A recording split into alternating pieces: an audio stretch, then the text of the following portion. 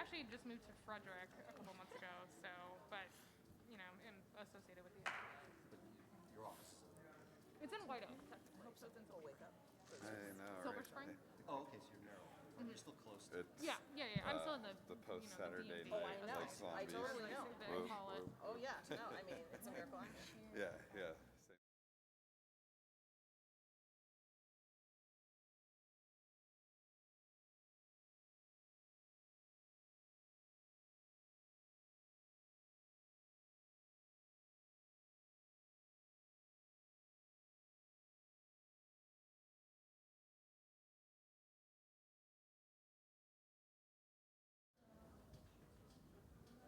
the witness. Just here in the middle. Yeah, that's awesome. That's the witness can just take the microphone off the stand.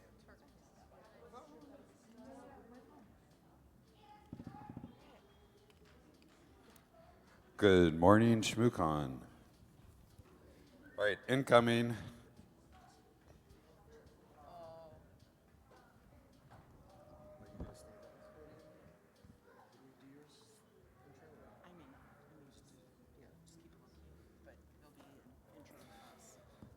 Sorry, terrible.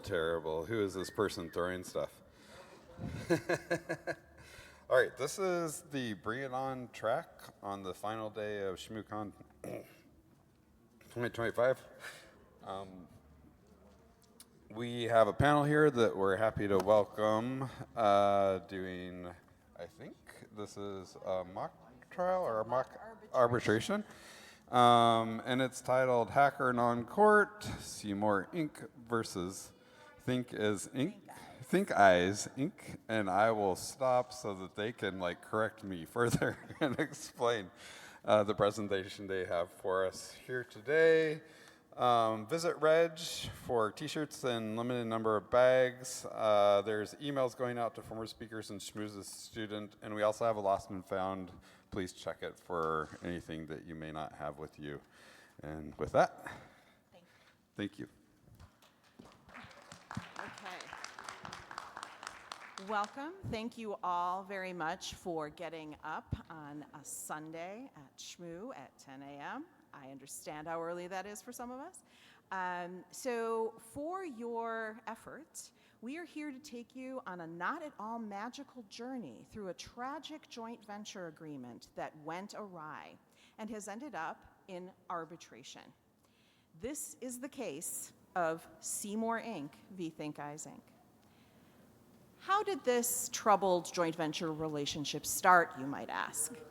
Well, one day, while waiting for coffee, two CEOs happened to strike up a conversation, and one of them decided to research the other on LinkedIn with her very nimble fingers and very large magnifying glass. And then the joint venture of Seymore Inc. and ThinkIz Inc. was born. Seymore Inc. is a 100-year-old publicly traded company that focuses on eyewear. ThinkIz Inc. is a fly-by-night startup with 6 months under their belt, a good 6 months under their belt. a very, very early stage startup. Sorry, that's true. That's true. I stand corrected. And they're very entrepreneurial. And so they and Seymore, the CEOs got in touch, and they started to chat further, and a new line of AI-enabled eyewear was born. Seymore Inc., very traditional eyewear company. ThinkIz Inc., not at all traditional software-focused AI startup. Together, they offered the world cyberware.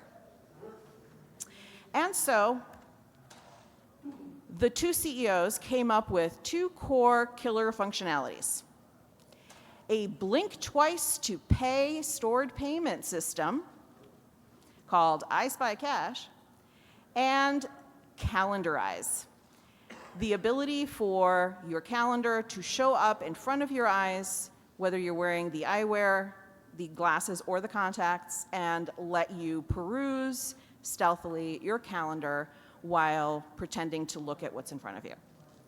So This seemed very promising to the two CEOs, and they got together over coffee to write out a deal on a napkin.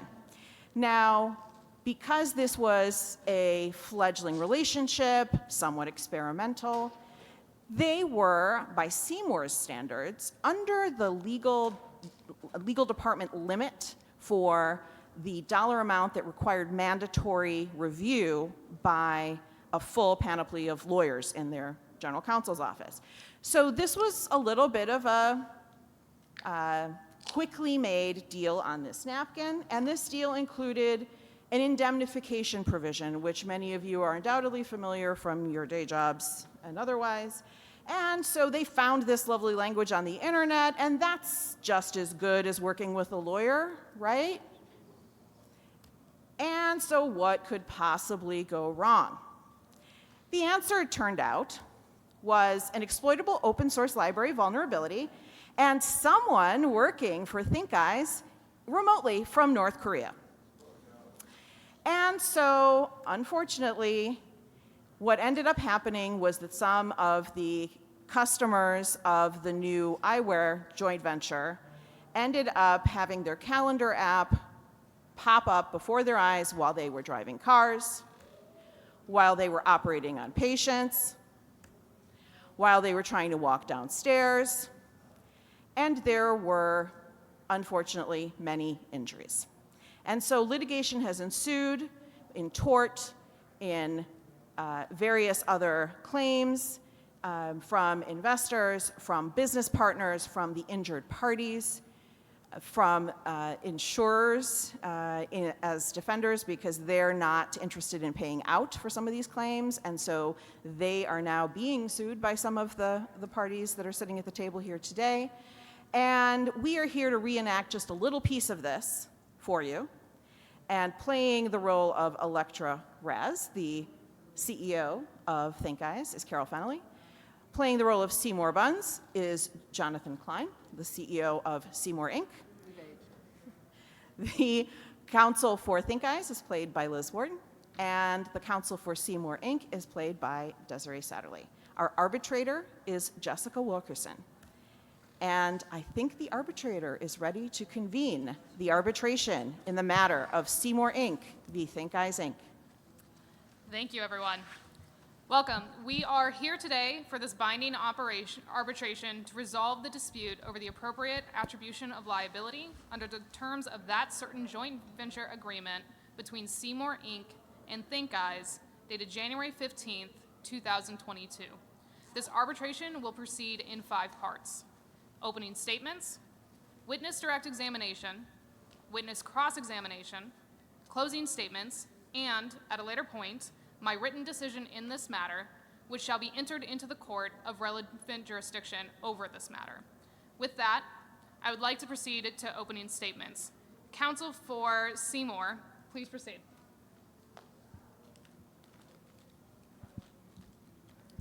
Good morning, Your Honor.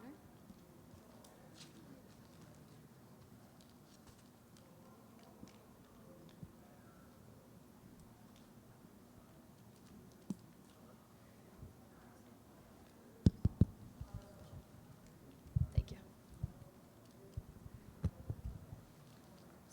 Good morning, Your Honor. Today we confront the unfortunate consequences of a partnership built on trust. A trust that Seymore Inc., a reputable eyewear company, placed in ThinkIz Inc., which claimed expertise in software development and security. This trust, however, was betrayed through ThinkIz's egregious failures, misrepresentations, and breaches of its duty under this joint venture agreement. Seymore Inc., a 100-year-old leader in eyewear manufacturing, partnered with ThinkIz to innovate, creating AI-powered eyewear that required seamless integration of advanced hardware and secure, reliable software. Seymore fulfilled its obligations, developing cutting-edge eyewear and extending the advantage of its established consumer relationships to ThinkIz. ThinkIz, however, neglected its responsibilities, most critically, its duty to ensure the security and functionality of the software that governed this product.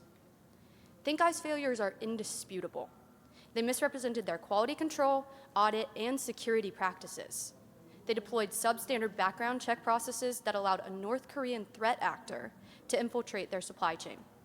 They ignored basic industry standards in software design, development, and maintenance, leaving the joint venture vulnerable to precisely the unmitigated failure that resulted. The joint venture agreement anticipated a duty of good faith and a responsibility to mitigate harm. Yet, ThinkIz violated these fundamental duties. Not only did they fail to prevent the incident, but they also misled Seymore and third parties about its nature, compounding these damages. ThinkIz exacerbated the harm to users by issuing poor instructions during the crisis and the incident response that followed, leaving Seymore and innocent consumers in the dark, literally and figuratively. This arbitration seeks to allocate liability. Let us be clear. Had ThinkIz upheld their duties, had they followed industry standard practices, conducted proper audits, and acted with the integrity that their representations promised, the incident would have never occurred. Worse yet, ThinkIz actions since the incident reveal a disregard for ethical responsibility. Their conduct underscores the systemic negligence and a lack of good faith that characterize their role in this partnership. Your Honor, Seymore Inc. should not bear the financial and reputational burdens caused by ThinkIz failures. The evidence will show that ThinkIz actions and inactions directly caused the harm suffered by consumers, third parties, and this joint venture itself. Seymour's role in this venture was limited to its areas of expertise, producing world-class eyewear. The fault here lies squarely with ThinkIz, whose negligence and misconduct betrayed the trust placed in them. We ask that you assign liability accordingly and ensure that justice is served today. Thank you, Your Honor. Thank you, Counselor. Counselor for ThinkIz, please proceed.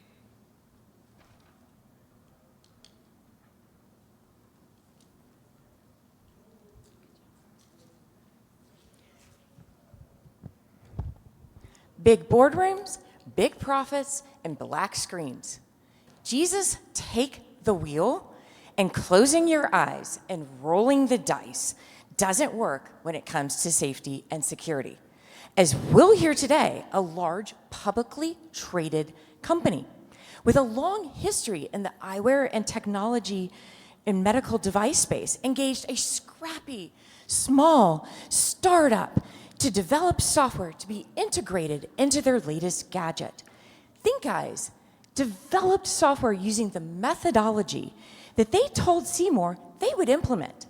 You'll hear how they engaged developers and used open source code with their bespoke additions, how they tested it and found it worked just fine and without issue.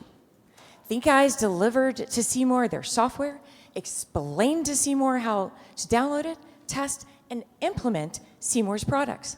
Seymore skipped over the instructions. Seymore decided to roll the dice. Seymore rolled their eyes at the QA process, not because they couldn't afford it, but because they treated the security of technology innovations as an afterthought.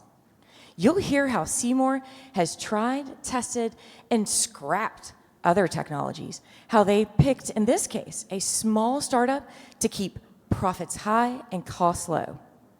This was Seymour's circus. They had the power. Secure software testing were their monkeys. You'll hear how Seymore, as a large publicly traded company, selling that which we use to see critically important devices, could afford an entire circus of lawyers and employees, but couldn't be bothered with those other C's, a CISO, a CIO, or even cybersecurity. Let's stop and think. Think about what Seymore is asking you to do. Ignore your own lack of security and ignore their own lack of security and QA policies. Ignore industry standards. Ignore the expert findings of the cause of the black screen breach. They're asking you to ignore all of this and to lay all of the liability for a security breach onto one piece of the product puzzle.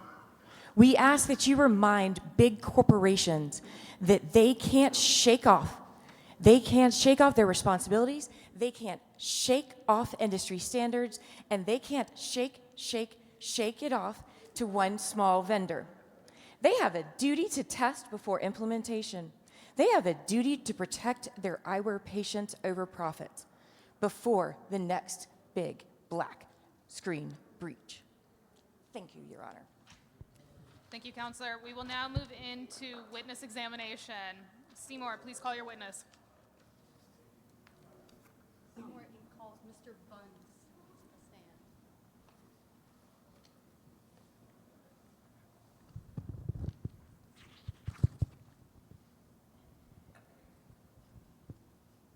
Good morning. morning. Can you please state your name and title for the record? Yes, my name is Seymore Buns. I'm the chairman and CEO of Seymore Inc. Mr. Buns, tell us a little bit about Seymore Inc. Well, Seymore was established by my grandfather as a public company selling quality eyewear for decades. We were tops in the business, and 25 years ago, we decided to get into contact lenses. Mr. Buns, I'd like you to tell the arbitrator what led to the joint venture with ThinkIz. Well, we wanted to be the cool kids. We wanted to get into this AI thing that we've been reading about, and this virtual reality, because let's face it, real reality is kind of sucky. But we're not in the software development business, so we needed a good partner that could help develop software for us that we could put into our glasses and our contact lenses. So we found ThinkIz, and we co-branded the venture with them, and we were going to market it together. Because let's face it, all the cool kids are monetizing location data and exploiting humans. Why shouldn't we? And what was your understanding of the contractual terms? Who was responsible for what aspects and what liabilities? Well, we developed the hardware for the eyeglasses and the contact lenses based on ThinkIz's specs. ThinkIz was doing the software dev and updates provided to Seymore, and then we'd push it out to the customers. All the software QA was ThinkIz, even though pushing it out to Seymore was our responsibility. So then what happened that brings us to this arbitration today? Well, as we understand it, there was some cyber hacker attack thing that impacted our glasses and contact lenses, basically causing the lenses and the glasses to shut down and go black. Our loyal customers were driving and got into horrible accidents. Doctors who trust our products for years were performing critical surgery and they couldn't see all of a sudden. There were a number of fatalities and serious injuries. It was horrible. The horror, the shock, the sadness, the loss of goodwill, our share price dropping 20%. Oh, and yeah, the dead people. Right, Mr. Buns. So what role did ThinkIz play in this cyber hacker attack, as you call it? Well, ThinkIz was responsible for the development and the QA of the code and making sure the code was safe and secure for our loyal customers. We relied on them to give us clear instructions of what we were supposed to do with the code once we got it. ThinkIz said it was a remote hacker, but that is not what we found. It was a problem with the ThinkIz code. This was due to failure in software of ThinkIz, leading to these accidents and horrible deaths. Who designed and implemented the software? Well, Seymore is not do software development. That's why we brought in ThinkIz to do the software development. Safety first, but safety through QA of software. And they were responsible to make sure everything was safe and secure. Dead people are bad for business. Well, unless I guess if you're an undertaker. And whose decision was it to use open source software, and who was responsible for update safety? Well, this was all ThinkIz, and they decided to use the open source. And we at Seymore trusted them to be good at the one job we gave them to do. We were naive to trust them. That creepy, nasty hacker used a problem in the software that used open source, which I understand is communal and like a potluck dinner and needs to be tested, to break our product and kill and maim all of our loyal customers. Mr. Buns, what do you mean by potluck dinner? Those dinners where some people bring food and it's really good, and then some people bring food that gives you food poisoning. Well, ThinkIz gave our loyal customers food poisoning. Thank you, Mr. Buns. No further questions. Thank you. Counselor for ThinkIz, you may proceed with cross.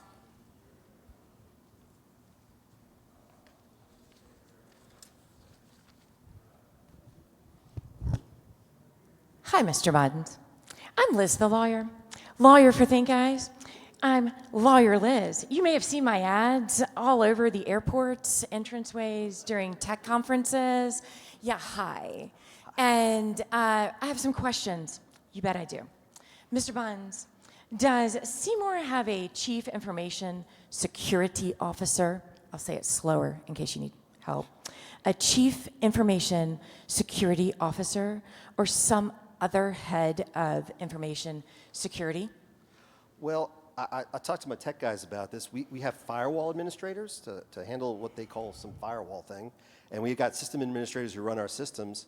We've got some outside companies that support our limited security, but remember, we're an eyeglass and contact lens company. Information security is not our business. Well, obviously. When you hired ThinkIz, did you and your fancy pants legal team think it was really a good idea to be a joint venture and that you were going to put ThinkIz name on the product, or was this really a work for hire?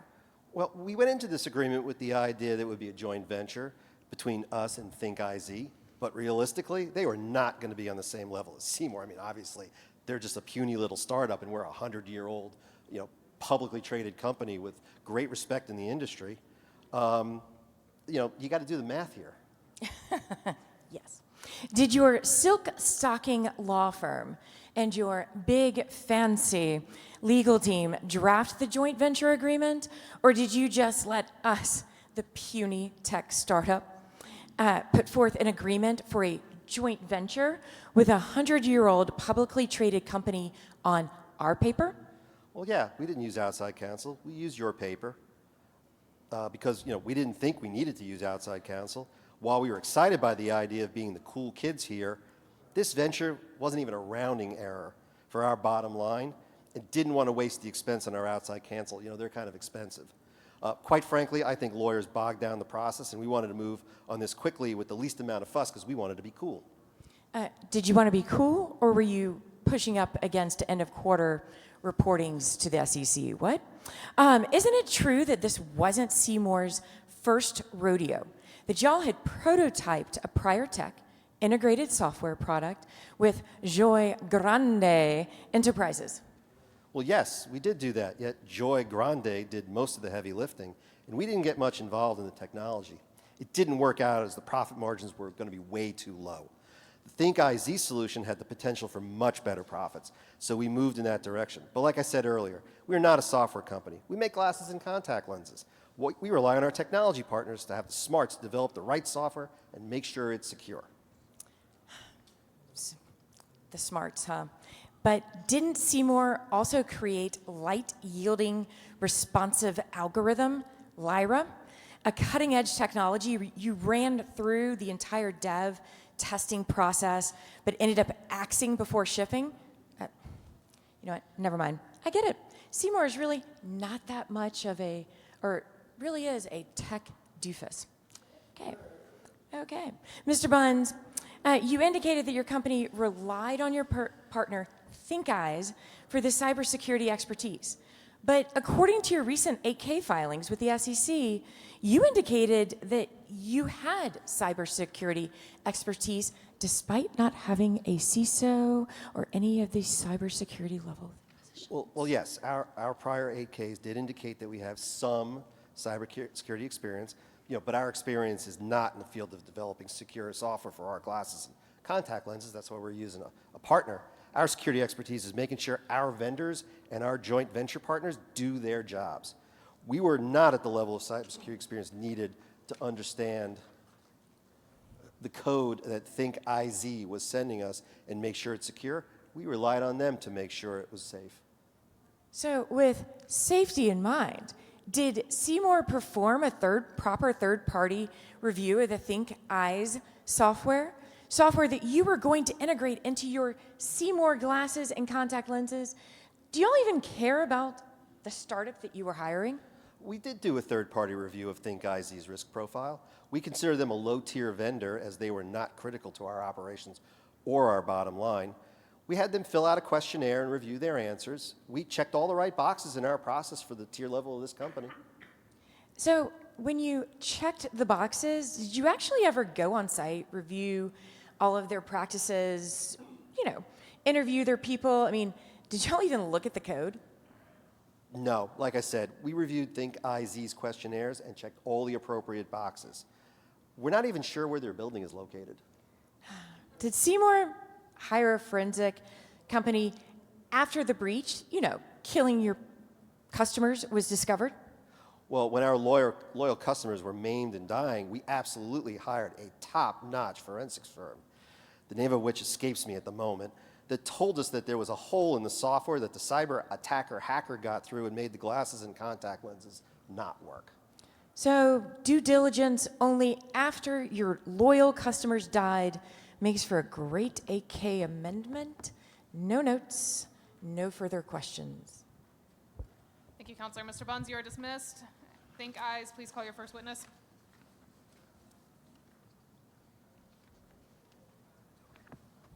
Well, hi, Electra. Come on up.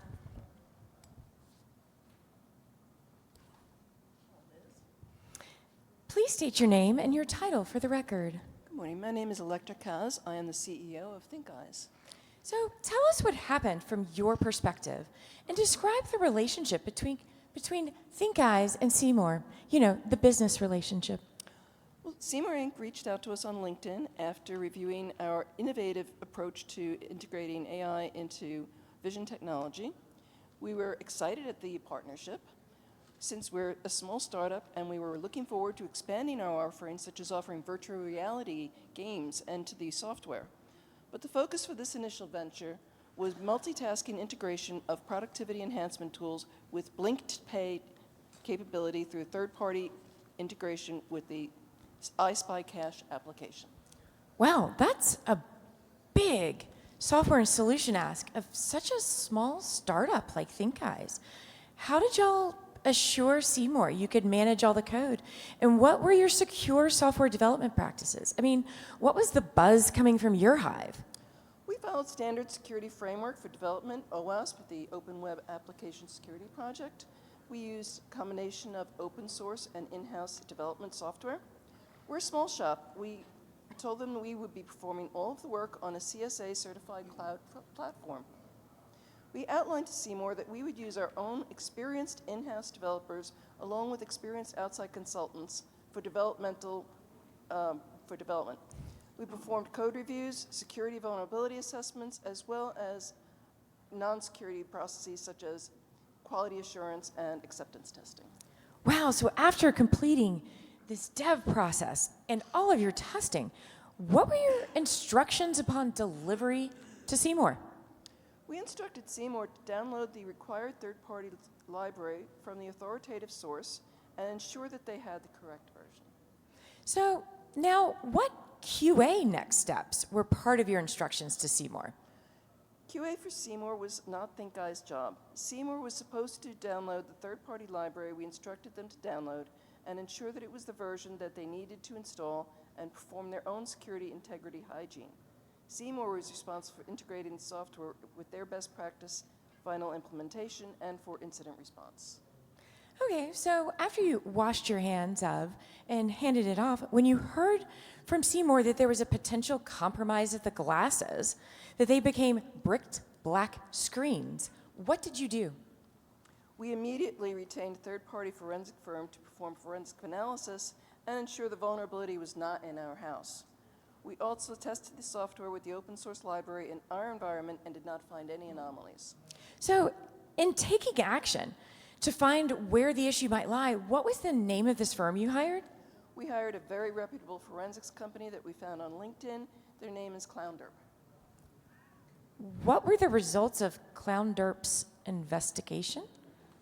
ClownDerp discovered through its intelligence services that a hacker was bragging on the dark web about backdooring Seymour's hardware, software to use to steal customers' iCache assets. So the black screen of death was on their hands. No further questions, thank you. Thank you, Counselor. ThinkIz Counsel, if you'd like to perform cross.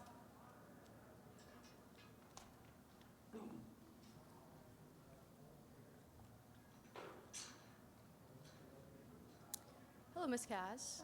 I'm Desirae Satterlee, the counselor for Seymore Inc., and I'm going to be asking you questions about your role in the compromise of your product. The compromise happened because of a problem in an open source library, correct? That's true. And what kind of security review did you perform on the open source library? Well, as everyone knows, open source, it doesn't just come under the review of 5 eyes, it comes under the review of 1,000 eyes. The source code is available for the entire internet to review and discover vulnerabilities. The open source software didn't come under the same requirement of intensive review as our in-house developed software. And what kind of review do you typically perform on your in-house developed software? We performed a design review to validate the technical specifications against the design. We used a third-party application review service to perform regular static code reviews and dynamic testing against the OS standard to find and remediate security vulnerabilities. And as you just said, you didn't perform that level of review for the open source library?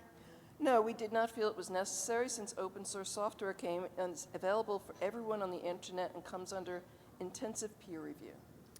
Right, and as you mentioned earlier, you had given instructions to Seymore on their next step. Where in the joint venture agreement does it say that Seymore needed to follow your instructions? Well, the agreement didn't say that specifically. We mentioned it in Seymore on a Zoom call, and we thought that they understood their responsibilities. Right, and as you stated in your earlier answer, you used outside consultants. Did you perform background checks on these consultants? Yes, we used a company called Fly By Night Industries background check services. And why did you select Fly By Night? They came very highly recommended on LinkedIn. Right, and did your LinkedIn recommended background check company discover that one of your consultants was a North Korean national? No, that person came highly recommended, and neither we nor a background check company knew that he was a North Korean, but his credentials and references were excellent. Or do you still think that this background check process met your company standards? We care deeply about secure processes and the value of lessons learned. We have since updated our hiring processes to perform more thorough background checks and have learned that social media is not the best source of reference. Do you use LinkedIn for all recommendations of firms and partners that you do business with? Yeah, for the most part. In fact, that's how we vetted Seymore when they approached us. And did the forensic firm find actual proof of the backdoor? Define proof. Did the forensic company find the backdoor code in Seymour's hardware/software solution? We have no control over forensics on Seymour's infrastructure and environment and cannot ascertain if the third-party library was compromised in Seymour's environment. We are going by what our forensics company found on the dark web. So, to be clear, as the joint venture partner responsible for software development, you did no independent verification of the quality of the open source code that you were trusting with the confidentiality, integrity, and availability of your code and the safety and potentially the lives of Seymour's customers? I didn't think so. No further questions, Your Honor. Thank you. That will conclude witness examination. We will move into closing statements. Counsel for ThinkIz, if you would like to present.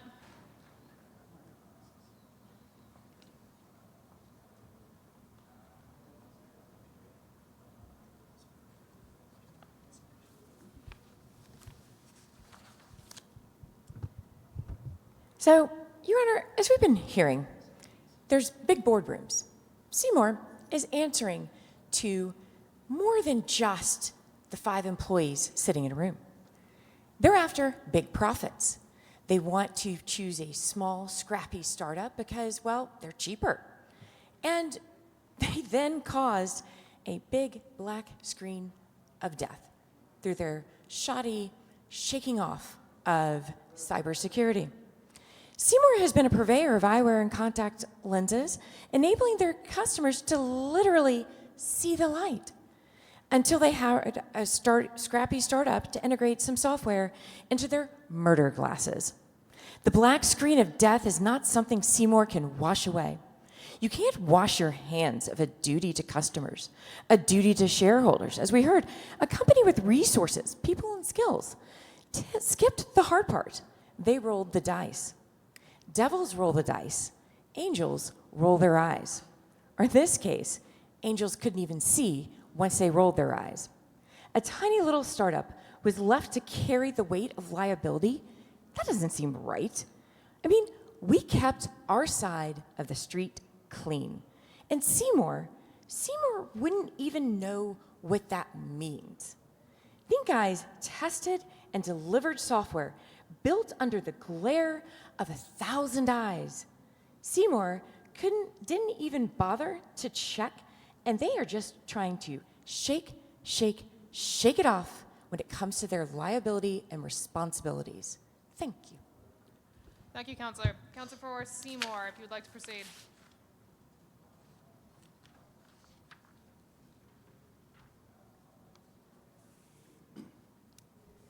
Thank you for agreeing to act as the arbitrator in this matter. As we conclude this arbitration, it is clear that the trust Seymore Inc. placed in ThinkIz was not only misplaced but exploited. The evidence presented has demonstrated ThinkIz gross negligence, misrepresentations, and blatant breach of its duties under the joint venture agreement.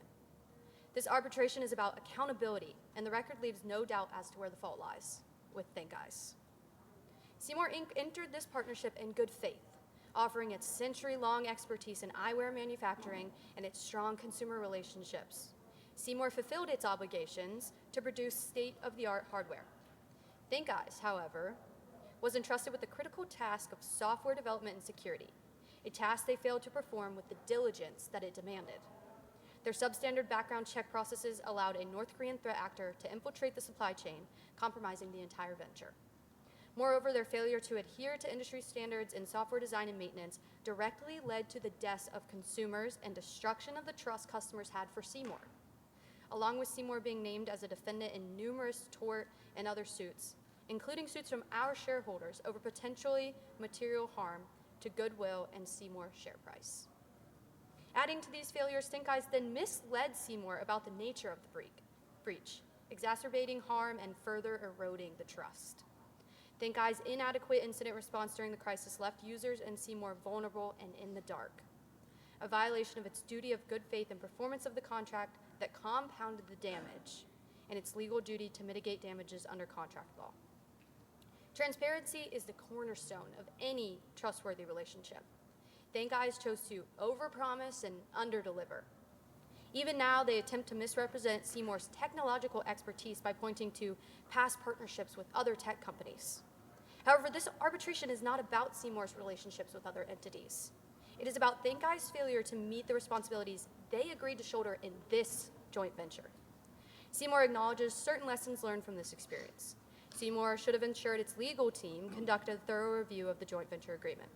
Greater diligence in vetting ThinkIz's capabilities and closer management of the partnership could have perhaps mitigated some of these issues. These reflections, however, do not shift the liability that stems from ThinkIz's fundamental failures of fulfilling their obligation under this agreement and their numerous violations of its material terms. The evidence is clear. Seymour's role in this joint venture was to produce world-class eyewear, a responsibility that it fulfilled. ThinkIz's role was to deliver secure and reliable software, a responsibility it failed at every turn. The damages caused to consumers, to the joint venture, and to Seymour's reputation are the direct result of ThinkIz's negligence and misconduct. We respectfully request that this arbitration assign liability appropriately, holding ThinkIz 100% accountable for their actions and the financial losses that they have inflicted upon Seymour's and its customer. Thank you. Thank you, Counselor. We will now break for several minutes so that I can come up with my written arbitration decision. This will be the fastest 5 minutes of your lives. All right. Well, first I want to thank our counselors and our clients for their examinations and their presentations today. I do want to start this decision where the parties should have started their decision, with the human safety element of both the original idea that ThinkIz and Seymore had decided to jointly pursue and the cost of those failures. There are those in our communities today who lost their lives because of the failures of this joint venture agreement, and there are those who have lost loved ones or who suffered great and permanent harm because of the actions of both of these companies. While Seymore has successfully established that it is an old company with an extensive pedigree, it has also established that it is successful enough to know better than the due diligence and the care exercised here. They performed no full legal review of the joint venture agreement, which is exacerbated by CEO Bunn's admission during this arbitration that this was to keep down costs. As stated by the counsel for Seymore, this may have mitigated some of the issues, but regardless, both should have occurred. Seymore also failed to exercise sufficient supplier management, which a sufficient company like Seymore should have been exercising fully. Seymore is ultimately responsible for third-party components integrated into its product. Regardless of its claims during the arbitration, it cannot push that responsibility off onto third parties. In 2025, that does include cybersecurity. There is no reasonable argument to be made that modern companies could make that they could be unaware of cyber needs, especially when moving into software and emerging tech spaces. Seymore should have been aware of, and was in the eyes of the law, these and other responsibilities, given that it is a manufacturer of glasses which are a legally defined medical device.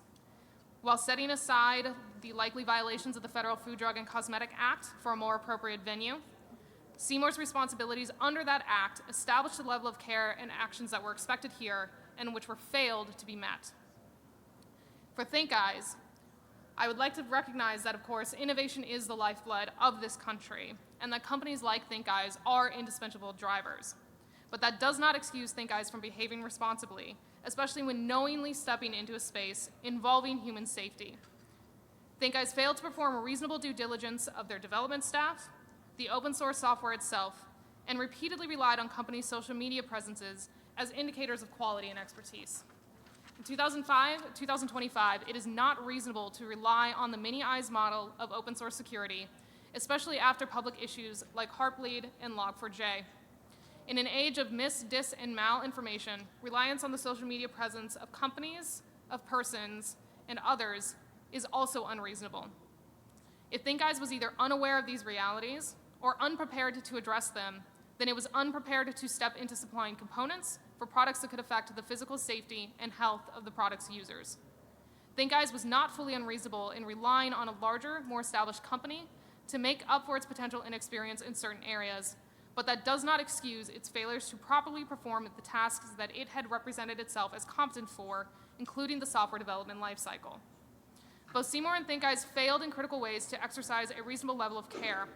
However, as highlighted by Seymore itself, Seymore is a 100-year-old company and therefore has several more decades, as well as established regulatory responsibilities that render its failures especially unreasonable.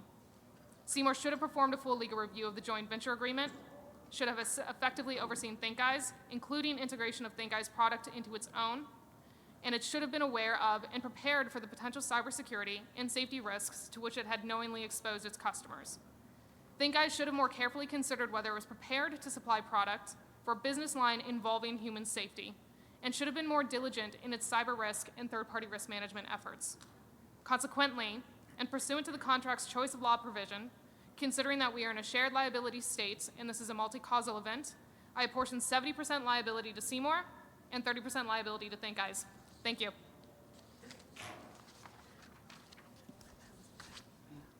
Okay, just out of curiosity, how many of you in the audience agree with the decision of the arbitrator?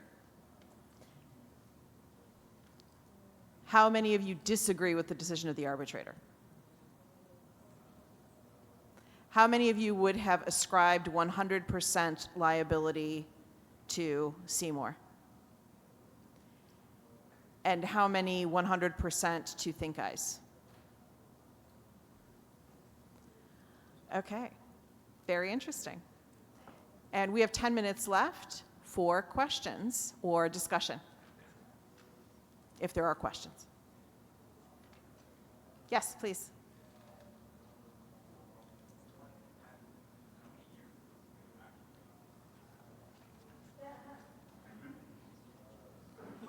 Sorry, I didn't hear the whole question. From 1 to 10? Oh. Yeah. I think we're in. Yes. The question asked us to speculate how long it will be before someone makes these ridiculous glasses. Unfortunately, my guess, and I defer to my co-panelists to make their own guess, I think we're in the less than 6 months range. Yeah, I was actually doing a little research just to see if it was technically feasible. The technology already exists to put a processor with the contact lenses, to charge its batteries using saline solution, and to use near-term wireless to do uploads. Not there yet, but I agree, 6 months, a year. But the eyewear, the external eyewear itself, already exists in various forms, so it's just a question of what the various functionality will be and how it can limit the safety of the wearer in unpredictable ways. Doesn't Ray-Ban have an agreement with Meta right now? Talking to the mic! I'm sorry. I believe Ray-Ban has an agreement with Meta right now for similar technology. Not quite as extensive as what we're talking about, but enough to, because I honestly first looked at this when Andrea came up with it and said, nobody's going to do this. And then, yeah, people are doing this. Yeah.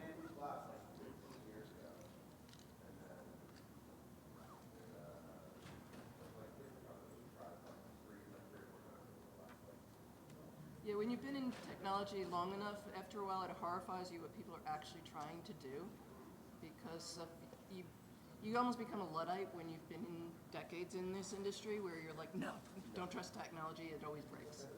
Well, one thing that I will mention, and maybe this will bring some degree of comfort. So I work for the Food and Drug Administration. I am the medical device cybersecurity team lead there in the Division of Medical Device Cybersecurity, which is a thing that exists. Thank you. Medical devices and contact lenses are regulated.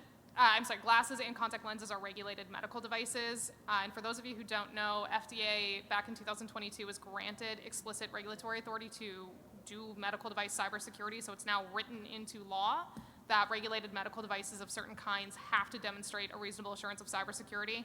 So were somebody to create one of these products and actually try to launch it, in all likelihood, it would have to come to the FDA and it would have to receive a full cybersecurity review.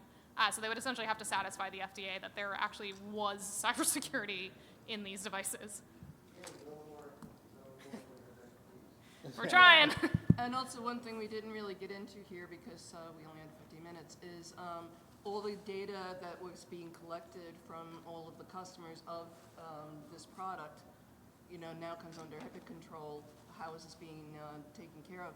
And HIPAA is going through a rewrite in 2025, and they're proposing, I read some of the 400-page proposal, but it really comes down to, instead of things being Optional, addressable. addressable, thank you. They'll They'll be be required. required, and they'll require CISOs. I'm sorry, you had another question.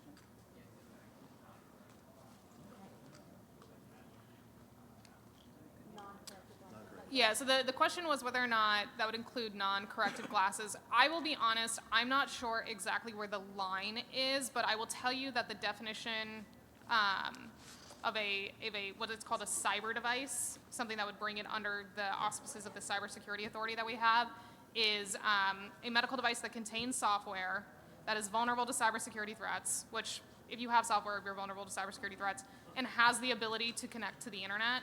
So if it fell into something like that, I think a manufacturer would have a very hard time arguing that it would be something like a non-prescription, but it'd be an interesting use case. And they will try, no doubt. They absolutely will try. And they will also argue that they are in no way bound by anything from HIPAA. Is there another question? Hello.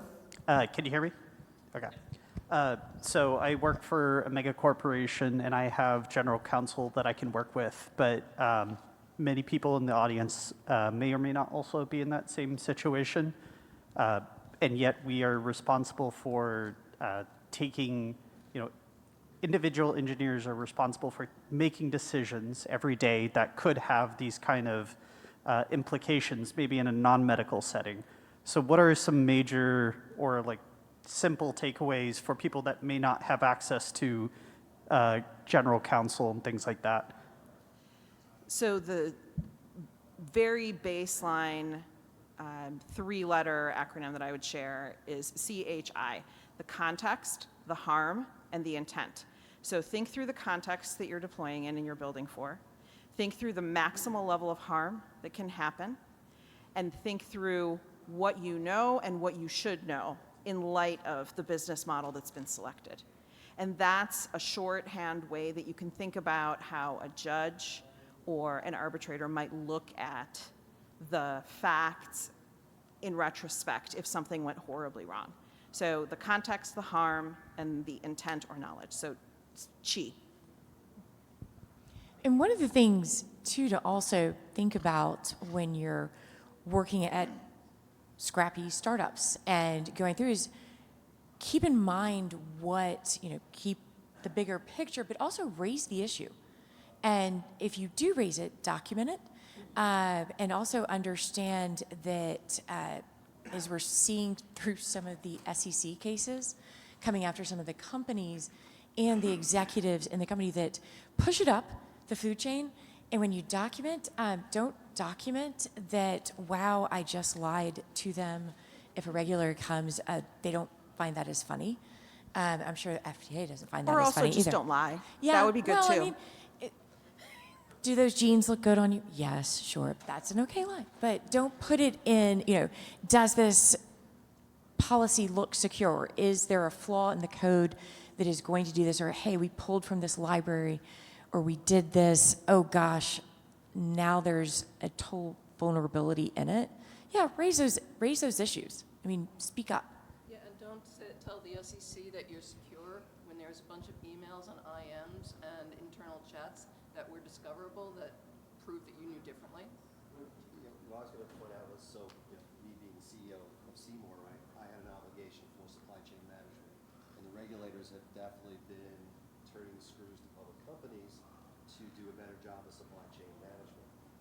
It's not a matter of just the minimum required that you've checked all the boxes. It's standard of care based on the risk profile. And for what Seymore was doing with ThinkIz, Seymore should have been doing a much deeper dive on supply chain review and making sure that ThinkIz was doing everything that they needed to do, and making sure that Seymore was doing the things that they needed to do that ThinkIz couldn't do. And one other thing that companies are doing sometimes is getting multiple insurers and thinking that they are adequately covered in light of whatever could possibly go wrong. Except what we're seeing is that insurers frequently understand what they're actually going to cover very differently than the company does when push comes to shove. And so you end up in multi-year litigation against very deep pocket insurers. And that can be bankrupting for many companies. And you may never see that insurance payout, even assuming it goes your way. And Jessica raised an interesting point in her arbitrator decision. And it's a reminder that some of the onus does fall on the startup companies to don't oversell and don't overpromise. It's so easy to do, but don't get ahead of your skis. Don't lean over them. If you're not sure if you can do it, kind of rein in some of the hype and recognize when you're over your head and create those partnerships. Work with other companies that, of course, you've vetted through somewhere other than LinkedIn. And this will be our last question. In other cases like this, will they also take into account potential hardware issues when trying to determine duty to customers, such as the decision to make these glasses and contacts fail closed? Could you repeat the question? Would the hardware design decisions of these devices be taken into account in the further suits when determining duty to customers, such as making these fail closed? Yes, definitely. The question was, will hardware design decisions be taken into account in adjudicatory decisions by finders of fact in attributing liability? The answer is absolutely yes. It's the totality of the device, because the analysis will be from the perspective of the harmed person in litigation. So in a joint venture scenario, they're going to look to the contract language itself. And so that's why it's always a good idea to be very specific when you are setting forth who's doing what in a joint venture or in any contractual relationship. It's an ounce of prevention, pound of cure scenario that could save lots of money in litigation down the road. But if you're looking at a tort suit, in other words, a civil suit where someone's suing because they've been harmed or there's been wrongful death, that is an analysis from the perspective of the harmed person. And so everyone involved in the hardware and software decisions is potentially on the hook. Then it just becomes a fight about who's going to indemnify whom for those losses post adjudication on the part of the tort case or the other arbitration. And we're out of time. Thank you very much for coming on a Sunday morning, and we'll be around if you'd like to discuss further.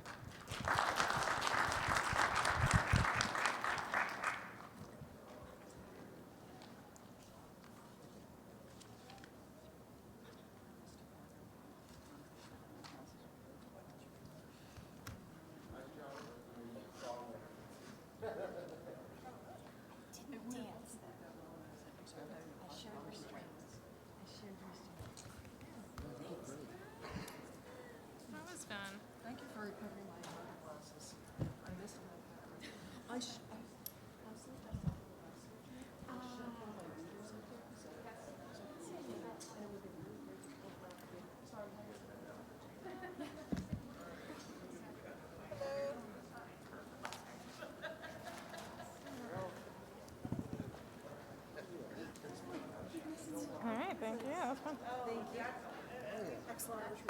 Thank you. I was like, I don't know anything about arbitration. We're gonna fake this.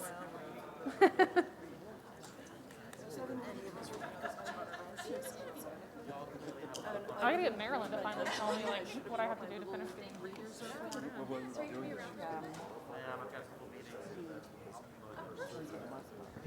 I figured we could get away with it.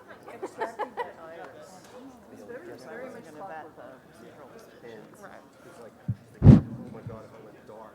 He went dark in the beginning.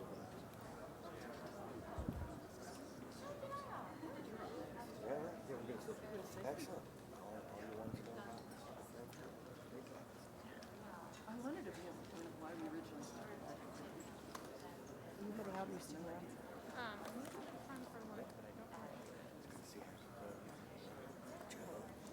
You guys, you're gonna stay for the next talk. Test, A little bit of the distance. oh, no, I'm just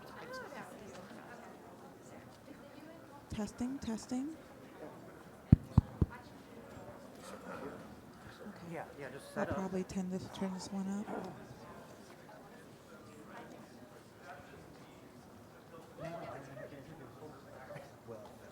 Appreciate it. And then, in case I need to give a fuck, one handy. HDMI. Well, if you have HDMI, that's both a cable and an adapter. TV did a really good job. The cable you plug into your device is always the red one. Excellent. And where's it's over this side?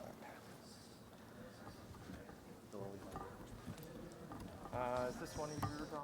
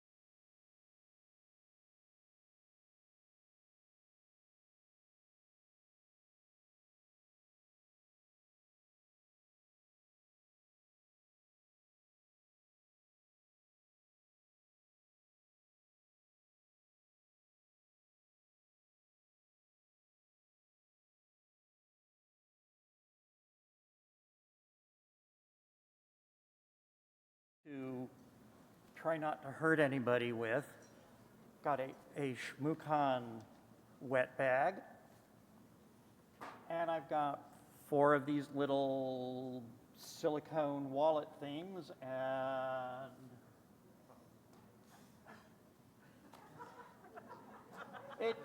I know. The emphasis was on safety. Yeah. I don't want to hit anybody. So we have still at Reg a number of t-shirts that are left. Take a look at them if you want to. There's also a few bags left, and they, of course, have lots of crap in them.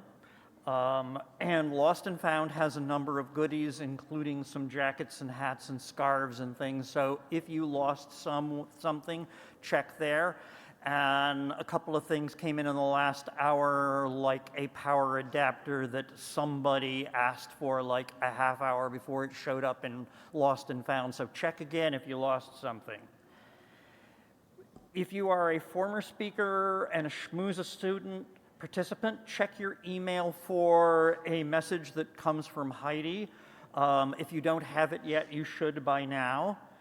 And thank you all for being here this early in the morning on a Sunday. Thank you for being at the last ShmooCon.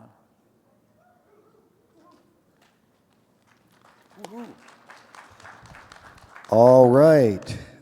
Thank you, everyone. Thanks again for coming. It was a really great LobbyCon last night, and that makes it even more impressive that so many of you were able to make it here this morning.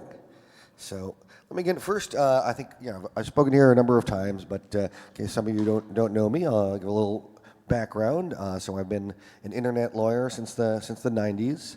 I started out representing some of the early internet companies of the dot-com boom. Then I started working at the Electronic Frontier Foundation, where I became the general counsel after a while and led the Coders' Rights Project, which was a project to defend hackers when they get into trouble for the research they're doing or presentations about that. So that's one of the ways I got to know several people who come to this on the regular. And now I'm a special counsel with EFF, so that's a volunteer, so continuing to do some of that work. And I'm also of a side hustle, the Security Researcher Legal Defense Fund, which provides grants to security researchers when they get into trouble and need a little money to help that get representation. And now I'm a policy counsel with the Filecoin Foundation, where I focus on cybersecurity and civil liberties policy. And so just start a little introduction of what's going on here. We're talking about the United Nations Convention on Cybercrime, and this has been a bit of an epic drama. It's been going on for a number of years, but we are now in the final season. But for those who are just learning about this, it is a new treaty that is designed to replace or be a sequel to extend my metaphor, the Budapest Convention on Cybercrime. This one is now brought to you by China and Russia and their friends, and civil liberties groups have many concerns about its effect and how it will work with civil liberties and human rights. A couple years ago, I spoke about the treaty as negotiations were in progress, and this is on the then current draft, but now we have the final draft. So this whole process started in 2019. This is when the UN General Assembly established the generically named, but important, ad hoc committee.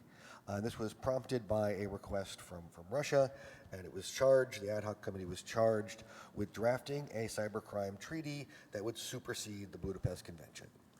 And some of that was to make some changes or adjust how people were doing cybercrime laws, but also to bring cybercrime law to countries that have none, that haven't in their own legislatures written any cybercrime law and get some more expertise to them. And these negotiations continued over 5 years. They would have negotiating sessions. They would go back and forth over drafts. They would propose amendments and changes and try to get consensus on things.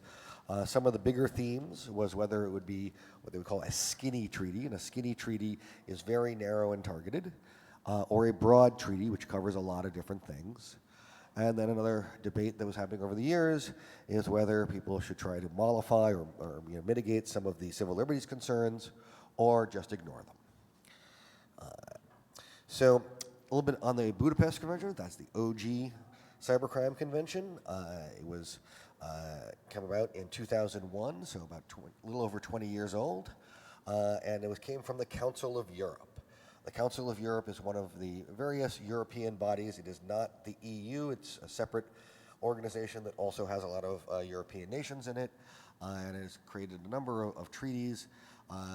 It was perceived, correctly, I think, as a European or a Western treaty, though has more than 70 countries have signed on, so countries all around the world, including the United States, are part of the Budapest Convention. And it's called the Budapest Convention because that is the city in which the original signatories signed the document. So now we have a new treaty coming in. As I said, it was instigated by Russia and China and their friends. And some of the key issues, one is like, are human rights protections really necessary? Some of those countries thought no. That was just a way for Western countries to interfere with their peace-loving. All right, that was just, thank you. Are human rights protections really necessary? And for some of the more authoritarian countries, perceiving human rights as ways for Western democratic countries to interfere with their internal, trying to make peace and prosperity for their people with a firm hand. And then another issue that was trying to resolve for them was getting information out of other countries when for their investigations, for their law enforcement. They wanted to know something about people who were under the jurisdiction, or information that was under the jurisdiction of another country, and a lot of that was driven by how many of the Western countries are where the data is, where the sort of the big tech companies are, where a lot of the information that they would want to get to find out who was doing what.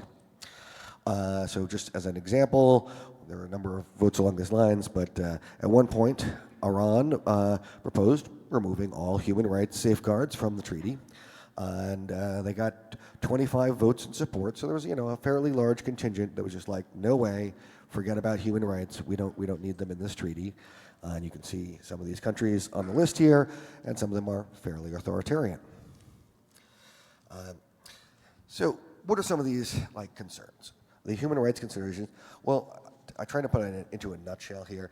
There are opportunities to use a cybercrime treaty. You use this in bad faith. For example, you could find an opposition figure, a political enemy, to be a criminal, and then get information about who they are if they are trying to do something in your country, say under a pseudonym, using an account that is in another country, and trying to be able to speak out about your regime without the regime knowing who it is. They'd like to find out who it is and can charge them with a crime and then say, give us the information because of this criminal. And so if that is done in bad faith, that allows for the uncovering of people who would be protected by international human rights law, exercising their freedom of expression to complain about the country, but have that information nevertheless be given up. And if they are within the physical jurisdiction of that country, then it goes badly for them. There's also a lot of questions here, and one I think resonates a lot with this community is for the exceptions and limitations on computer crime. And as many of you know, if you're doing security research, good faith security research, it at least can look like crime. Especially if it's independent, it's not with the permission of the vendor that you're researching, until you're disclosing the vulnerability and going through these steps and showing the good faith. A lot of the activities could be confused with crime without having that additional context. And if that is made illegal just as a straight line, you do this thing, it's always illegal, then that makes it very hard to do independent security research, and we are less secure as a society if there's not those exceptions and limitations that allow for people to do that without going to jail for years. Another part of the debate that was concerning is whether you're talking about crimes against computers, that is to say, breaching a technical measure to get access to a system, or crimes which are involving computers, where it's a different kind of crime, but you use a computer somewhere along the way. And in the modern society, it is very hard to do anything without using a computer, so that if the scope expands to anything that you do with a computer, then it becomes the scope of everything. and there was an early draft that had 34 cybercrime offenses that would criminalize forms of speech. So to give an example, that one of the countries proposing this treaty we're into is making it a cybercrime, a computer crime, to use a computer to spread extremism or spread desecration of religious values. And extremism may be in the eye of the beholder, but that is a common charge brought against political dissidents in authoritarian regimes to say, well, these people who are against our government, they're extremists, that is a crime, we need to find out who they are and arrest them. And this is one of the things that civil libertarians were very concerned about. So along the way, over these years of negotiation, there were some victories. There were a number of attempts to remove human rights considerations from the treaty, but these are two of the provisions that made in there. So one says, nothing in this convention shall be interpreted as permitting the suppression of human rights or fundamental freedoms. So that, despite 23 votes to delete and 26 abstentions, and that remains in the treaty despite that opposition.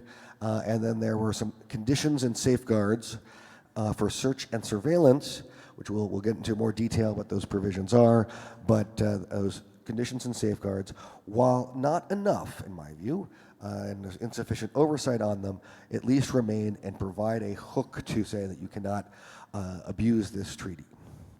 And the content crimes, the ones like extremism and desecration of religious values, are not in the treaty. So that was the sort of the major victory, but that's only for now, and we'll get to that in a sec as well.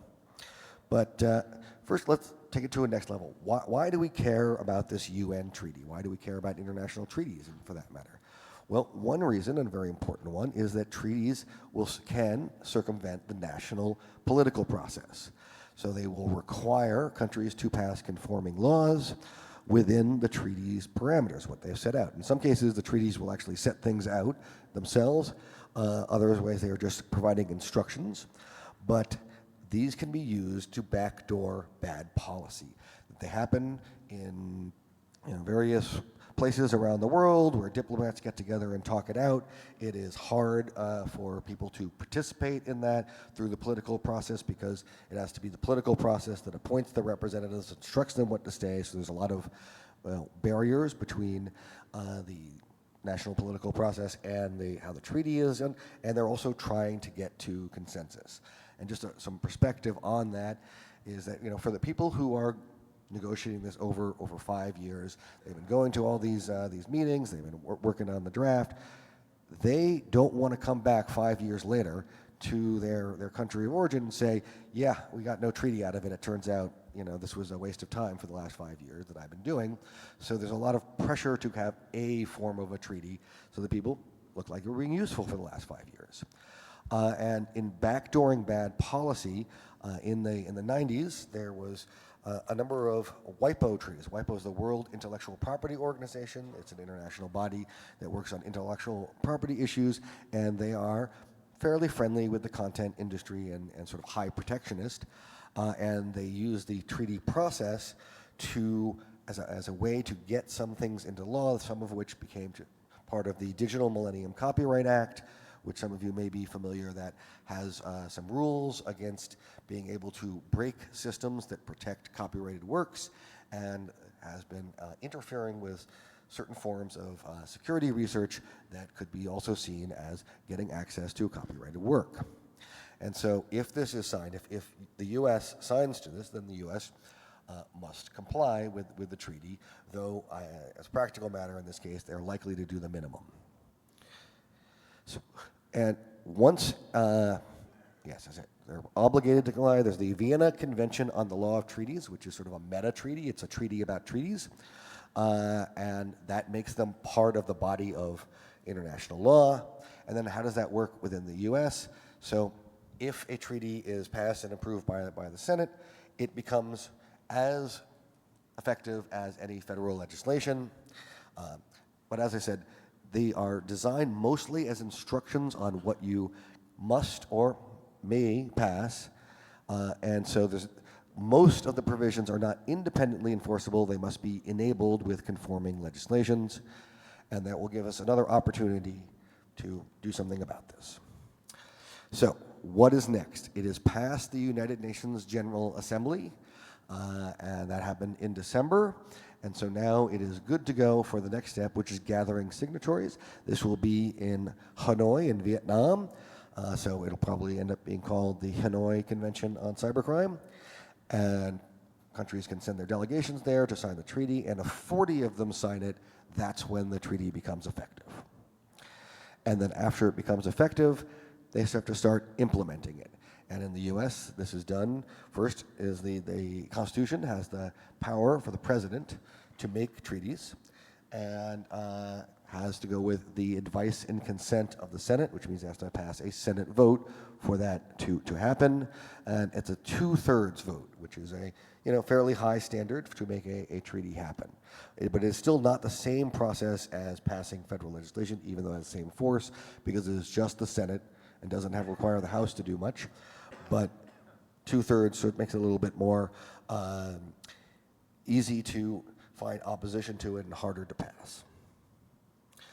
So the U.S. issued a statement after it was passed the General Assembly about what they were going to do. And they are trying to put pressure on other signatories and how they're doing their legislation. So they said that they are unlikely to sign or ratify this treaty unless they saw meaningful human rights in the signatory, so that they have to implement this in a rights-respecting way, or the U.S. is threatening not to sign. If the U.S. does not sign, then they will not get the advantage of being able to come to the U.S. and get information from U.S.-based companies to conduct their investigations. And on that point, they will not execute requests for content and data for the purposes of enabling human rights abuses, such as impeding freedom of expression, that is trying to get at this issue. This statement about what the U.S. intends to do is in no way binding on the next administration, so we will see what happens come January 20th with what the U.S. stance is on signing or not signing the Hanoi Convention. So we're going to go through the legislation, but one of the things that we should keep in mind as you're looking at it is shall versus may. So shall is what you must do. And so there are some aspects of this where it says countries shall do legislation that does X, Y, and Z. And then others are optional. You may do these things. These are things that you could at your option as a signing country, put into the law.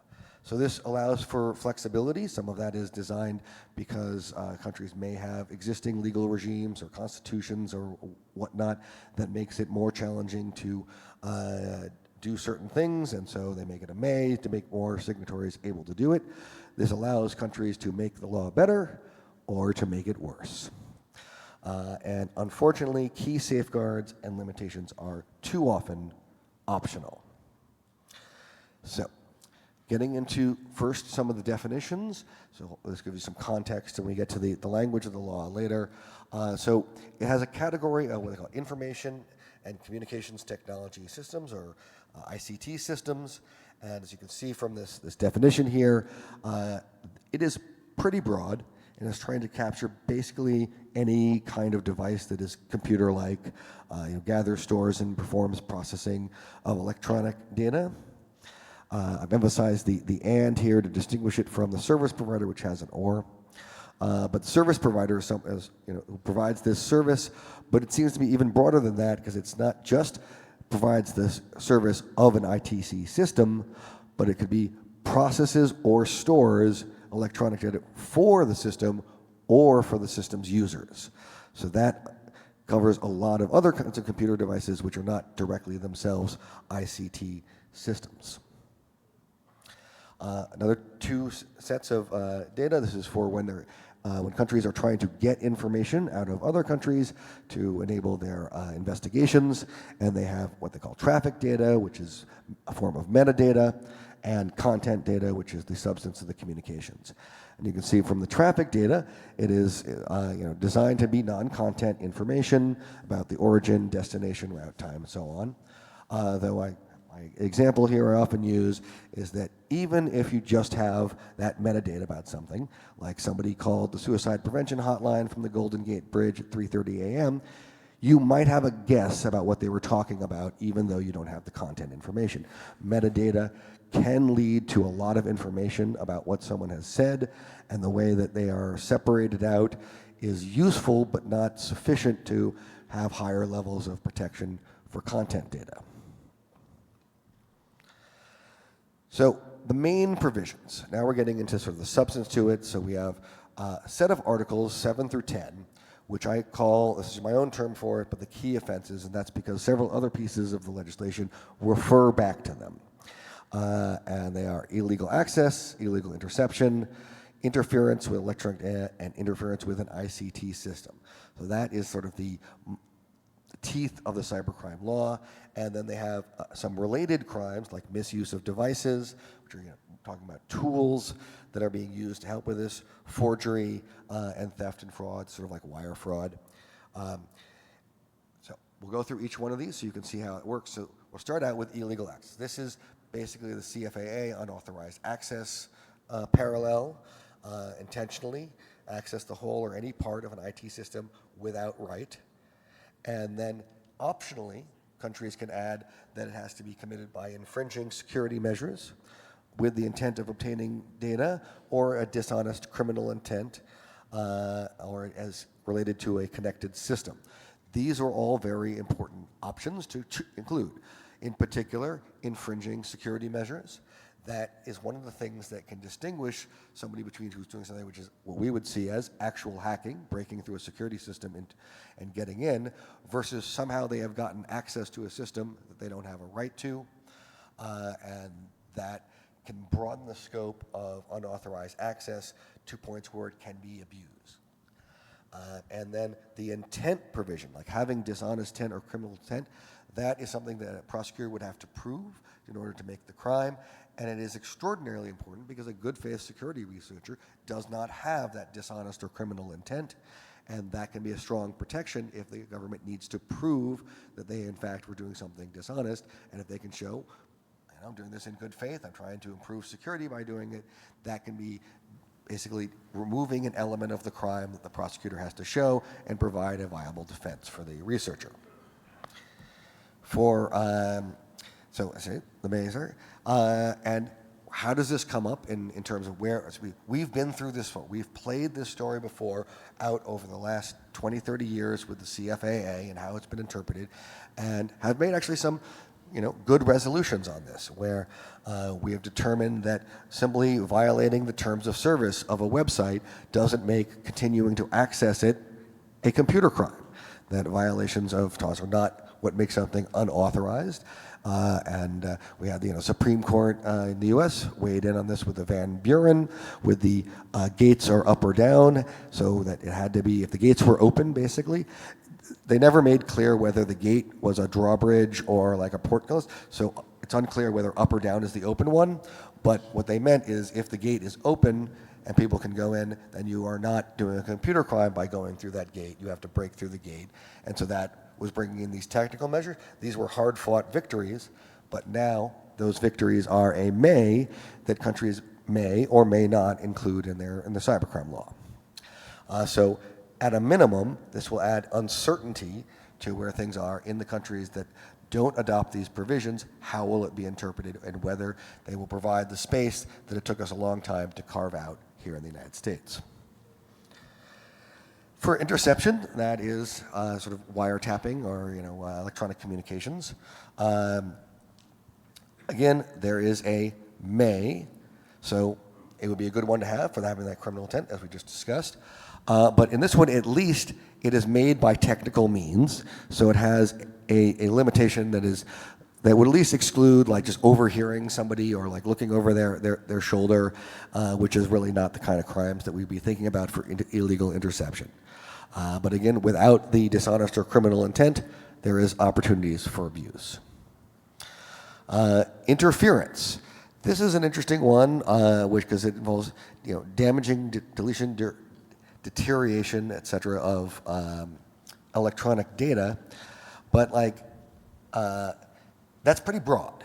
And the may is results in significant harm, and that is a very necessary limit, because where data is insignificantly harmed, where maybe it has been suppressed but it's still available, or there's minor alterations that don't really matter, to make that into a crime, there could be abuse once again, and it could reach some things getting into that realm of the content crimes, where someone's saying that disinformation or content moderation against disinformation could be reached by this kind of law by saying, I think a bad faith argument would be that I have seen people make, nevertheless, that your comments about my post, derogatory, saying this post was bad or wrong, that was suppressing the information. And therefore, in a bad faith argument that I think should not be successful, but nevertheless people have made those kind of things where they say when they're getting content moderated, their voice is being suppressed, they are being censored, they're being interfered with, and I really would hate to see them trying to make that into a crime. Interference with an ITC system. So they have no may provision in this one, though it's just straight up as it is. But fortunately, it is not as bad as it might have been, because serious. In this sentence here, intentionally without right, the serious hindering of the functioning of a system. And serious does a lot of work there to mitigate the possibility of misuse. So speaking of misuse of devices. So this is a fairly long one, so I have a couple slides on this. This is the primary provision, and there's sort of two bits to it. One is the device that is designed or adapted to primarily to commit one of those key offenses we just talked about. And so that is, in some sense, it could be malware. That would be a program that is designed to do those things. But that also could be a pen testing tool. That could be a lot of things which are both. And so it is something we need, in order for people to be effective at doing pen testing, they need to have some tools, and having tools which do the same thing as the bad guys are kind of the best way to figure out whether the bad guys can get into a system. So you kind of do need to have tools which are very similar to what the bad guy used. In fact, it may be useful to test with something which was primarily designed to commit computer crime, to see if your system is vulnerable to the system that was primarily designed to do computer crime. And the second part is about passwords, other similar data, and that is making those things available. And so the key saving grace here is that last bullet point, with the intent it be used for the purpose of committing those crimes. We'll get around to some of that. Sorry. So we're going to have a visit also to the investigatory powers.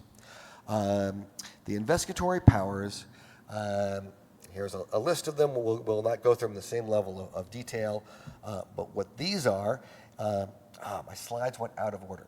Let's just pretend I went straight to this. So getting back to misuse of devices. That it shall not be interpreted, so this is good, for the authorized testing or protection of information and communication technology system. So there is an exception that allows for the authorized testing, which is good if you are a pen tester who has been hired to do that job and you have a contract that says that you are authorized. But this still leaves challenges for those who are independent testers or who are working on systems where the vendor doesn't want to see if they're tested. Let's say it's a system that you are using or your client is using. The vendor is not being cooperative, but before your client wants to use it, they would like to see if it is trustworthy and they want it to be tested. That might be a situation where you are not authorized to do the test, but it is still important good faith test. So with not all good faith searchers being authorized, this gives these possibilities for abuse. And then password sharing. So, password sale of passwords and sharing of access is something which is, in a number of cybercrime laws that is made illegal. But we also live in a world where password sharing is pretty commonplace. Netflix sharing was tolerated for a long time by Netflix. They knew that many people were sharing their passwords with their friends and family, and they were okay with that because they were making enough with the accounts. But then they started to start cracking down on that and trying to charge people a few more bucks to share the subscriptions around. And this is a business model. It is a commercial dispute at best, where whether or not you are being paid an extra $2 for having this account, or whether you just share it with a friend, business models should not be turned into criminal violations if you go outside somebody's sort of profit maximizing business model. And also, it would kind of turn millions of people into computer criminals if it passes where just any password sharing is a crime. Likewise, people like to have agents operating on their behalf. And I think we're going to see even more of this as AI systems become more capable, and you could have an agent that goes onto a service that you're using and does things for you. But the services often don't like that. Facebook has had a number of suits against third-party applications that work on their systems that have led to some important cases in the CFAA, using the CFAA to say that they couldn't use the system, that the agents weren't allowed, or the companies weren't allowed to do this. And this is also a form of business dispute, which I don't think should be enforced by the criminal law, but it's also something that it's going to become more and more common with the complex world we have, having agents that are on your side, like an AI that can go onto a site and look through all the privacy settings and set them to an optimal setting, especially when those settings are often confusing, perhaps with dark UIs, making it difficult for you to figure out what to do. Having an agent on your side can be very useful, and giving extra powers to a company to prevent things working on your behalf while they can try and make their systems work only on their behalf, that is not a good policy. So, Article 12. This is forgery. So there's the shall things, and it is looking for inauthentic data with the intent of it being acted upon for legal purposes as if they are authentic.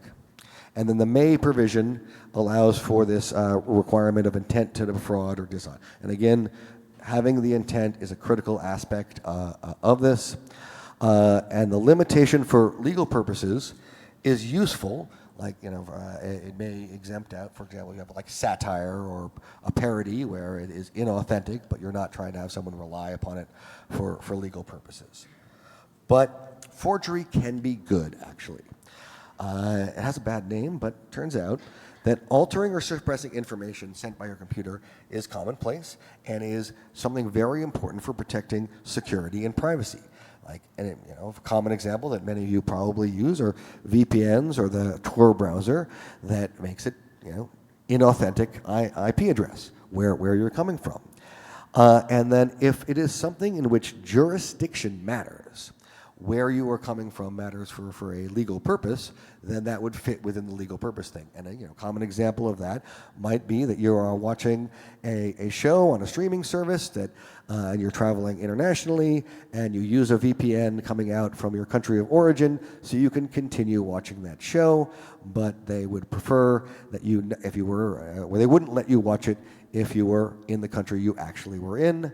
And I think that is something that shouldn't be a crime, but could be a crime if we're looking at the legal purpose. They're relying on that for the jurisdiction. Likewise, not just IP addresses, there are a lot of things that you might change if you are doing research and you want to know how information will be received from someone other than you. For example, if you want to see if you have a different user agent or if you come from a different location, are you getting different ads? Are you getting different content? There have been times in which companies have made it so that if a visitor from a rival came to their website, they would see different information than the public in order to, mess with their rival. That also should not be illegal to do, and it can be extraordinarily useful for researchers into internet censorship, into disinformation, to be able to disguise themselves as they're going around. So that makes the may option, requiring dishonest or criminal intent, vital. Getting to theft or fraud. So this has one interesting property to it, which I think is a typo. So I've highlighted, I put in a or question mark there, because it doesn't say and it doesn't say or in the original. Everywhere else where there's a list of things, it says an and or an or. In legislation, and or is a pretty important thing. So perhaps that will get cleaned up at some point. But if you look, this is where it gets a little bit into these content crimes. So any deception as to factual circumstance made through an ICT system. So now we're getting to the crimes with a computer, not crimes against a computer. And it causes someone to do or omit to do anything which they would not otherwise do or omit to do. That could describe a lot of, like in some sense, advertising is described there as you're putting it through. If you are having an ad that is touting something as being better than it is, that might be a civil complaint, or somebody has overreached in their advertising. But it could be a deception as to factual circumstances made through a computer. If you send an email which says something false, that is made through the computer. So again, this is the fraudulent dishonest intent is doing a lot of work. And there's also a gain in money or other property, but in many circumstances that would be present. So that gets a little too close to criminalizing some content-related crimes that are not hacking, but yet are still in the computer crime statute. All right, so then, sorry, I had the thing. This is where our introduction slide, but boom, boom, boom, boom, boom. Now we'll get into the investigatory powers. So these were a set of laws similar to U.S. laws that you may have heard about here before, the Electronic Communications Privacy Act, the Stored Communications Act, and the Wiretap Act. But critical safeguards are optional here. So it really should have things like judicial review, grounds for justifying the solution as being required. Like here in the U.S., you've probably heard of the standard of probable cause, that if you want to get a warrant, you have to have probable cause that evidence of a crime will be found, and then an effective path to challenge. If you receive one of these, to have an effective tool where you can go to a court and say, actually, this is wrong, or it's not getting at the information that it should get. It violates constitutional principles, human rights principles. So instead of getting into that level of detailed things, they had a broad safeguard. The law must provide for the protection of human rights, according with obligations under international human rights law. Okay, that's great. That is certainly an absolute necessity that it does so, but it's a little light on the detail. And that could be subject to interpretations from countries who are not acting in good faith. For all the countries who are pretty authoritarian, have a poor track record on human rights, they will definitely tell you that they abide by international law and human rights, just they don't.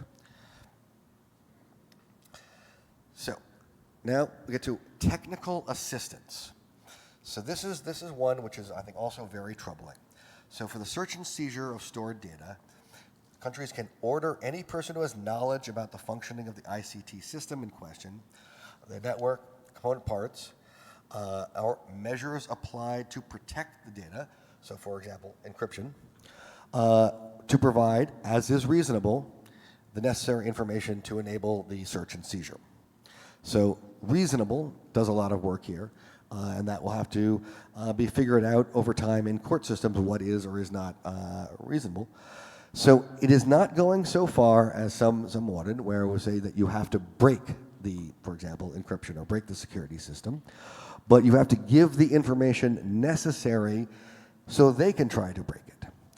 And that makes it a lot easier for governments to break through, and also makes it that much harder to secure. Obviously, you should have a security system where if all the knowledge about it is known to the public, it still cannot be broken, but it is tough to have a security system that is, in fact, infallible, and this makes it easier and could lead to less secure systems.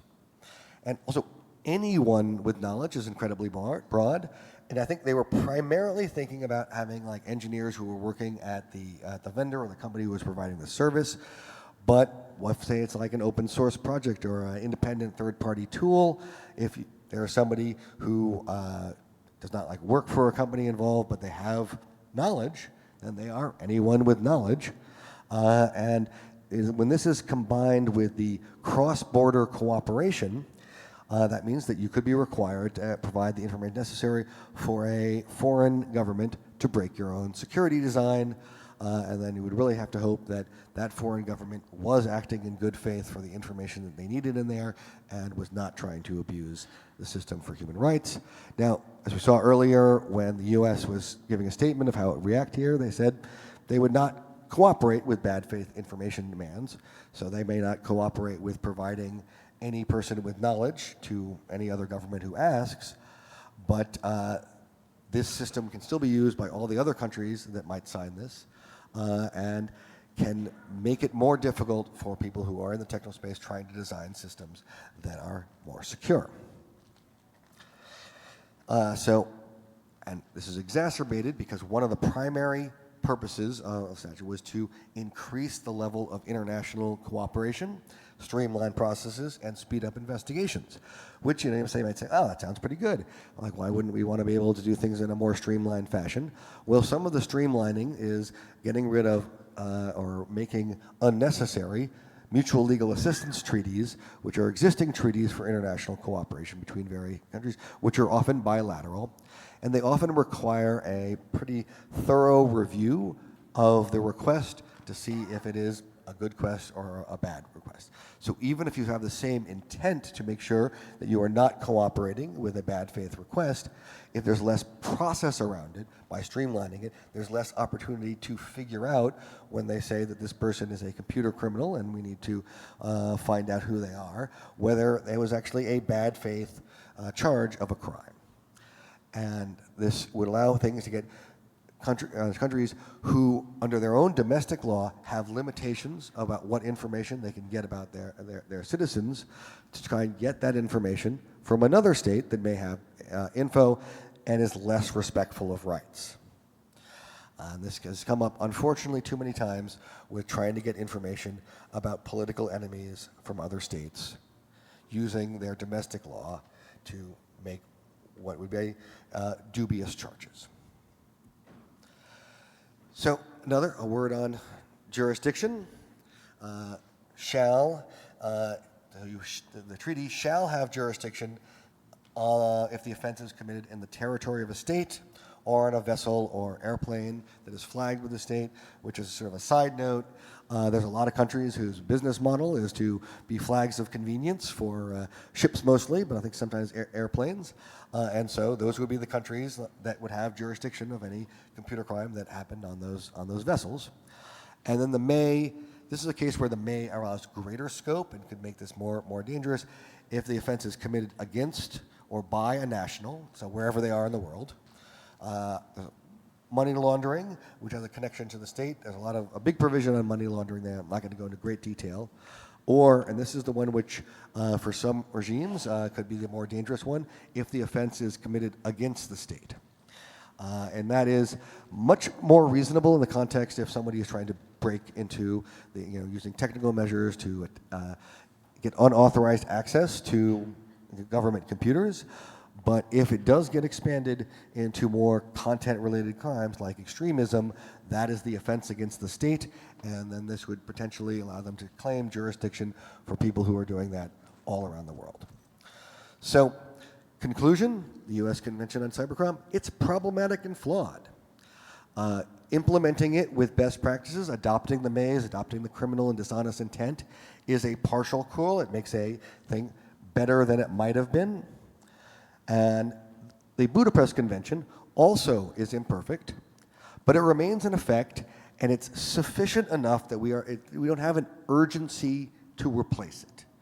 So we can continue on with the Budapest Convention, and if we need to have improvements to that, either do it through the Budapest Convention or have a different convention that has more safeguards, more protection for human rights, more acknowledgement of good faith security research. And then in order to deal with the content crimes, at the end of the process, they took them all out and said, okay, we're going to put this off for now and come back and have a potentially second additional or first additional protocol that would have these content crimes or maybe other things. That needs 60 signatories before that process is kicked off, and it will take years. They're expecting that to be at least 2 years to negotiate that if it gets beyond the 60. But the intent of that is to make it bad. So the worst aspects of the cyber are not there, but there is a strong intent to try and put them there. So where do we go with all this? We should oppose signing the treaty in countries. States can refuse. And then also the wait-and-see approach, which is this U.S. plan to wait and see how it's being implemented elsewhere before deciding to do it. So for the rights-respecting country, they might want to make sure that the other countries are adopting the maze, adopting the intent requirements before giving it more credence by signing it. And then once it is signed, improve implementing. Use all the maze that make things better, push for better interpretations. And then for this additional protocol, I think we need to kill that with fire. It is bad, and they should feel bad. So what can you do? Well, keep up with the news about what's going on. And I imagine many of you are from the United States, but wherever you are, you're probably from a country that's in the United Nations and therefore will be asked to sign this treaty. So keep up on when that might happen. And EFF's blog is a good source of information. They've been following it and working on it for many years. And then when it comes up, contact your legislative representative and tell them what you think. Effort gives more effect, so calls are greater than mail versus greater than email versus greater than petitions, so you can make yourself heard, and when you're making yourself heard, be clear about what you want to say, because in many cases they just want to know, are you a voter in their district, and what do you want them to do? And the answer is, I want them to not ratify the treaty, or put the maze into the implementing legislation. So with that, I've come to the end of my time, and I want to take a moment here to thank you for coming to the last track talk on the last day of the last ShmooCon. It has been my great honor to come here for many years, meet all of you, get a chance to speak and share what I have, get a chance to learn. And I give much love and thanks to Heidi, Bruce, the Shmoo Group, all the volunteers, and the attendees. Together, we all make this what a great conference that it is. And it is so much more enjoyable to be defending cybersecurity and fighting for our digital rights in the company of friends. So thank you all.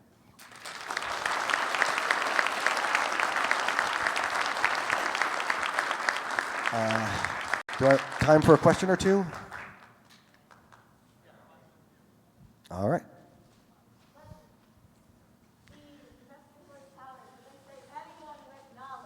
Yeah.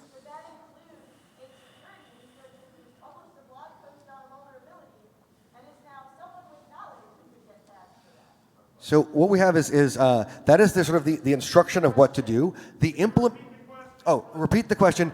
It was about anyone with knowledge, and that is like literally the words anyone with knowledge. And so that is incredibly broad.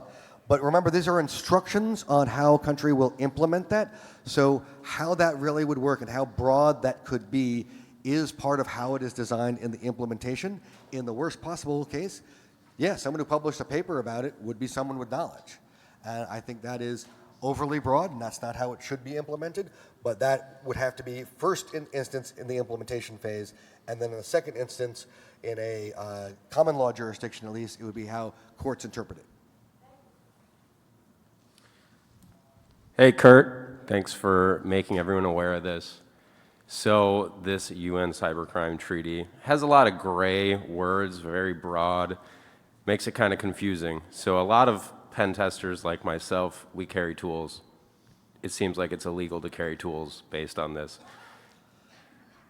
Based on this, for the misuse of devices, it does have like using these devices with the intent of committing a computer crime, right? But the thing is that that is great to have like the intent test, but intent can be unclear, and sometimes when you are testing something before you are doing things that show your good faith, it could be confused with bad faith.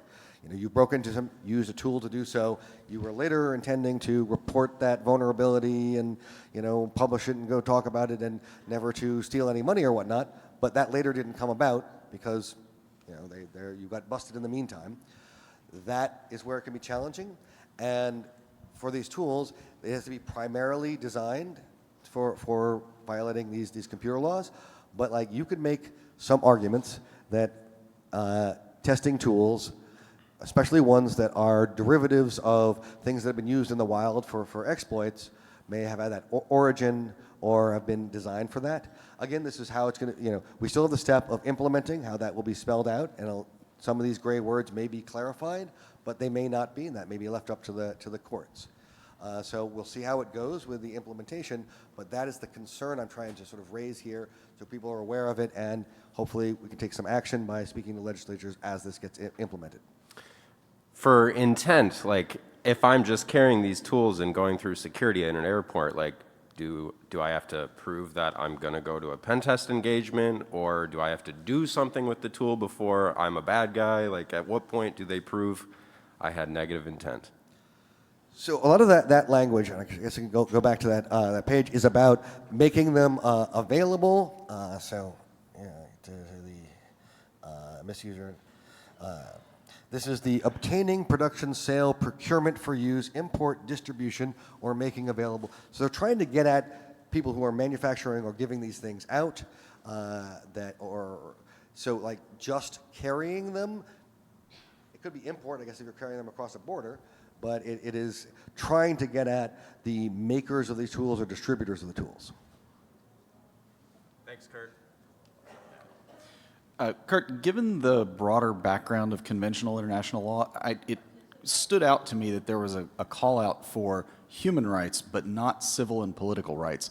Was that an intentional choice? Was it debated, or was it just sort of an omission? A lot of civil rights, things like freedom of expression and such, they are embodied in international human rights law. So when I'm talking about human rights here, that is includes human rights to free expression, human rights to privacy. So a broad range of rights would be some of these civil and political rights would be included when I'm referring to human rights. All right, one more. Yeah, Article 13. In your opinion, does that criminalize dark patterns? Does it criminalize dark patterns? I haven't really thought about that. It could be considered a deception as to factual circumstances. It's certainly made through a ICT system. And yes, some dark patterns are indeed designed to make someone do or omit to do something which they might otherwise not, like whether you opt in or opt out of an email.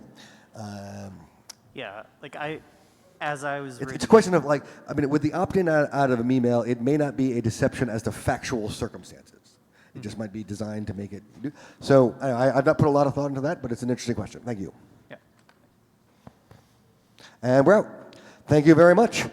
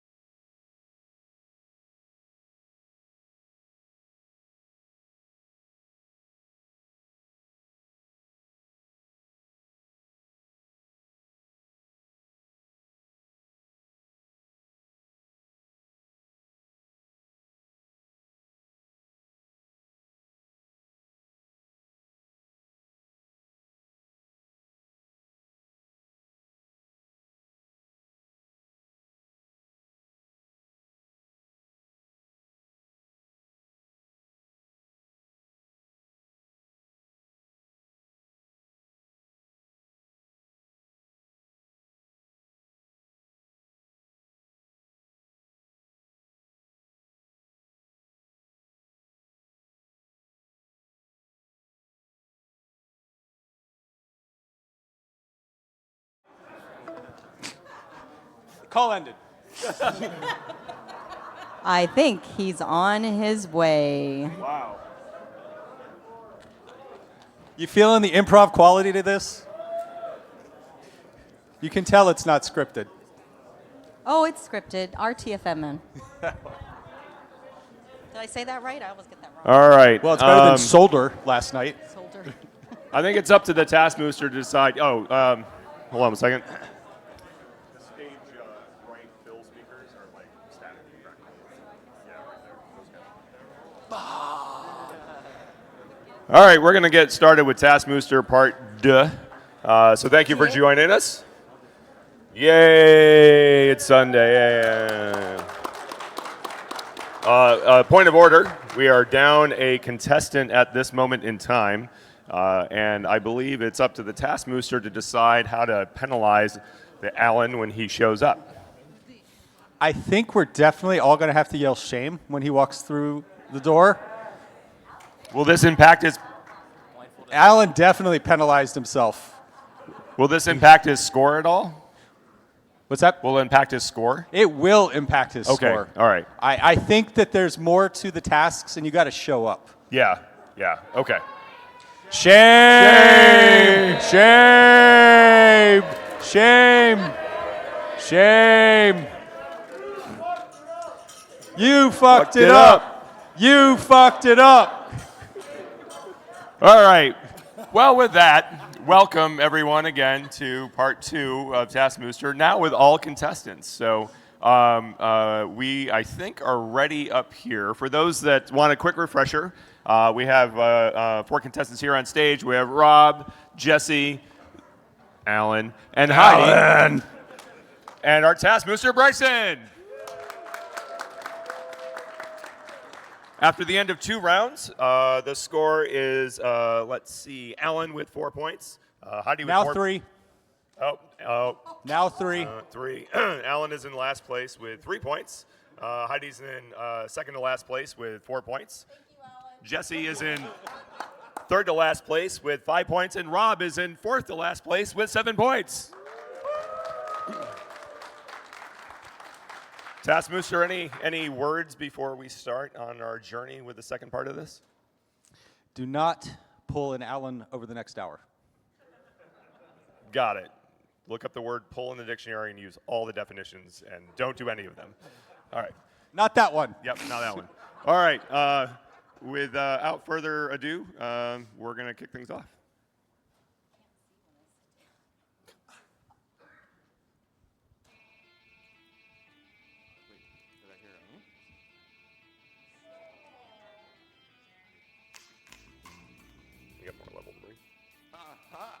See if I can change the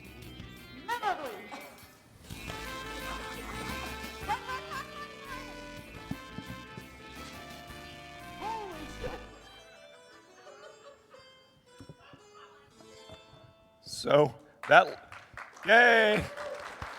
I believe we don't actually have a clip of what occurred at the very end of that that segment, right, with the moose on the ground and me laughing. Yeah. We don't. So unfortunately, this didn't get captured on video, but I do want to set the stage. In the next task that you're going to see, it was filmed in our kitchen, and there's like a little breakfast nook, and in the nook is where everyone's doing the task that you'll see in a moment, and all the staff are huddled around in the kitchen. There's a stairwell, the back stairwell in our kitchen, that contained a moose that was potentially germane to the task if you went to go look for it, and there were hints in the room to help you find this. The door is not particularly well clasped, and right at the very end of the last task, the door actually flings open and the moose rolls down the stairs and into the kitchen, right after we had cut. And it's unfortunate because all you get is me dying laughing and the moose in fatal injury having rolled down the stairs. So that's the context of why I look like I'm having a coronary event there. But with that, we will show you our next task read. You've been saved.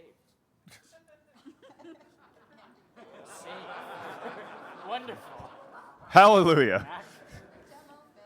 We're in prod 2. I wish. Nice Zelda reference.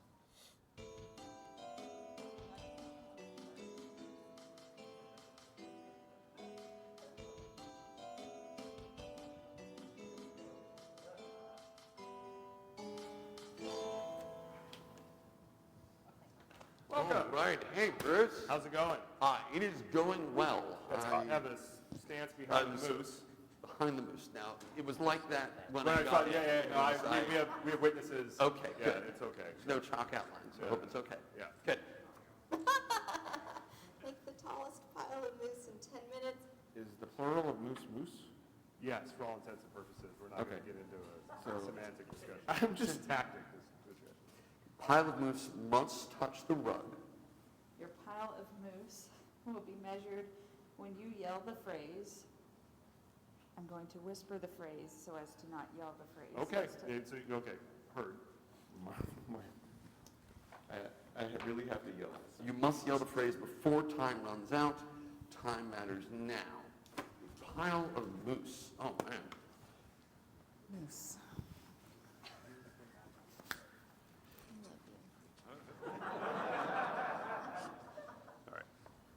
We're going to try to clean up the audio now, but any questions about the TaskMooster? So we saw our hackers attempting to hack and overcome their limitations in the first task that we saw on Friday. Some of us apparently created our own tasks this morning. We're glad you made it. Again, Alan. Again, scored -1 point for that. We know that the moose is critical and key to this conference. Please stop trying to steal it until we no longer need them. I'm really interested in the creativity again that you bring to this. I do want to say it was really heartwarming that one of you actually showed some empathy toward the moose, so I'm already predisposed toward that. All right. First up, we have Heidi and Alan attempting to make the highest pile of moose. Alan's butt will start us off. Alan's butt.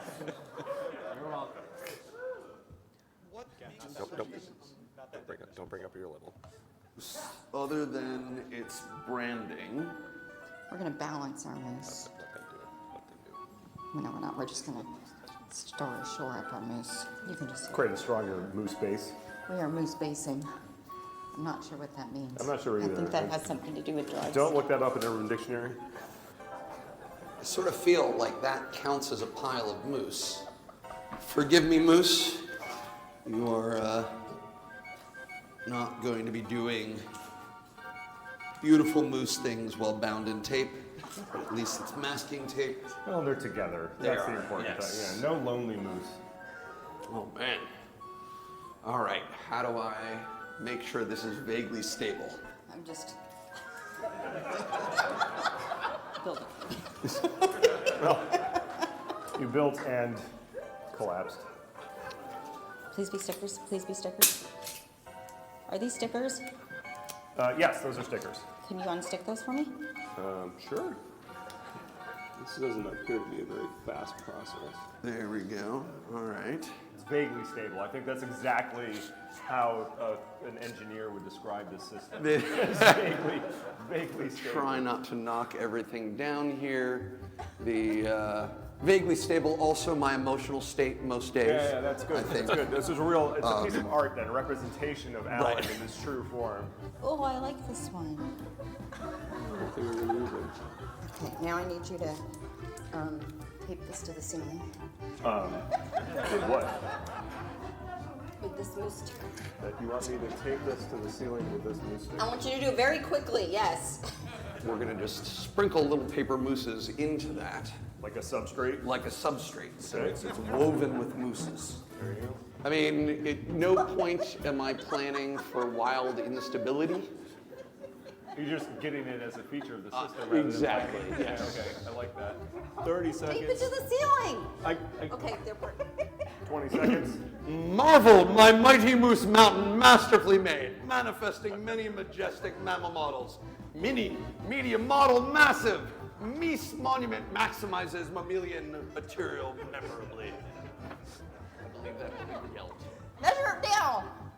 Oh wait, I have to shout a thing. Marvel, my mighty moose mountain, masterfully made, manifesting many majestic mammal models, many medium, massive. Shit, these maximizes maximum material memorably. I couldn't say it fast enough. God fucking Time. A for effort. A for effort. Great job. Thank you. Excellent. Well, thank you. It was wonderful. We'll clean up after this. I only regret that I didn't put more moose everywhere. So for, just so you know how tall they were, Heidi's pile post the apocalypse that occurred was 4 feet on the nose. Alan, I took 3 measurements for. The overall height of the contraption was 7 foot 5 inches. The highest moose in the pink tool, kind of on its lonesome, was at 6 foot 4 inches. And when I looked at the contiguous nature of moose, I had contiguous moose to 5 foot 5 inches high.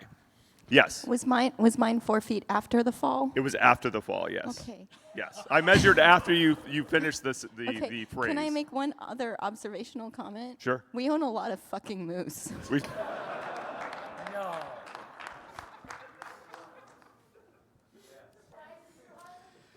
Okay. I didn't really see that task going to as much bondage as it apparently had. So we had Alan with the moose bondage, and you went with the erotic asphyxiation approach. Did not see that coming. Alan, we now really understand why you're into S-bomb. But I really do appreciate the Martha Stewart vibes you were giving, and I get that pain when you're in there, Eminem, to close it out, and it collapsed. Which is why it's important to get moose consent. Oh my God. All right. With that, I think we will now see Jesse and Rob stacking their moose. Don't touch the lights, probably. Okay. Wait, did I hear a Oh my gosh, little mooses. So I'm gonna try and make a lasso.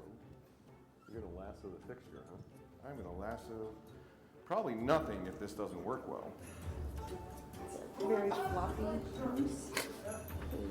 It is still a moose. Don't be offended, floppy moose. Let's see if this is gonna work. Nice. Does each moose in turn have to touch each other? You might want to ask yourself, what would, if you were judging it, constitute a pile in your mind? I appreciate creativity. You sure you have enough tape? TBD. I appreciate the economy of what you've done. I just needed it to hold up temporarily. I'm also worried. I have no idea what the tensile strength. Yeah, the tensile strength of the string is not I'm worried. Really, like how well is that light box mounted in my ceiling? This will all be a business expense at the end. Sure. Yeah, that works. Oh, it won't work for a second. It's like one of those chain splitters, like if you go forward to 20 other moose. That thing's happened. Yeah. I got a lot of those in the early days of the internet. Right. Usenet, alt-top. Oh, Usenet, yeah. Yeah. Alt-top mammals, moose, produces shit. Yeah, exactly. Ocean inspector is coming to make sure everything goes. Oh, yeah. Well, you run out of ceiling. Safety not guaranteed. That's gonna fly everywhere, isn't it? You know what? I'm gonna bridge the gap a little bit. Don't wear my PPE. The Zelda shield is famously known to protect you when you fall backwards on the kitchen I mean, it's dangerous to go around, so. Oh! And it's falling. You know what? I need to say the thing, so if that's as far as it goes, that's as far as it goes. Got it. I would like for you to stand on top of the ladder and hold it up as high as you can. As high as I can? Yeah. Okay. And you count as a moose, so, So just, you have a minute and 10, just where'd you wait for?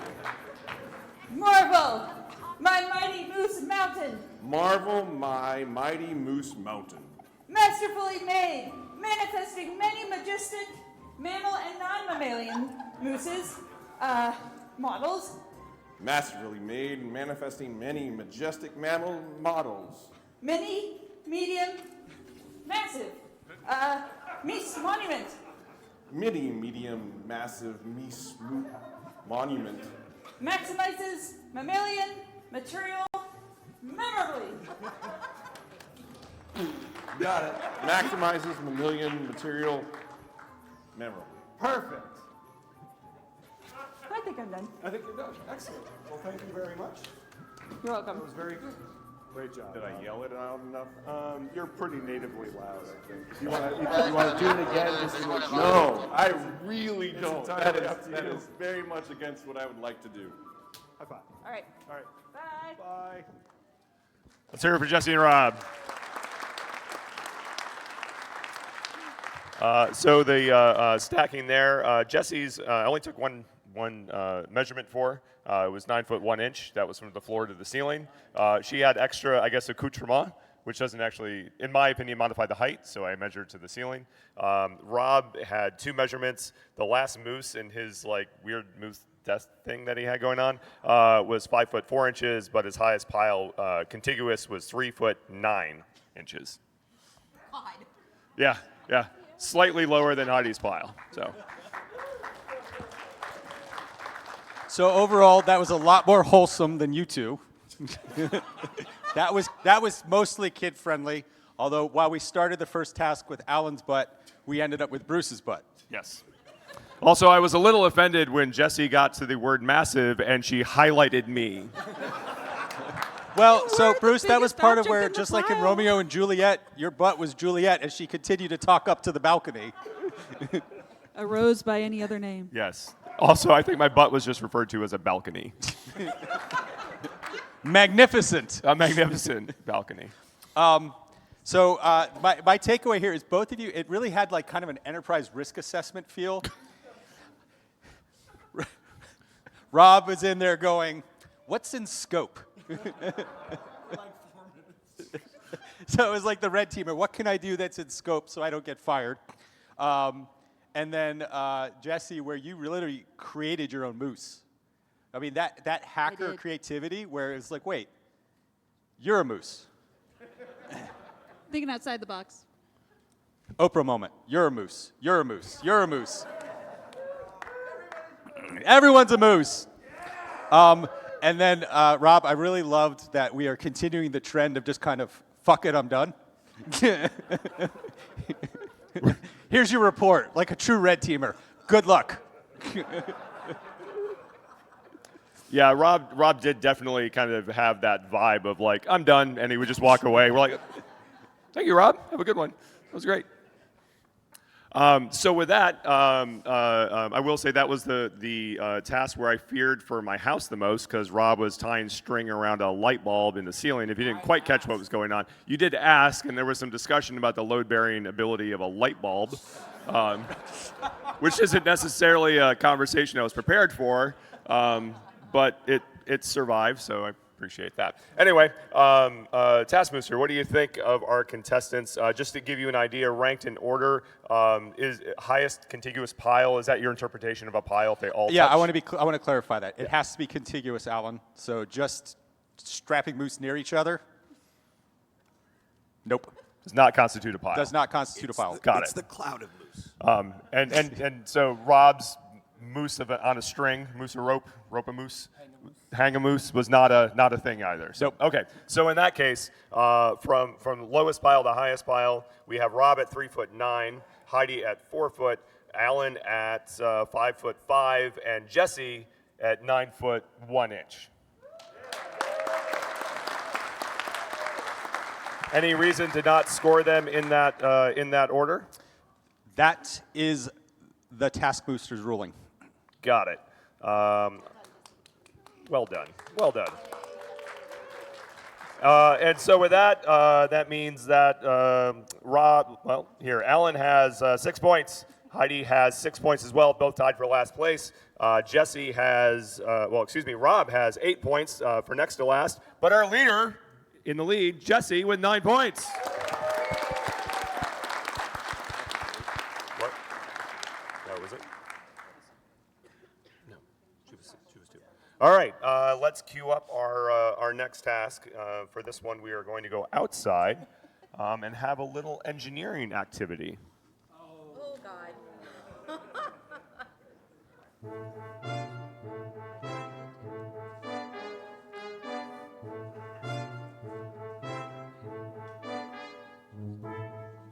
How's it going? I'm nervous.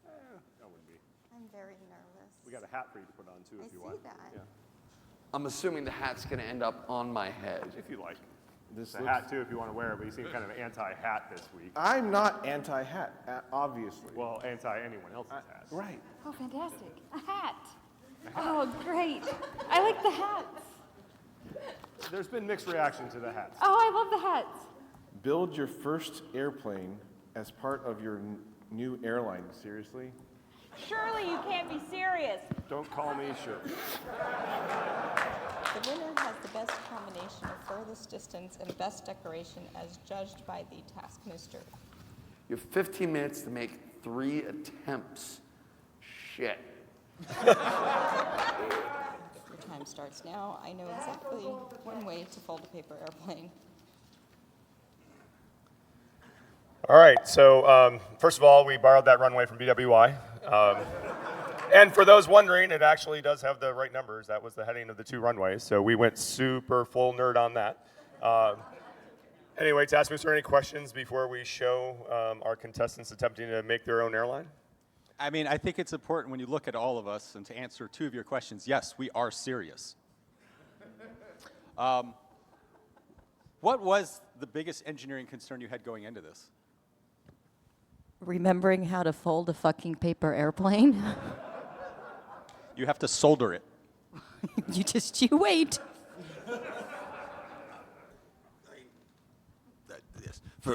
For me, it was, as you'll see, what's an airplane? Jesus Christ.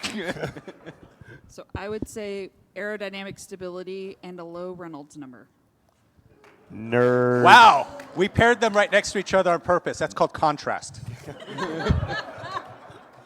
My concern was just the fact that I worked for an airline at the time. I never expected so much legal from you today. Did anyone else feel like Alan was auditioning for a Jimmy Buffett cover band in that video? We ready to roll tape? Yeah, I was just going to walk right off the stage. All right, we're going to do this in with 3 contestants first. We're going to have Heidi, Jesse, and Rob, and Alan is going to be on his lonesome with his own whole clip to himself. So first we're going to start with Heidi, Jesse, Foreshadowing. and Rob. Yeah. I had a book once with the kids. Did you? I did. Huh. I remember there was like a square kind of thing, you know, and it had like some square rings, and there was some other kind of square things. Where that ran off to? I'm damn it. Ooh, rocks. Yay. I used to buy these at Cracker Barrel when I was a wee lass. A wee lass. A wee lass. Excellent. Did you fly him inside a Cracker Barrel, or did you? No. You got the little pilot? No, I used to shoot paper wads though. Inside a Cracker Barrel. Yeah. They must have loved you. Oh. You were a sweet lass. Oh, a wee sweet lass. Yes. Oh, wow. I have a fancy driveway. Here we go, ready? I have no idea how my paper airplane throwing skills are. Okay, not bad. Okay. Good job. So, does the airplane have to land safely? All the information you need for that task. Does not say safely. Cool. Okay. I am going to go with.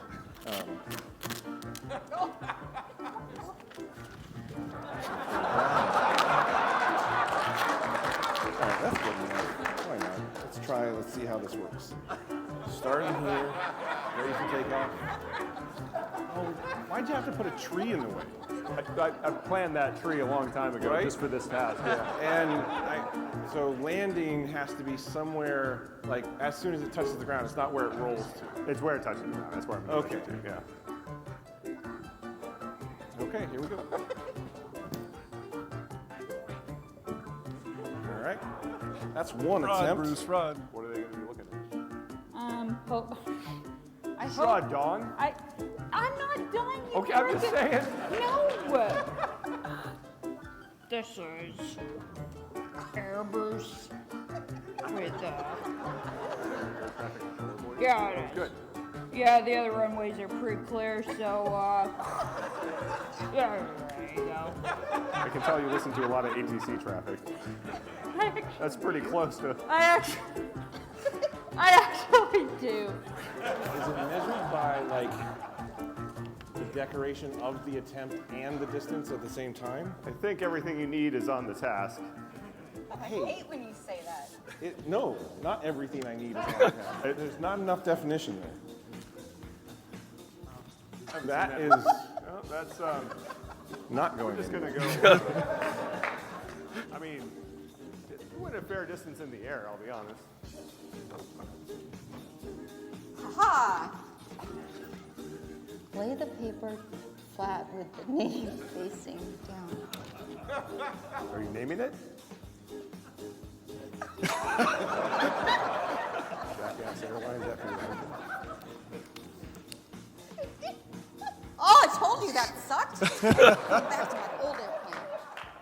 All right, here we go.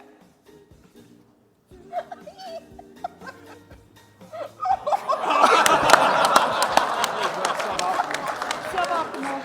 I might encourage you to look at your aircraft to see if it might be missing a component.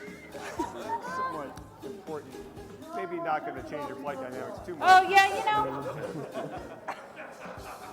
Let's start again. You know, we didn't properly go through the validation and verification process, but we re-engineered this, so let's see how this goes. IB&B failed. Yeah. Yeah, I like that. Yeah. Really bringing it to engineering terms. Yeah. That's much better. That's better. Yeah. Okay. That was your second attempt? Yes. Okay. All right. Got it. Oh. Fine. Which attempt would you like to go with for your combined distance and decoration? 1, 2, or 3? You pick. I will not pick. It's up to you. I want the one that's pretty. That would be, I think your third is probably the prettiest. No, my third is not the prettiest. I didn't even decorate. But yes, the third attempt. I'm glad we're in agreement then. What's on the nose? Automatic weight. Oh, nice. Hold on. There's a shed somewhere. Nice. See how this works?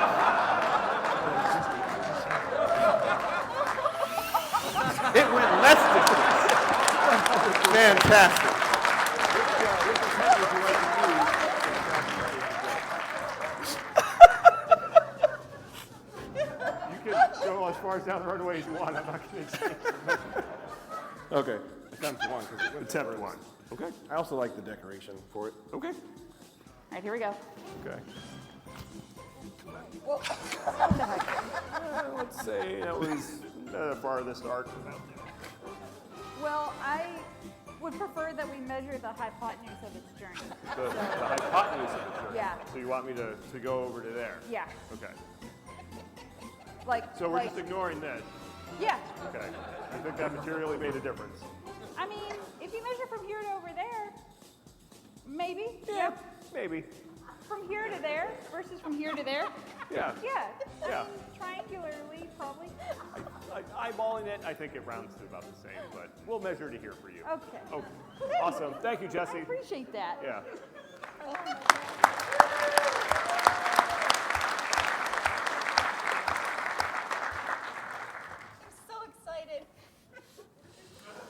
There's a lot for the TaskMooster to unpack there. I'm going to let him catch his breath. On behalf of all of our Mies that had to fly here, we are grateful that you had nothing to do with it.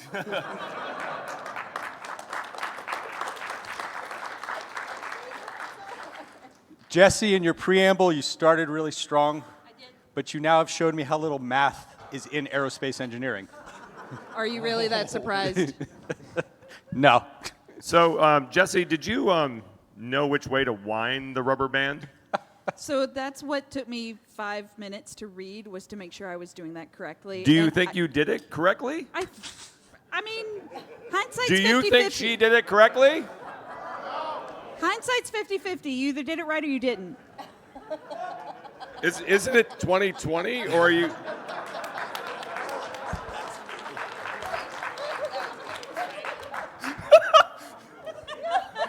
site 50/50 is my tramp stamp.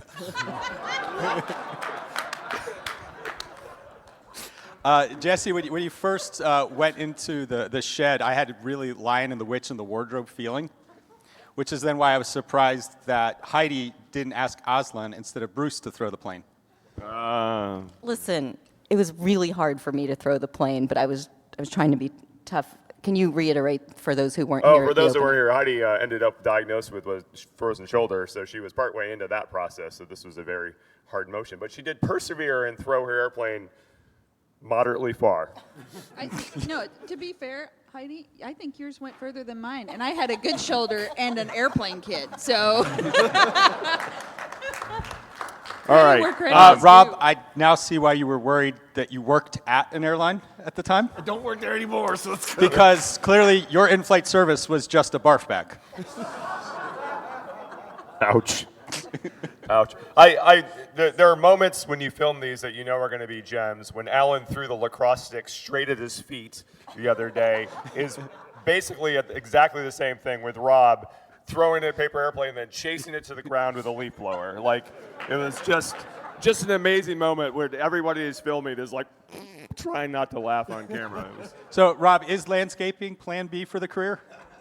I think just finding a hole somewhere after this is good. That's also landscaping, by the way. All right, with that, let's show Alan's attempts. By himself. By himself. Let's see what we got here. Oh, shit. There's nothing that says that I can't follow this, keeping it up. So let's spend some time. I'm not the only one. Yeah, you don't forget the pilot. The pilot's riding upside down right now. Okay. All right, are you going to go at all far? No, you. Fuck me, that is embarrassing. Whoa. Now contemplating other ways. Now I know where all the insides of my tape dispensers went. What have you acquired now? We are going for the power of leverage rather than aerodynamics. What do I have that can go like this? This. All right, I like it. Air Force attempt 1. The problem is it doesn't have enough green sparkle on it, and so we're going camo with green sparkle. Excellent. Your second attempt? Second attempt. All right.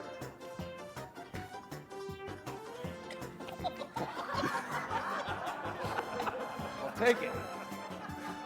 I think we're going for weight to get the most amount, because that really did work well. How do we decorate this? We're going to call this Moose Force 1. We need some eyeballs. Is that a common feature of most modern aircraft? Well, it's a common feature of most Moose. We have Moose 3. I think Moose 3 needs a little more glitter, because the first class people need glitter, right? This is coach. This side is glitter. It's going to say Moose in glitter. Moose, Moose. It's a very attractive moose. I like Bruce's confidence there. I don't know if it's going to go as far this time. Ah! Fuck. Oh, you bastard. Still a valiant attempt. It's a decent attempt. Hang on.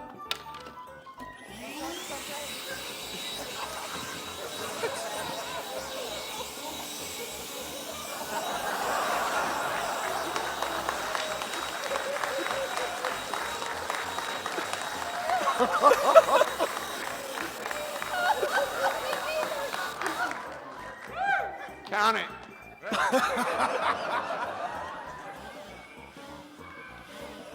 Technically, that may have been taxiing, not flying.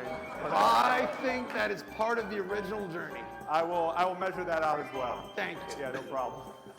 Thank you, Alan. That was something to behold.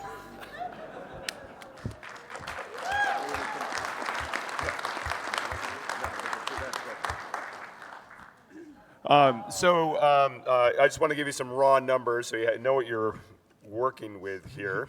Alan's try 3 went 59 feet in the air, and then another 110 feet on the ground.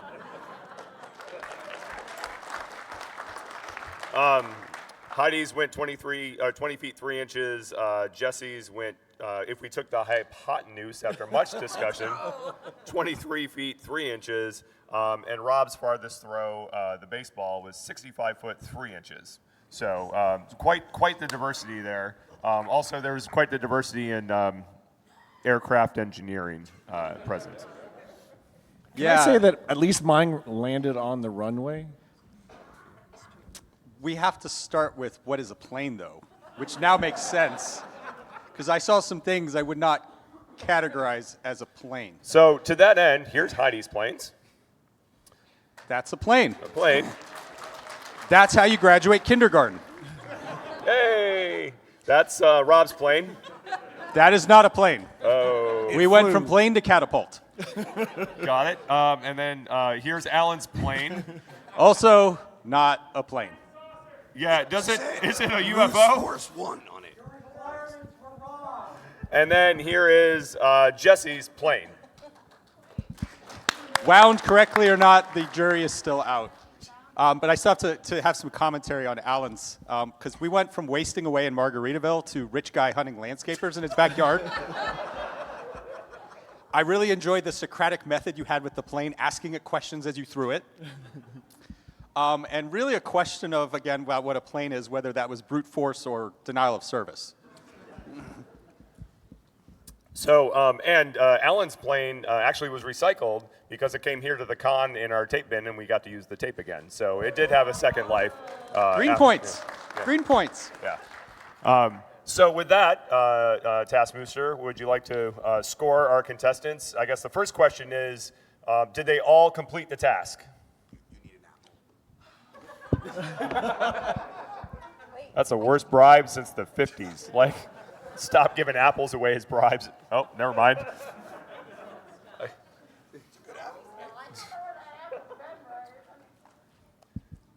After seeing that video, I don't know where anything's been. Yeah, Heidi's digging up a bribe. So, first of all, did everyone complete the task? Okay. So I'm going to kind of bring the audience in on this. Let's vote on plane or not. Who thinks it was a plane? So, for who? Yeah, here, let's work through. Let's go back to the beginning here. We'll start. Now we're going to play a game of is it a plane or not? Is it a plane? Yes. Who says no? Loser. Anybody? Yeah. No, I mean it's yes or no, so it's plane or not a plane. There are flat earthers here. They get a vote. Next, please. Mubix, plane, yes. Not a plane. Ouch. I am sorry, Rob. You are out of scope. You have been moosed. So sad. Next. Is this a plane? Is this not a plane?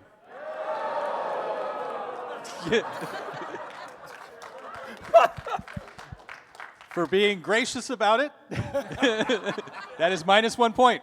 Oh. Wow, Alan. No one's ever got Jesse, negative before. is this a plane? Is this not a plane? Let's go! There's our flat earther right there. See them?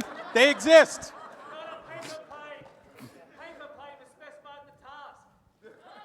No, it was not specified. It could be any plane. Do not usurp my authority, sir. I am the one sitting on the moose. So, Monty Python. Wow, with this audience, I have to be that specific. Who knew? So I think we have 2 disquals. Okay. I have an entire democratic process that supported me. So I'm with sorry. the 2 left, then we have Heidi at 20 feet 3 inches and Jesse at 23 feet 3 inches. So Jesse would be the farthest. 4 points to Jesse, 3 points to Heidi. Perfect. The hypotenuse wins. Also, I did come up with a good name for my plane. It didn't go very far, but it's the Spruce Moose.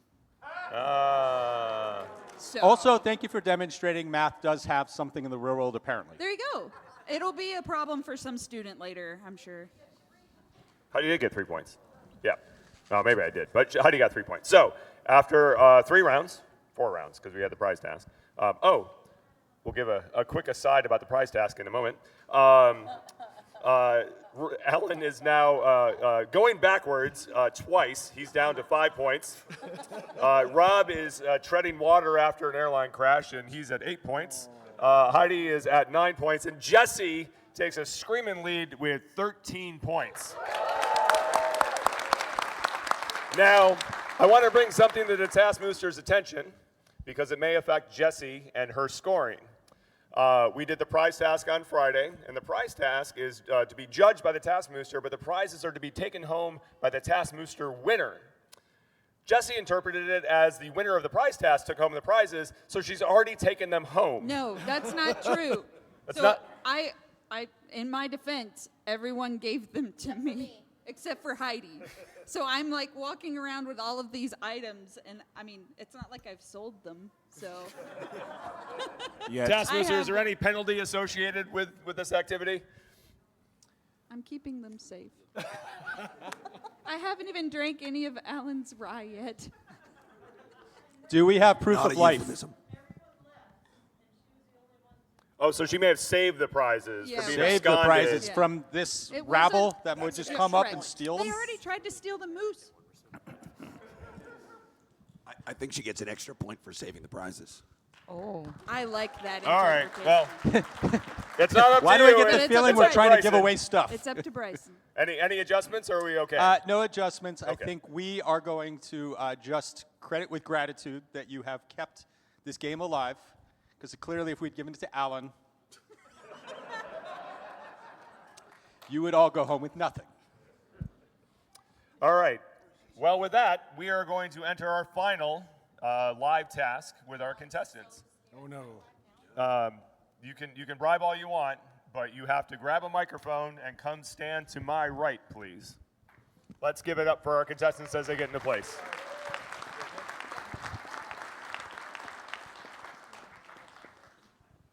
All right. You need to stand about arm's length away up toward the front of the stage. Arm's length from each Whose other, arm? from the front of the stage. This was There not you go. good Just spread instructions. out a little bit. Spread out. Spread out. No, Alan, come up to the. Man, you're shitty at blocking. Get up on your mark. Get on your mark. Okay. There we go. Before we do anything, I want to get a mic check because it's going to be very important for us to be able to hear you. Rob. Boo. Alan. I have no voice. Not really. Heidi. Yep. Jesse. Yeah, I'm looking for Michael. Can we bring All right. Jesse's mic up a bit so we get a little more volume on her? The mic check. You had to wait for the second one of those? Anyway. Yeah, that's fair. Okay, so what we're going to do, if you're ready, I'm going to hand out the task. I'm going to have Alan read it as penance. He has no voice. Oh. I don't okay. think he should read it. No one's going to be able to understand. Yeah. Rob can't read. I'll read it. It's true. Yes. Read it? Are you sure? Yeah. Okay. Yeah, you just can't sandbag at the end of it. Like, you literally can't sandbag at the end of it because it doesn't start like that. That's what I meant. Hey, let's keep on time. Come on. Oh, sorry. Revenge.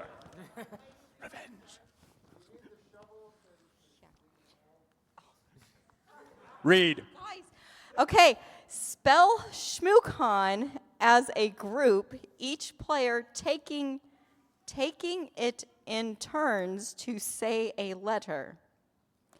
If you make a mistake, you are out.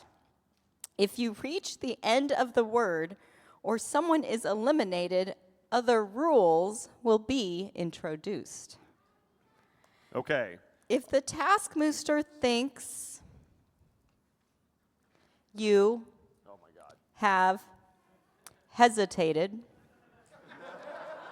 for too long, you will be eliminated. S. Okay. All right. Are the contestants clear on the rules? Hey, Yes. hang on. Okay. Well, this is unorthodox. ShmooCon as a group, each person taking it in turns to say a letter. That's it. Good. You didn't say break. Sorry. Spell ShmooCon as a group, each player taking it in turns to say their hands in. Break. Now it's official. Okay, so with that, every new rule replaces the old rule, just so you know, they're not additive. So if I give you a rule, the rule replaces the old rule. We're going to test this, and we're going to start closest to me and work our way down, and when you reach the end, it comes back to the beginning. I'll tell you where to start each time. We're going to do a test run, audience, make sure we stay on track here. We're going to start with Rob, and you're going to spell ShmooCon. SHMOOCON. Taking it in turn, each participant saying a letter. Bless his heart. Just one letter. No, he changed the rule. He said spell ShmooCon. That's the new rule. No, he bet. He said it overruled the other rules. There's an overarching rule. No, you said it overall. It's all the rules. So I did exactly Keeping as us you on said. time. Let's go. This is why the specificity joke worked earlier. It's even on stage. Yeah. Look, you can finish this contract, but I'm not going to bring you on for the next 10 tests. All right. S. Let's try this again. Test 2. Starting with Rob, spell ShmooCon according to the rules that the task has given you. S. H. M. Oh. No, it loops back, Rob. No, you said it comes back this way.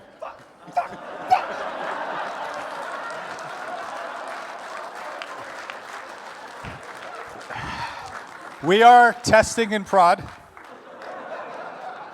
You didn't say We start are from the definitely- beginning. You This said is, comes this is an back alpha this way. version. This is why we're piloting. Let's try again. Let's try again, Homer. When I stand on your foot, you say the letter S, okay? I hope some of you get the reference. We're going to spell I think he's ShmooCon talking to starting with you. Rob. S. H. M. O. O. C. O. N. Yay, they're all winners. I think he's talking to you. Bruce, Okay. you weren't kidding about the real challenge about this being keeping them on time. Yeah. Supercalifragilisticexpialidocious. All right. So with that, we're going to start for realsies with those sets of rules, Rob. All right. Are you ready? Ready. Okay. We're going to spell ShmooCon starting with Alan. S. H. H. M. I can't point, dude. You got to figure this shit out. I think we have 2 disquals already. Wait. I have a whole bunch of rules here. What was our vetting process for this, Bruce? We're to there's start like again. 20 rules I thought I would get through. You say the first letter. No, No, you started. don't get to sell that. Bruce, pick somebody. Let's try again. Okay. Back in line. All right, everybody back in line. PhD, get in line. Yeah. All right, we're going to start with the smart Which one. one? S. Oh, there's nobody around for that. So I guess H. okay. Starting, please spell ShmooCon starting with Jesse. S. H. M. O. O. C. O. N. Good job. New rule, spell ShmooCon by reversing the order of the letters starting with Rob. N. O. C. O.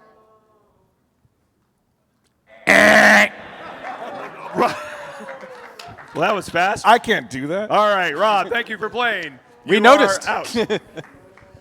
New rule, spell ShmooCon by making the sound of each letter starting with Heidi.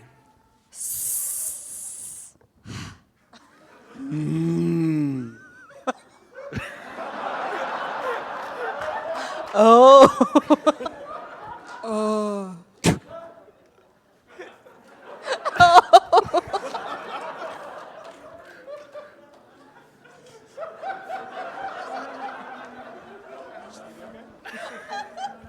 And that was when Heidi peed her stuff on stage.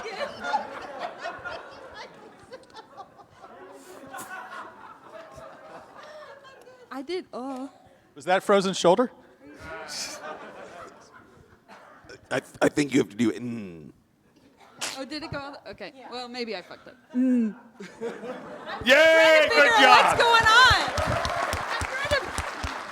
I'll allow it. That I'll was the allow time it. that Heidi The beat humor, herself the on entertainment stage. was there. We're good. Next. All right. Spell ShmooCon by silently making the shapes of the letters with your body, starting with Alan.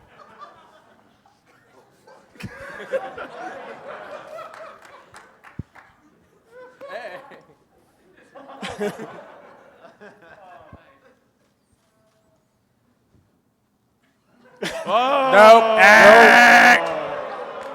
That was smooth. Thank you for playing, Jesse.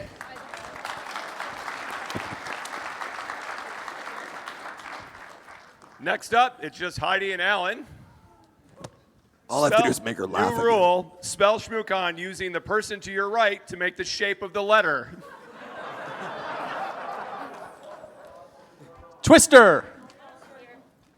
Starting with Alan, I'm sorry, thank you.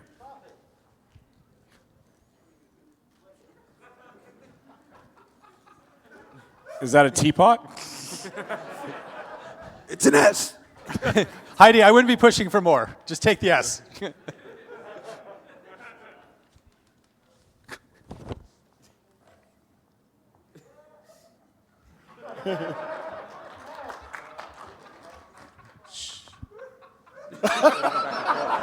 Whoa! Okay. Don't worry. I distracted Bruce while that was happening.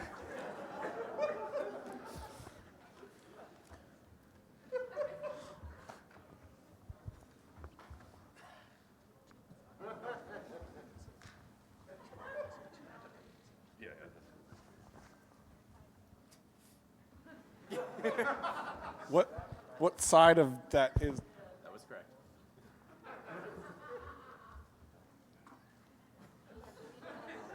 To who? Yay! Thank you, Stunt Katie. My initial intent was that would be a shift right with Carrie and you loop back around and you had done Alan, but you did your thing, so good job. Spell ShmooCon, but remove any letter in the word moose, starting with Heidi. H. C. N. Very good. New rule, spell ShmooCon with using a ShmooCon themed phonetic alphabet with no repeats, starting with Alan. S for ShmooCon. No. You said the NATO phonetic alphabet or the ShmooCon phonetic alphabet. Well, I said a ShmooCon themed phonetic alphabet. I would argue that most people in their phonetic alphabet don't say E echo, T tango when they're reading the phonetic Except alphabet. for you. Well, I'm an idiot. So yes. TaskMooster, do we have a ruling on that? He's out. Out. Alan is out. Heidi is the winner. Nice job.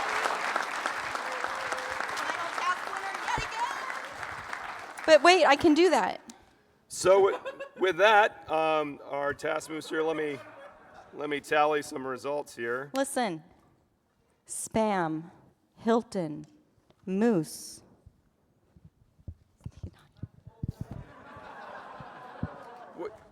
Was I supposed to be paying attention?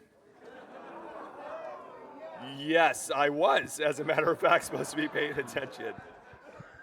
Wah, wah, wah. Wah, wah. All right, let me do some math here. We'll get our final results and we'll wrap up. Own the con. Yeah, do you want to play the credits while I do the thing? Oh, you're going to talk to credits. One track mind. What? Oh. All right, so we have, let's Conference. see. Wow, you're still doing that, huh? Man, math is, I should have made an Excel spreadsheet that did this for me, but, yeah, sure. Okay. All right. Hello. For those that don't know me, I'm Bobby. Hi, Bobby. Hi, Bobby. So me and a bunch of other people, many Bobs, there are many Bobs, Katie, Jim and Kim, the Blanchards, there are people I'm missing. Mother, please help. Never mind. Nope. Okay, cool. A lot of people have helped make this behind the scenes. Everyone showed up at my parents' house sometime in the summer, fall, I forget when. Bob and Dee, Bob's, and have helped film and audio record and a bunch of other stuff with this entire thing. It's been a huge project, but it's been a lot of fun. And massive shout out to my partner, Katie, who edited about 75% of this together. So a lot of what you're seeing, the final result, is because of them, and so I hope you all really enjoyed that. It's been a lot of fun doing this. And yeah, we'll try to post these ones online, unlike last year, I'm sorry. With permissions, we'll try to post these online. There are a few tasks that you didn't see that got recorded and edited, and one that didn't get edited because it wasn't funny. You all need to try harder. Shame. So yeah, that's all I have. Thank you. That was really convoluted, but yeah. Thanks, Bobby. Rob, next time hum copyrighted music. All right, now we're all losing our voice. This is going to go well. If you are in the room and you are a TaskMooster volunteer, we're going to see if we can do this from memory, but I'm going to just tell you right now, I cannot. Jim and Kim, Bob and Dee. See, I already fucked it up. Jason and Jackie, Will, Spam, Kyle. Jeff, he's not here. Jeff's not here. Can you look at the email list that you sent out? Because that would be super helpful. Anyway, Paul's in the room, I think, somewhere. He came and helped out for a bit. Who else? I think that's pretty well. You think that's everybody? It felt like a whole hell of a lot more people. Okay. We have a gift for you. Come up and grab it. You couples, you may only want one, just to throw that out there. And if somebody would like to come quickly open one of these and show what it is, because I'm particularly proud of this. Jim's gonna demonstrate what we've got. Facing away. And we just really want to say thanks to this crew because, as Bobby was explaining, this is a huge undertaking. They come, they stay at our house for 2 whole days. It's a lot of filming. It's a lot of work. It's tremendous. And I shit you not, I actually found. Oh my God, it's all bound up. Yeah, it wasn't me. I didn't wrap it. I found moosters. Yeah, you want to So, explain what a mooster is? It's a rooster crossed with a moose.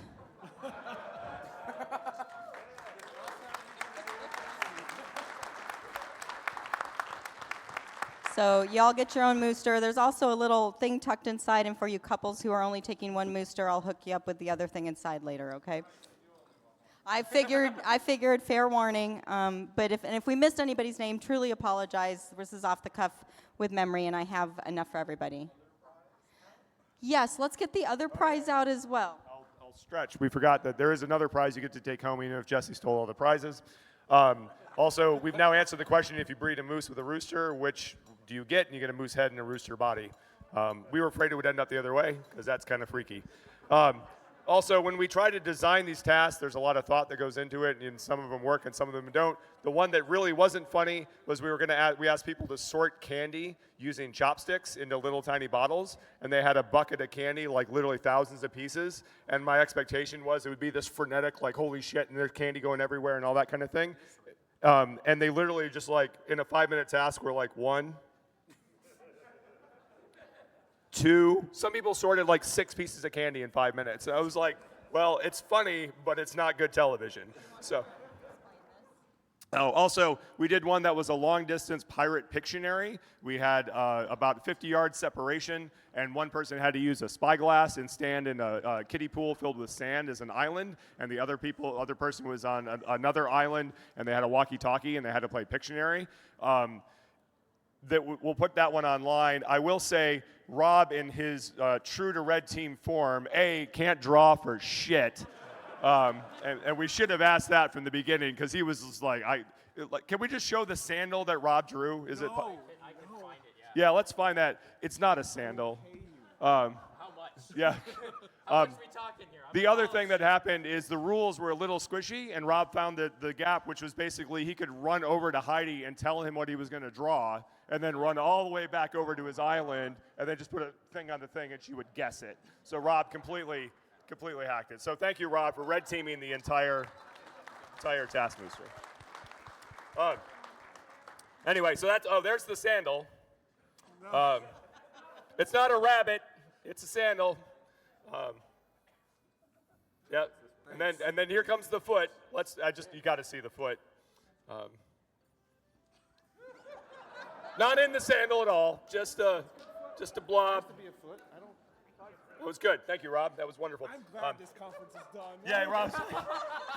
Last ShmooCon, thank God. All right, so with that, TaskMooster, we have Alan at 9 points. We have Rob at 12 points. Heidi at 13. But our winner of the second TaskMooster is Jesse with 15 points. Thank you very much, Jesse.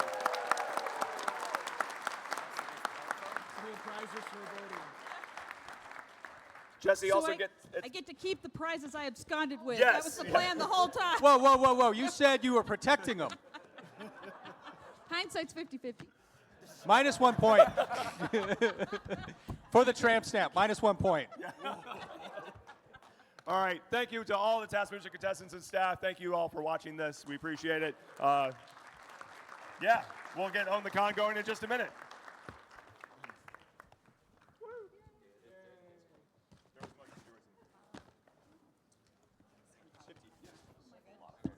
That was great. I was really hoping for the burn. Yeah, given that timing. We'll put it on YouTube. Don't worry, we watched it over and over and over. Nice job. Yeah, really good job. All of y'all's voices are ingrained into my sight. Oh my God, all the Right? It was a very top-down approach.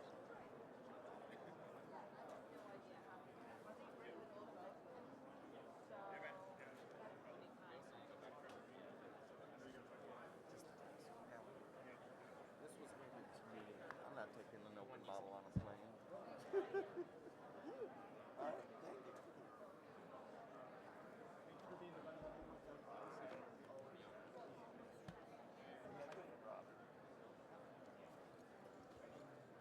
Oh my God. How do you want us for this? Just slide down, I think. I don't know if Mom's going to do, I guess she's going to do you guys first. Oh, okay. First or second? I don't know. Okay. How long do we got? Yeah, it was also interesting. We never went over this.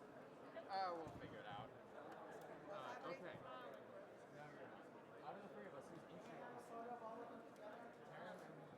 Now, Bryson's got to scoot. Bryson's got to go.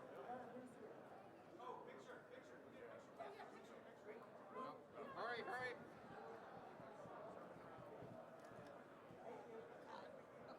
Yeah, that's what I'm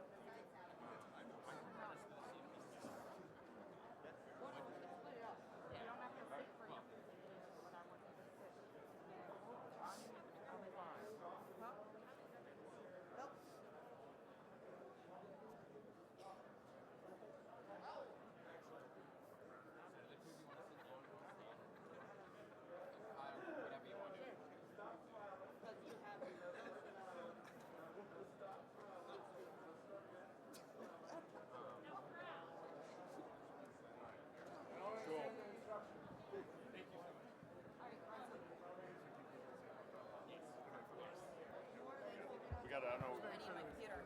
Pull down and ready. Yeah. Can somebody in one of my blue shirts please go find my computer? I need my computer from Reg, if at all possible. Tim's got it. Okay. Who's going first? Are you going to go and then introduce them? I can. Do you guys? Oh, yeah. You want them to go first, you guys? Or we'll do a little. Yeah.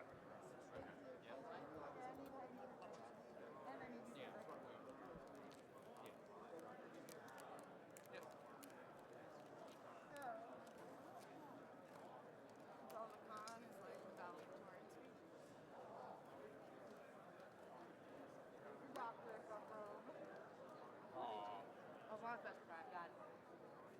Oh, am I the person to make you cry? No. Oh, there's a hole. Yep, these are doctor rooms. I just say that to be special. I don't want you to go. Wait, hold on. Okay, fine. We got stolen everything. Oh.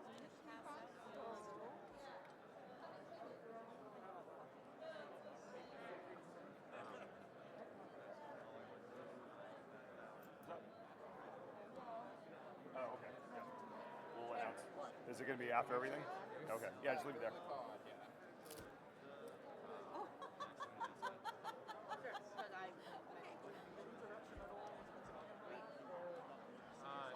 going to be I think Mom and Dad are going to talk for a little bit, but then it's going to focus on us. No, it's in a split. Yeah. I don't know which one. Oh, it's neither of those. It will be a full Frank has it. One is going to be like 50 minutes. It will probably split between Mom and Dad, like 35 minutes and 15. Okay, this is If I had to guess. Is there anything in particular that might make you say something towards a part of the stage? I don't think so. No, just. Yeah, it'll be kind of obvious. Like there's Taryn, now Leah, now Dax. I think I need a hat too. Yeah, no, we have everything for you. Yeah, it is labeled an H. Yeah, Well, that's I have closing. to figure that out with her when that's being played. I don't know. Does she? Yes. My hair is When am I so playing? On video. Because she's talked with a guy. Oh, it's upside down. I'll put it the other way. Yeah. Okay, can we run it off yours on, it's on Dropbox. The one with all the way to the left. Do you have Dropbox on yours? Do you have Dropbox on it? Maybe. The last few talks, can you do it on one of these? I don't know if Dropbox is on this one. What? Okay. Last minute things. Yes. Okay, can I have that for a second? Is that okay?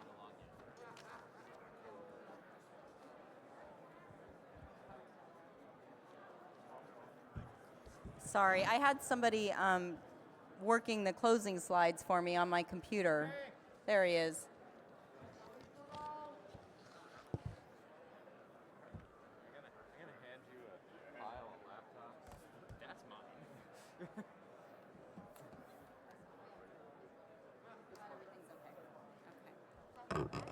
This is mom's.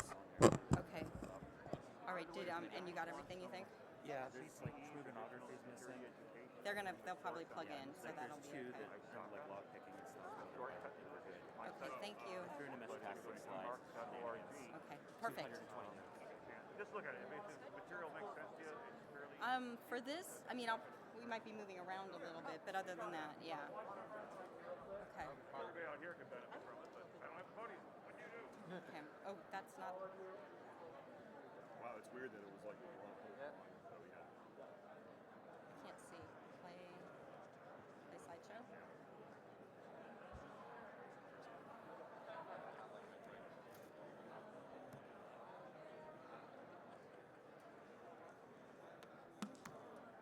Oh, wait. My what? It went away again. Oh.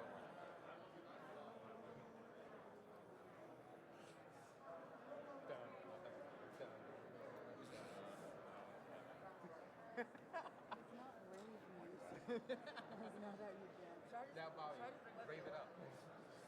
You know, to people who aren't musicians, this looks like a terrible combination. We just lost it on this. It is not a In fact, if this goes in, you whisper. That's why you put it in your mouthpiece. Yeah, that's I why have it it goes in in the hand, ear. so I'm not leaning into my computer. It is highly toxic. All right. You ready? All right. So, first of all, thanks to Jenny, I am now in yet my second costume for this closing stretch of time on stage. So, isn't this amazing?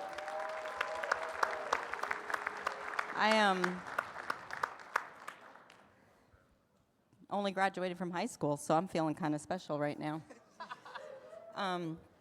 So Own the Con is a talk we've done, well, it says right there on the slides, for a number of years. And typically we have done it not as a plenary session, right? We've done it just either Saturday or Sunday, depending as the years go. And we have always wanted from the very beginning to share information about what it's like to run this event, why we're running the event, what happens behind the scenes when we run the event. And that was really something Beetle started back at the beginning. And Beetle, if you're watching, can we all say 1, 2, 3, hi Beetle, 1, 2, 3? Hi Beetle. So, you know, this is born of his idea. We've continued it through the years. In fact, I think, don't quote me, but these slides may have originated with Beetle. Not sure. I'm not sure who actually made them, but we may have made them together. And we have just continued to use them. So they are sloppy, they are not good, they are in Keynote.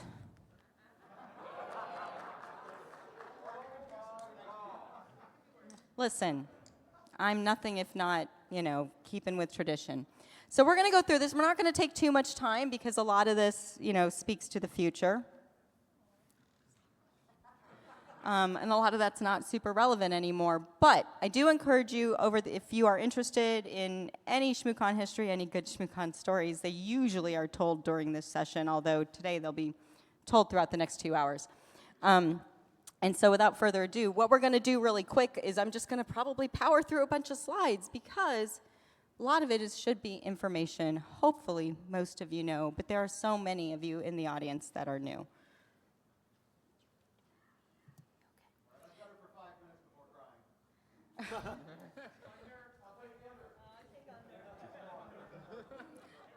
Listen, I cried earlier. I'm okay right now. We're good. So, but Mr. Potter, if you could help with some of these early ones, because I'm going to drink some water. There we go. Also, you should eat some charcuterie I brought for you. Oh, thank you. Yep. Ooh, fancy. It's the fanciest plastic charcuterie. ShmooCon Logistics is the LLC that runs the con.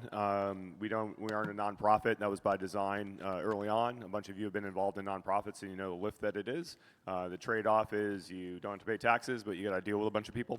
And so, you know, we get to. Oh, we don't have a napkin. You can just use No, the. I'm not using that to touch my food. I'm going to use the inside of my robe. You're gonna use the inside of your robe to eat your charcuterie. It feels cleaner than my hand. Oh, sure. Yeah, let's go with that. Yeah. Where's the mouthwash? Oh, wait, you all have hand sanitizer. Can I have some? Where's the mouthwash? Anyway, this is pretty germane. The only thing would have been cooler if that whole thing lit on fire and there was just a fireball across. Not an invitation. It's all together.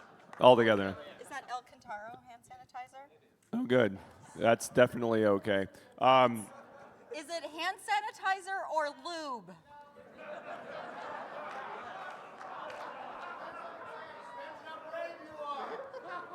It can be both. Anyway, we do almost every. Does this rag smell like ether? We do. I lied about zooming through the first few slides. Can you tell? Yeah. Speaking of Zoom, actually that's been kind of the primary organizational mechanism for the last few years because no one uses the phone anymore. So we just do a lot of Zooms, and even that we don't even do that many. So text, yeah. There you go. Next slide. Ooh, this is a good one. I'm going to keep eating. Okay. So the reason we do own the con is that, and do the conference itself, is really wanted something to give back to the community. At the time when we started this, there wasn't really anything on the East Coast. SummerCon was kind of doing its thing, but SummerCon moved all over the planet. At the time. And so this was one of the few East Coast kind of HackerCon type things. And so we figured, you know, if other people could do it, we could try it too. And so we did. And really, you know, it's been a labor of love for 20 years doing it for you. That's what's kept us motivated. And it is habit forming. Like, thank you.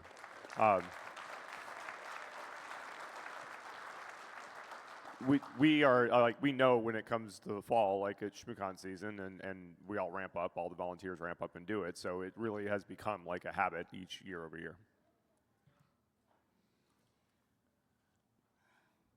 This is you. I'm old. With apologies, anyone older than 51. A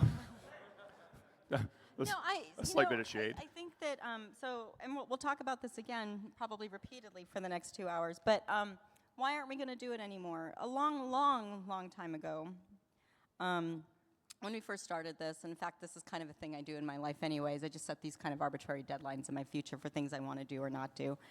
And when we started this, as it kind of got successful and reached that kind of 2,200 mark, and we were there for a while, I was kind of like, we have to have an exit plan. We have to know how we're going to end this and when we're going to go out. And so you start thinking about that. And I knew, one, I wanted it to end while it was good, right? I didn't want this to peter out and become something people, were kind of losing interest in. So I wanted to end on a good note. I also knew that, like that 20-year mark, maybe a 25-year mark, going out on a big, a decade number or a half-decade number was kind of like a thing to aim for. And it turned out that if that COVID thing hadn't happened, we probably would have ended this last year, and I would have had a 50th birthday, and it would have been like this whole thing. You got a bonus year out of me, so that's great. But it just all coincided. And then ultimately, it's time to do other things. Right? Endings bring new beginnings, and there's room and time for other things to happen.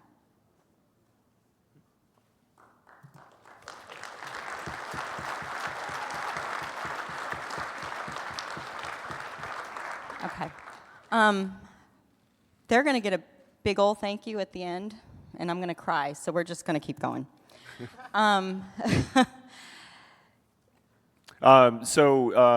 The amount of hours that go into the con, unsurprisingly, is more than a few. Heidi ends up kind of ramping up post-DEF CON, historically, has been when she puts the throttle down. This year, she came out of DEF CON and ramped up COVID instead, so her August got knocked out from underneath her. It was a good 3 weeks for her to recover and get kind of back to even partially on her feet. So we lost the whole month of August, unfortunately, and so the whole thing started late this year. September through February, usually it's her full-time job. Somehow she also ended up working for me at my full-time job, so it's been like a couple full-time jobs in the house for the last couple of months, so that's been fun. And then it kind of, in the past, has varied. In the summer, odds and ends that have to get done. So our best estimate is it's about 1,000 hours of Heidi's time to make this happen. I then get weird cracks of hours where I do stuff and work, and for me it's probably about 400 hours. No, and actually I think that number's this. I mean, again, these slides are old, and I don't always update some of them, but I think those hours are higher for you in the last couple of years. Yeah, and then all the other volunteers put in thousands of hours as well, right? So I mean, it is well over a man-year of effort, well over, that goes into making an event this size function. It is not 10 man-years of effort, but it is several man-years of effort that goes into this. So, if you think about the scale and scope that it takes to pull off an event, this is a useful metric, I think, as you enter and do things yourselves or work in other places. This is what we are able to do it with. Different people are more or less efficient, but this is what's worked for us. Sure, they are more efficient. Well, and different cons have different structures, right? So you're going to see lots of different things out there. This is just what has worked for us. But the most important line on the slide is the last line. So if you have not said thank you to a ShmooCon staff member yet, you should do that.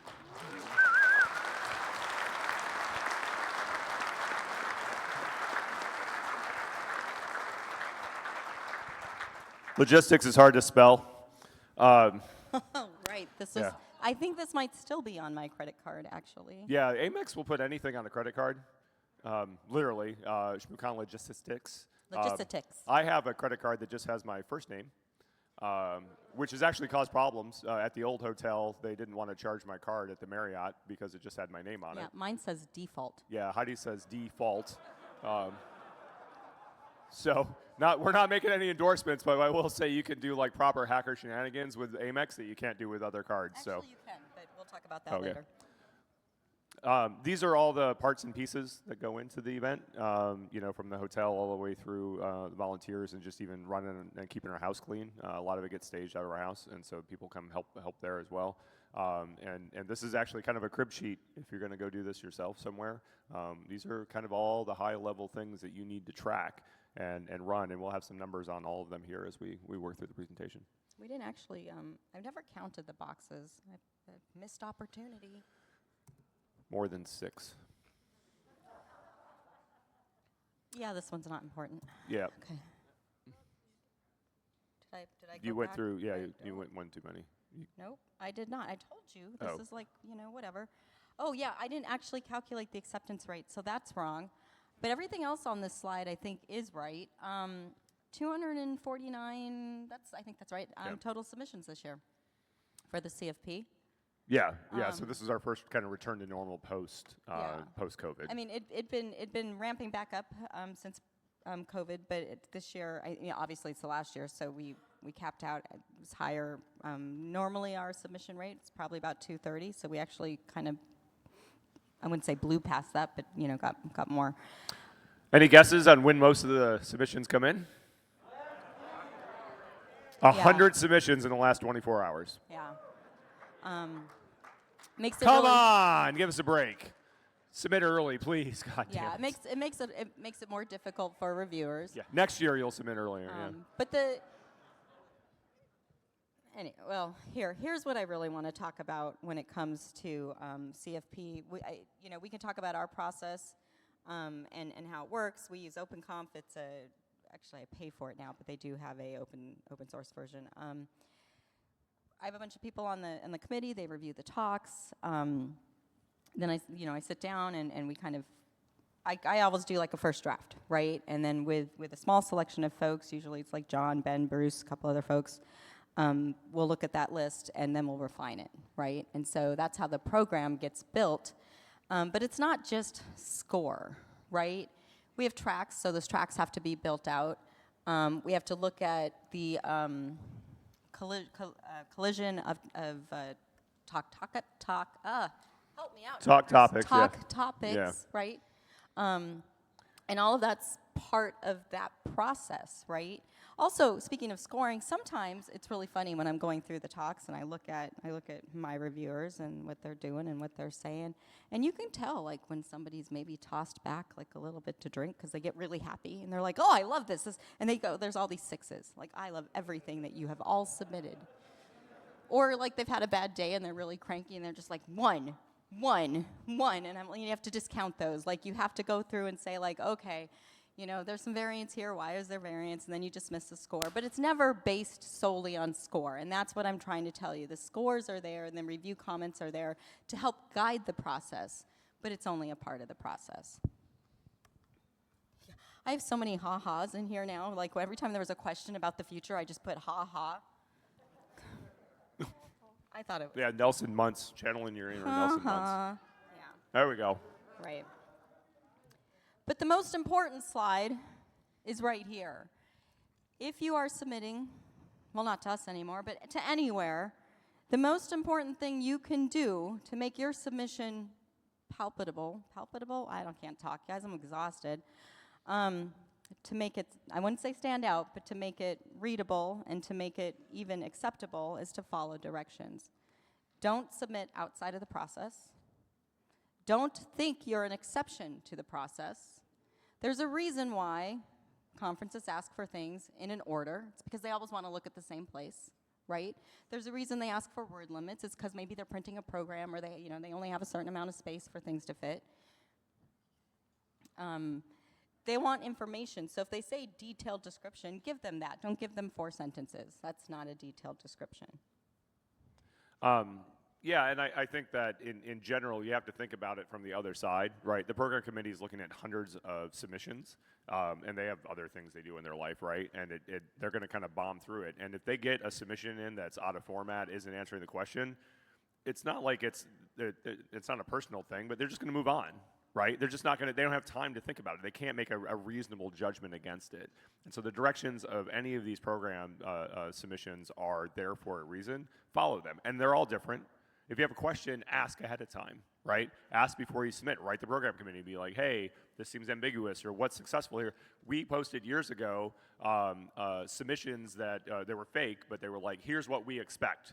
Here's a length of the outline. Here's a length of the detailed description. Here's all these things, so that people had a rubric to crib from and be like, oh, this is what they expect. All you got to do is go look at that and know how to submit a talk that at least has a chance of getting accepted. You know, that's the thing that we would love to see more conferences do, and some have.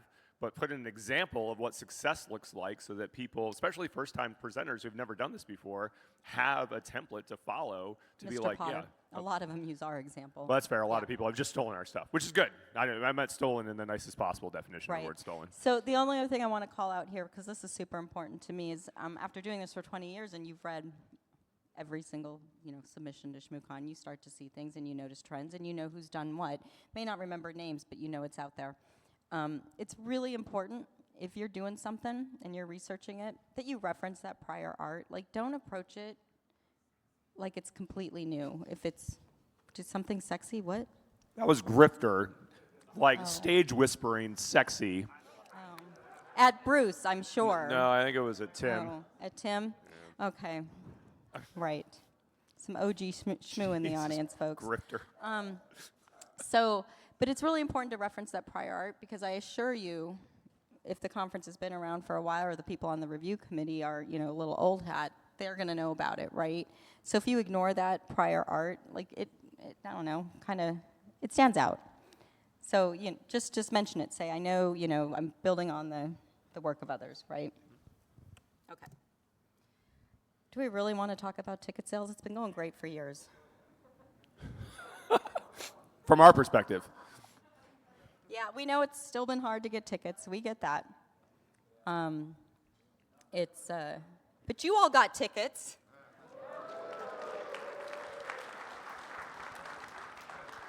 So winning. It's funny how if you're used to coming to an event, I've got some F5 buttons that have showed up. If you have been going to corporate security cons or any conference, and you're used to, like, I have to have my name, I have to show my ID, people scan me. It's amazing how many people come here and are like, you mean I can just give my badge to somebody else and they can go in? Like, that's weird. It's like, no, it's weird for you, but it's actually kind of common in this environment, right? And we're not unique. I mean, obviously, DEF CON and every other HackerCon kind of thing. My hat fell off. But we've taken, we mentioned this at the opening, like, personal privacy is a thing that's kind of going by the wayside. And that's one of the reasons we still even run our own process, is like, we don't want your information at, whoever the fuck sells tickets, Eventbrite or whatever. Not that we don't necessarily think they're going to have a breach like tomorrow, but we have the ability to shoulder that load, to do it ourselves. So they don't need the database. And so, well, yes, and it's cost. I mean, it's cost as well. You're welcome. Right? There's one person to appreciate. The rest of you, like, I don't give a shit. Like we use Eventbrite all the time. Yeah. But so.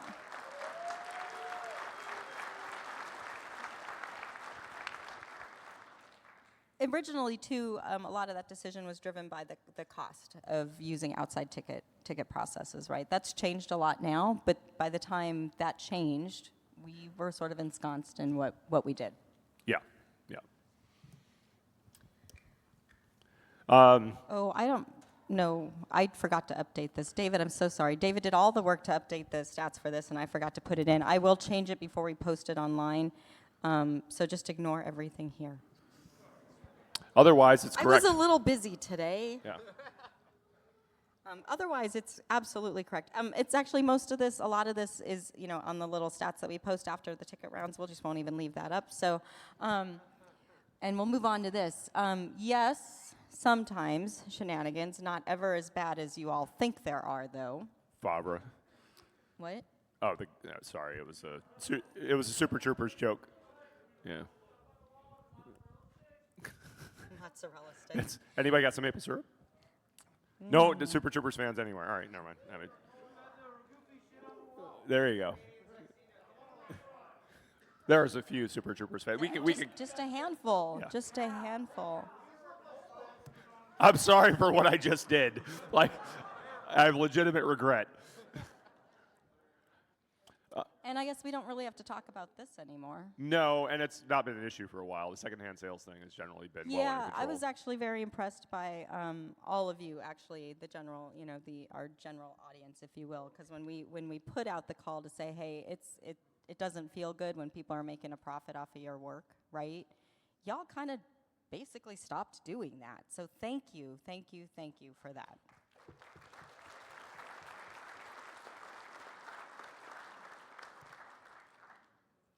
All right, so this slide with the tiny text, it gets smaller, guys. Like I tell you, we just keep adding and adding to these as the years go on. But this kind of outlines some of the changes that occurred in the con over the years as we added tracks, changed track names, the decision to do away with a traditional keynote kind of talk, the changes to ticket sales, and just some of the other program changes that we made over time. It's just, memorialized here for reasons.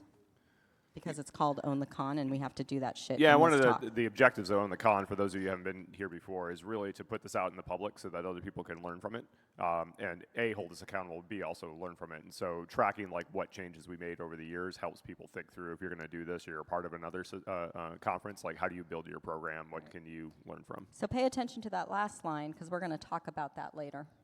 It's 50-50 vision that's required to see that. Oh, is it really small for you guys too? Can you read here? I will read it out loud. Yeah. Technology. Sometimes we keep up, sometimes we are behind. Cost of replacing hardware/software. Those reg boxes, for example, we used G3 Mac Minis for far longer than we should have. Just you wait. Henry Higgins. You want me to do this? Or they can just read it. Well, if Rob's in the audience, we should speak to it. Okay. Oh, sorry. Oh, he is here. I guess. I'm sorry, Rob. It's. And then we should keep yeah, we should keep going. Yeah, 'cause we gotta- Okay. It's been the same size for years. It'll be the same size next year.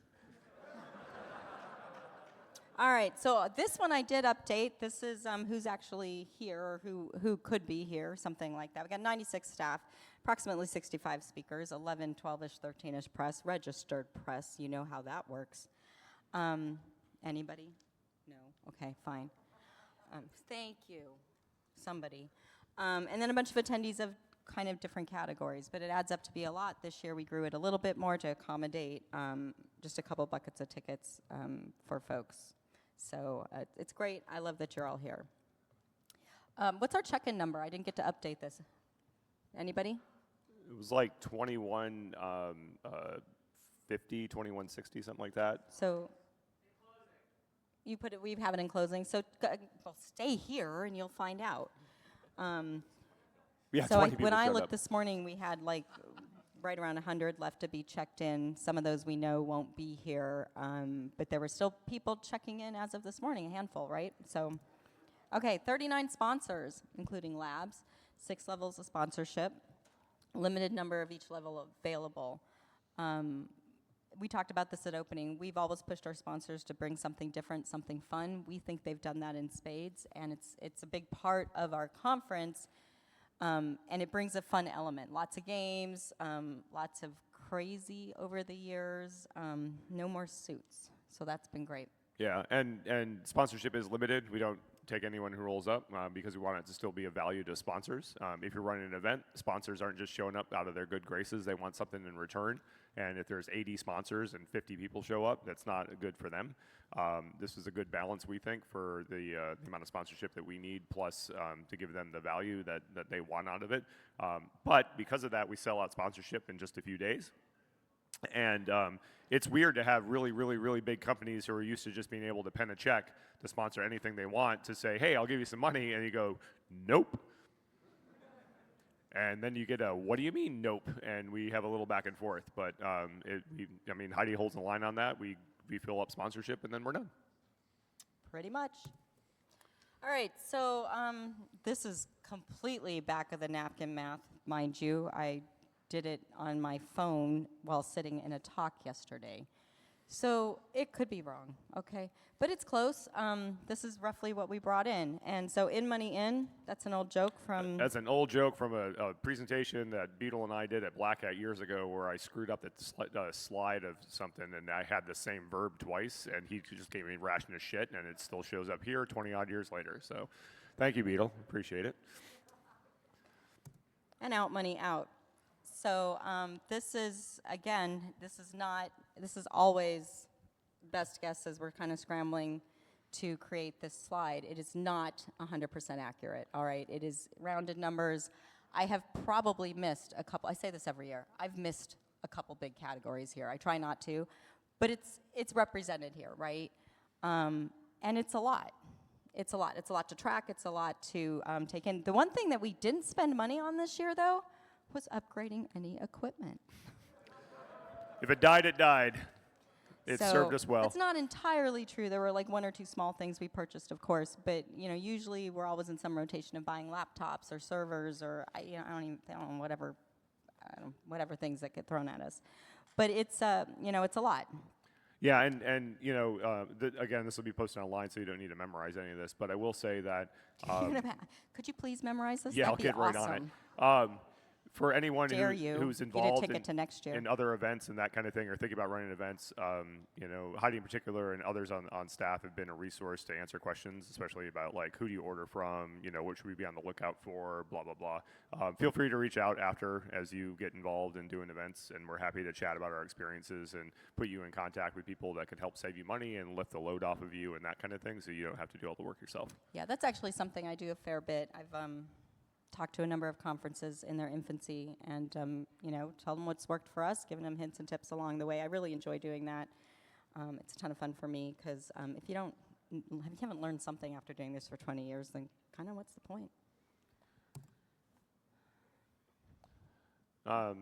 Yeah, there's a little money left over at the end. The buffer's been sometimes a little bit bigger, sometimes a little bit smaller, but this is the end. So stay tuned. We'll talk about that soon, too. Do we all get cars? Honey, there ain't that much money left over. The sheetrock didn't fall on our car. It fell on someone else's. True story. Could have been our car.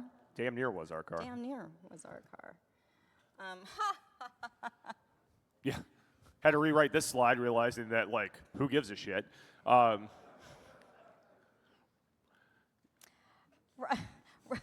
and I are like, okay, yeah, whatever. Philosophically, we feel pretty passionately about being open about, how we run the event so that you can trust us to be good stewards of your time and your money. Especially in the kind of middle days where the Moose Cluster wasn't selling tickets very well and everyone's like, why the hell should I put up with this bullshit trying to buy tickets when everything implodes? It bought us a lot of goodwill from you all who continue to support us to run the event for you. And I think it's been an interesting lesson in that relationship between organizers and attendees, and we would like to encourage other events to continue to have that relationship in a way that is practical and appropriate for them. We recognize not everyone can open their books and be open about it, and nonprofits have the other issue, but we want people to be able to be as transparent as possible to build conferences that are as effective as they can be. So, and this is, obviously, we love hearing your comments about what's happening. We had to add a tagline at the bottom of this one, too, because giving us feedback on what we can do next year isn't really going to mean anything, sorry. Unless it's I don't know what you could say. But there's still stuff to come from us, so stay tuned, and if there's things you'd like to see, I'm really open to hearing that. What was that? Do more with the Stargate. Do more with the Stargate. Stargate. I think that might already exist, so let's be careful there. Let's not do any trademark infringement, shall we? Right. Stargate gone. You are taking it SG1. home, just a very small part of it.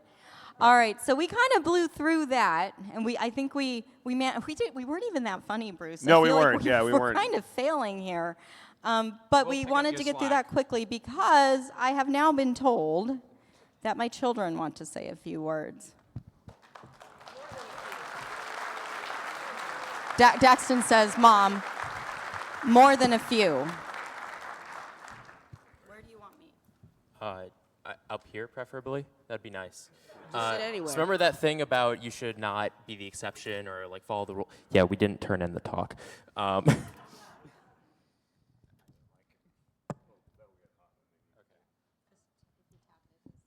You know, I just did the entire TaskMooster. Let's see if I can do this. Come on. There we go. You don't have to move it over. Fuck you. So. That's the first one. Like father, like child. Also, this is now a PowerPoint. It's not in whatever the fuck that is. We evolved. All right. Can I talk in here? No. No, Hello? apparently not. Try the other ones. Hello. Is that one? Hit. Oh, this one works? Huzzah. Okay, there Mine we go. work. There's also this one if you want this one. Okay. Can I request that the two We're of you figuring this out. shift down? We're gonna go this way. And then my siblings come closer, just to save the camera work. Chinese fire drill. Now let's make it harder for them. No. Okay. You need two mics. Look, I got. Shut up. All right, I'm not allowed to say that to them. Yeah, but I can say fuck you. On that note, sorry, Mom and Dad. How do we allow this? So yeah, this is Growing the Con. We wanted to kind of talk about our experiences because we think they're fairly unique for children. Because you know, when your house fills with boxes around Christmas and none of them are for you, it's fairly unique. So. It might mean We your parents got don't you like a you. few presents. You did. Thank you very much for that. Yeah. So, yeah, have you been to ShmooCon a few times? You've definitely seen some contingent of us just running around. If you don't know who we are, I'm the eldest, as it says on the slide. Thank you, guys. I'm Taryn. I'm 26. I've been to every ShmooCon and remember all of them. The chandelier incident, my dad getting the giant bruise on his chest. I mean, I've heard it all. Well, oh, I'm sorry. I don't talk up here much, There we go. apparently. Yeah. And the person who corrected me is my lovely wife, Amanda. Say hi, Amanda.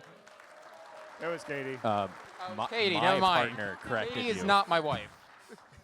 And I'm also looking to get hired. Please, I hate LinkedIn. Thank you. All right. As you've met me earlier, if you're here at TaskMooster, I'm Bobby. I'm 22. I'm the eldest youngest, or youngest eldest, because of the age gap. That's normally how it works. Yeah, well, shut up. Sorry, fuck you. I have been to, yet I do not remember every ShmooCon. I am about the same age as ShmooCon. And I almost have an MAT. Almost. I should graduate What's an soon. MAT? It's a Master's of Arts in Teaching, because There I you chose go. a smart career path. And I'm Dax. I'm 14 years. Let me help you with that one. Okay, my We're bad, bad at okay? this. I don't know how to use mics. I'm Dax. I'm 14. I'm the youngest. Oh my god. I've not been to every con, which is sad, and only remember the most recent years. I almost Stupid have existence. a middle school diploma, Sorry, I I guess. didn't have you earlier. I don't know. He's moving up in the world. Almost beating his parents. So, Daxton, why aren't we going to do it? Why aren't we continuing it? Our parents are tired. Okay.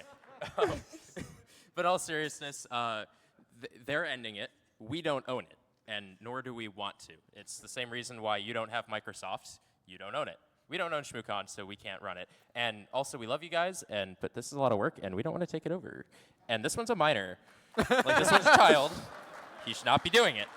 And you may have noticed none of us are going into this space. I have an MPA, so like policy, research, I'm music going and to teaching. be a music teacher. And well, Daxton still I can. may go into it, but again, minor. Minor, yeah.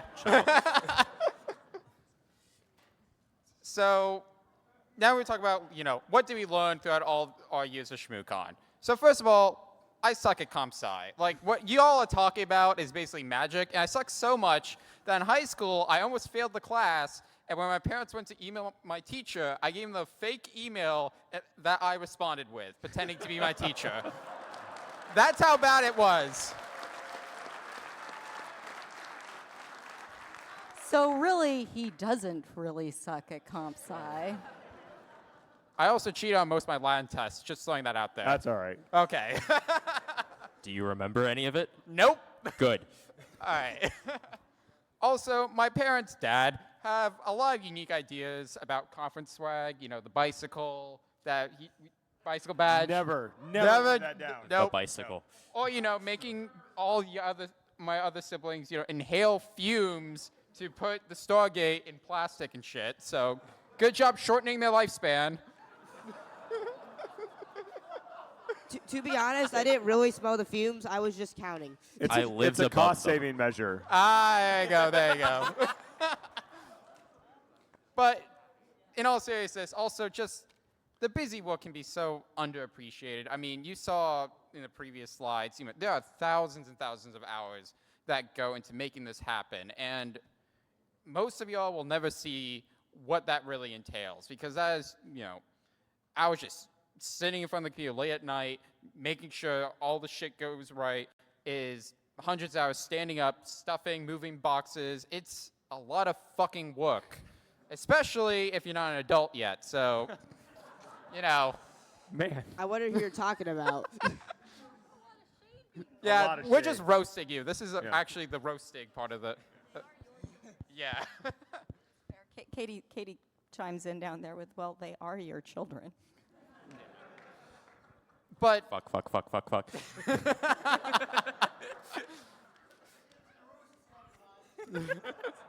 But on that note, to make all that busy work happen, you know, as I say here, no man, woman, or any other gender is an island.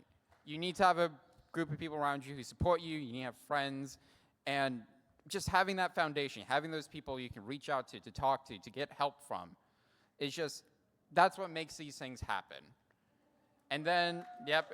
So thank you to the volunteers, obviously. Yes, thank you, volunteers. You doing good, Mom? Okay. And then also what my mom always says, lead with kindness. That's probably the most important thing I've learned from this, especially when you disagree. It's on the staff shirt. There you go. I think. It's on the badges. Yeah. It's also It's like everywhere. It's everywhere, exactly. We hear it so much, it's a little annoying, to be honest. I barely hear it, to be honest. I mean, I love you, Mom. Lead with kindness, is what, you know. But it's, you know, it's important when you try and be a leader. It's important when you try and be a follower. You know, treat people with humanity, and they'll treat you back with humanity. I mean, sorry. Also, I got good at a lot of random shit. So box textures, building computers, designing cutouts for laser cutters, poking out badges from wood, the bicycles again. How to be a gopher. I've basically been a gopher for the last 20 years. So on and so forth. So thank you for all these skills that aren't really marketable on my resume.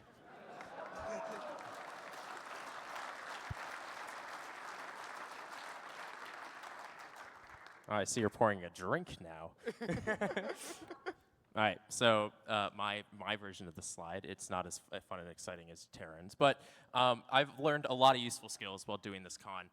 As you saw with the TaskMooster stuff. He can put it on the resume. Yes, in fact, it has. But a lot of useful skills with the TaskMooster. I've done a lot of video editing and audio stuffs, and I've learned a lot of things surrounding that. A lot of graphic design work over the last couple of years, not so much this year, but previous years. A lot of the art that you see, I've either edited, touched, or made, or something. I've made a number of the shirts, so it's been a very interesting process. Thanks. It's been a very interesting process learning how much the Adobe Suite sucks and how to swear at a computer. And also stream maintenance. I used to do a lot of Twitch streaming in high school. I streamed every night. And one day, I forget what the old system we used, but my parents were like, well, shit, we can't stream the talks anymore. And about to spend some random amount of money on some software. I'm like, no. Just install OBS and do it on Twitch. And they're like, what the fuck is that? I'm like, well, magical world. And so that's how we ended up on Twitch. I'm sorry. We also, I've also gained a lot of more useless skills. How to stuff swag bags. It's somewhat useful. How to shred a Stargate. That gets one time, and that's it.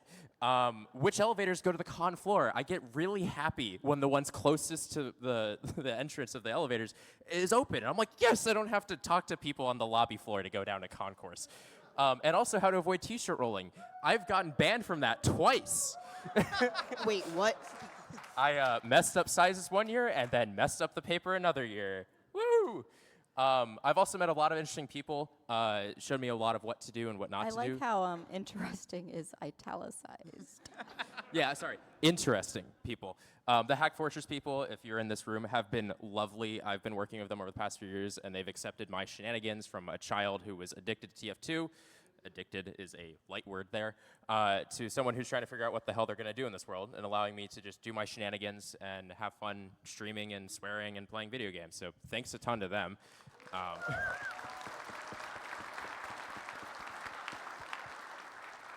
And I've also learned to advocate for myself. Our parents, or my mom, has been very good about just letting us volunteer where we want. And me being the fickle child, I jumped around. I think I did security 1 year, and that wasn't it. I helped out with AV for a bit. I went to Hack Fortress. I bumped around at other conferences. The fools lockpicking people just was like, yeah, here, just help behind and just work with us, unpaid. But it's been a lot of fun. So that's what I've learned, I guess, and to this one. Oh, God. So I really started really helping since like 3 or 4 years ago, so I'm not going to have a whole lot in mind, but I've learned how hard it is to run a conference. There's a lot. Like, a lot. All the volunteers put in so much work, mom and dad, like, just everyone. It's insane. Technology, I love it. And I also hate it, because sometimes it gets, yeah. It takes his parents away from him. Wait, no, that's not what I meant. It means I also learned stuff that's only useful to conferences, bag stuffing, t-shirt folding, and... Hang on, that one you can use. Which one? The t-shirt folding. It's rolling. What it's am I not doing? folding. Your laundry, Daxton! What am I going to go into when I'm older? Honey, you have laundry. I get that, but, like, these are special You'll t-shirts. go into a house with a dresser. Okay, and also make a hole. Them's fighting words, son. Do you want me to make the am I hot joke? Ooh. You should keep going for Yeah, your just own keep safety. Keep going, guys. You're doing great. Doing great. You know, that's fair. I also learned a lot of skills that are helpful outside the conference. Organization. Still ain't great at that, though. Being a leader, having a loud voice. I was already good at that, if you ask my parents and my brothers. I'm loud. And calming my siblings. Is that a good thing? No. Jury's still out on that one. And a lot more, but I'm 14-year-old. There's a lot for me. So, what's next for us? Well, I'm married. Woo! Yeah. Yeah. Good job. So, thank you, Daxton. Eventually, con grandkids. I spent like 30 seconds. Yeah. Look. You have We'll made get someone there very eventually, happy. okay? But no pressure. yeah, we're accepting funding and a job, please. Because I'm figuring out my long-term career. You know, I'm early mid-career, so I'm kind of the same. Oh yeah. There you go. Yeah, but yeah, I'm still figuring it out. I'm still young, I think. So, yeah, I think I'm 26. You're old. Yeah. No, it's been so weird growing up with the con because I'm used to being a child at the conference, and so every year the younger attendee age gets closer and closer to my age until last year my college just showed up, and I'm like, oh no. Oh. Like, I feel old and I'm 22. To be fair, some people still think I'm a high schooler, so. Oh, lucky. People think I'm a middle schooler. Wah, wah, wah. People think I'm a middle schooler, but I am. So like, All right, it well, works out. I'm dating life. My wonderful partner of 3 and a bit years, Katie, who helped with TaskMooster. I will also be finishing my degree in teaching, maybe going to teaching, maybe do something else for a little bit, and also just finding something else to do in my winters, because the 1 year that the con wasn't a thing, I did winter classes just to make up for it, and with graduating, that's not going to be a thing, so I'm going to be lost. And I got school. I'm about to go to high school. I'm doing what? Like it's not. True, yeah. It's not wrong. I'm also doing a bunch of like extracurricular things, like orchestra. I'm in orchestras. Yeah, I'm in 2 or 3 technically if you count my school orchestra, but I don't really count that. So. Your teacher does. Okay. I know your teacher. Okay, fair. And then also just going into like more leather work and just a bunch of hobbies. So, our most memorable takeaways. So, yeah, I think for me, one of the biggest impacts you can make with your life is to build a community. A community where people can find each other, make friends. I think Mom is so close. Where you can do it. Come on, come on. Milk it. Okay. Where you can. Okay, I'm sorry. Okay. So where you can build a community where people make friends, trade information, trade knowledge, and you can make a positive difference in this world. And that's something beautiful. Something that I've taken away. But, oh, It's go. okay.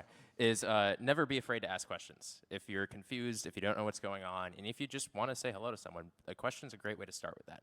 Being able to be comfortable of just, hey, what's going on here? Can you explain this to me? Or just step out of your comfort zone. Hey, is there a way that I can be a part of this organization somehow, even if it's just as a spectator or something else? Being able to just go up and ask questions, that's a good call. Being able to just go around and ask questions so you can learn what you need to learn, know what you need to know, and figure out where you're going next is an important skill. And so that's something I've taken away from me with this con. Going off my strength of copying my siblings, I took inspiration from Bobby, and you are always learning, and it's okay to learn. I learned so much here, just from all the volunteers, even attendees. I learned how to play games, how to actually use technology, which is nice, and just it's amazing how much people know. Notice he copied Bobby and not me, I guess. Yeah, I like Bobby more. Okay, well, people have confused me and Dax this con, and I'm lost. All right, so the CFP stats. I don't know what CFP stands for, so it stands for Children from Potters.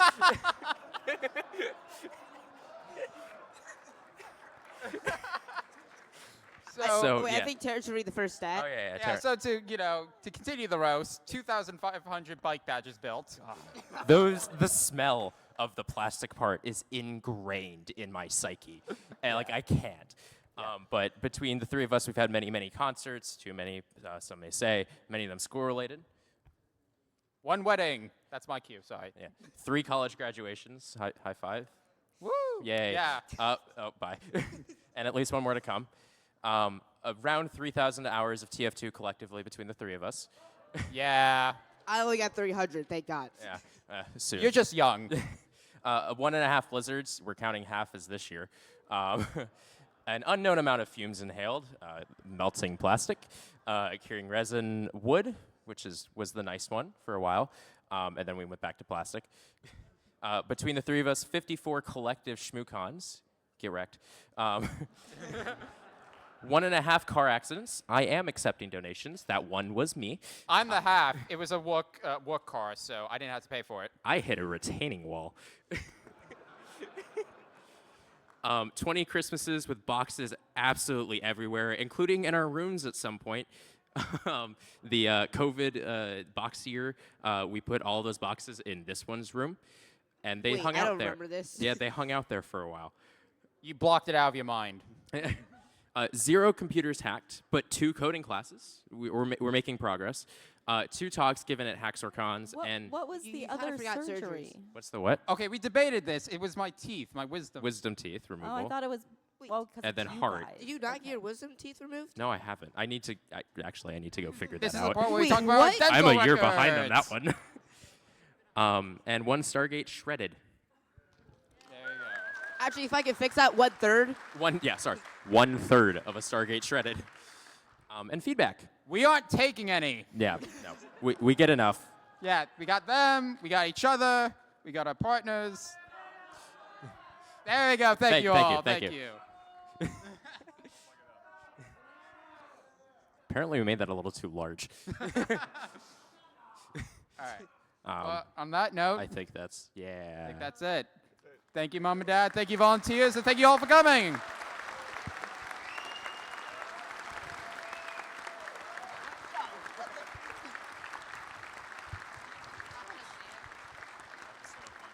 Appreciate it. We're going to take a minute and tool up to the next slides, which will actually be the closing slides. Talk amongst yourselves quietly or loudly. Yeah, you can have it. Actually, if somebody wants to run back to Reg and grab some more snacks.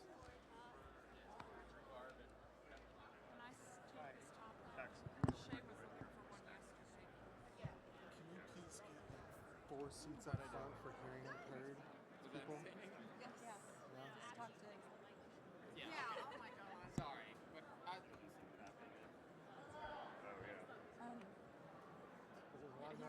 Back there, there's a few of them.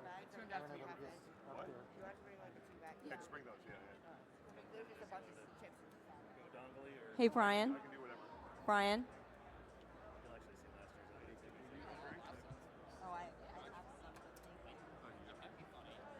Oh my gosh.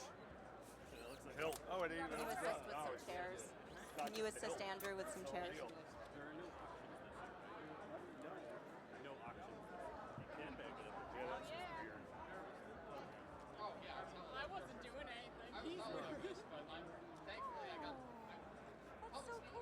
Look it out.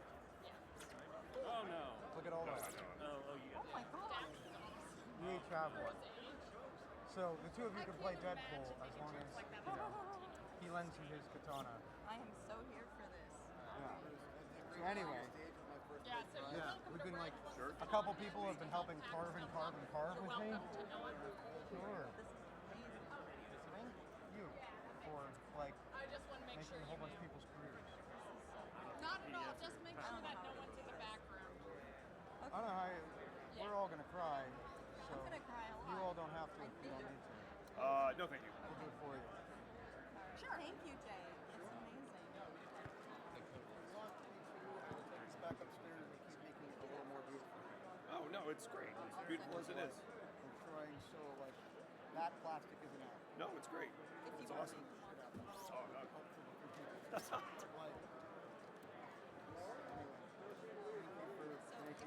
Yeah. How do you think that went, Bobby? Pretty good. Yeah, man. No, it's. I think we made them been very laugh. passionate about that over the years for sure. So. If you haven't done it already, please upload the slides to the slides place. Okay. Just in case we want to do an edit. Thanks.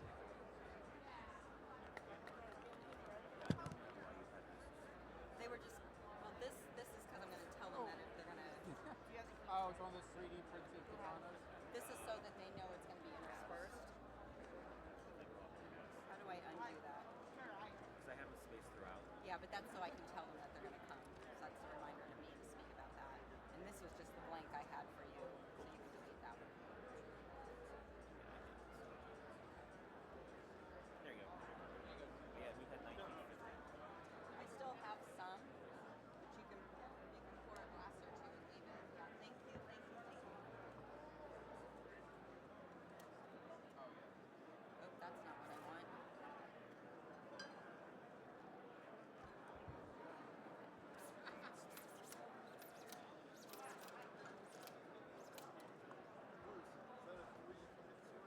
Should I put that talk on video? Yes, I totally should. Oh my goodness. Professional, yeah.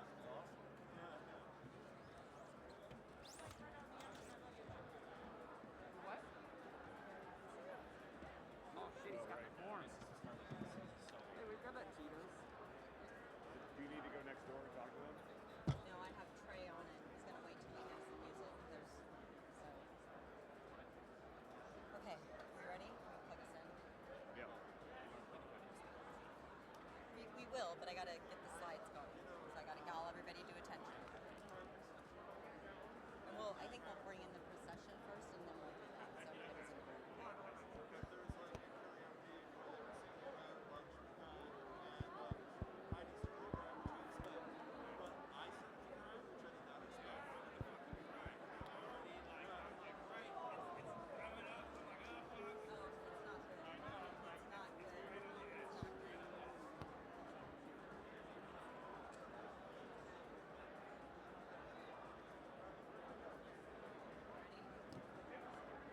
All right. Okay. Just for all of you out there who know the story, as I'm sitting here looking at Bruce to get confirmation that the microphone is on, he says to me, "Yeah, you're hot."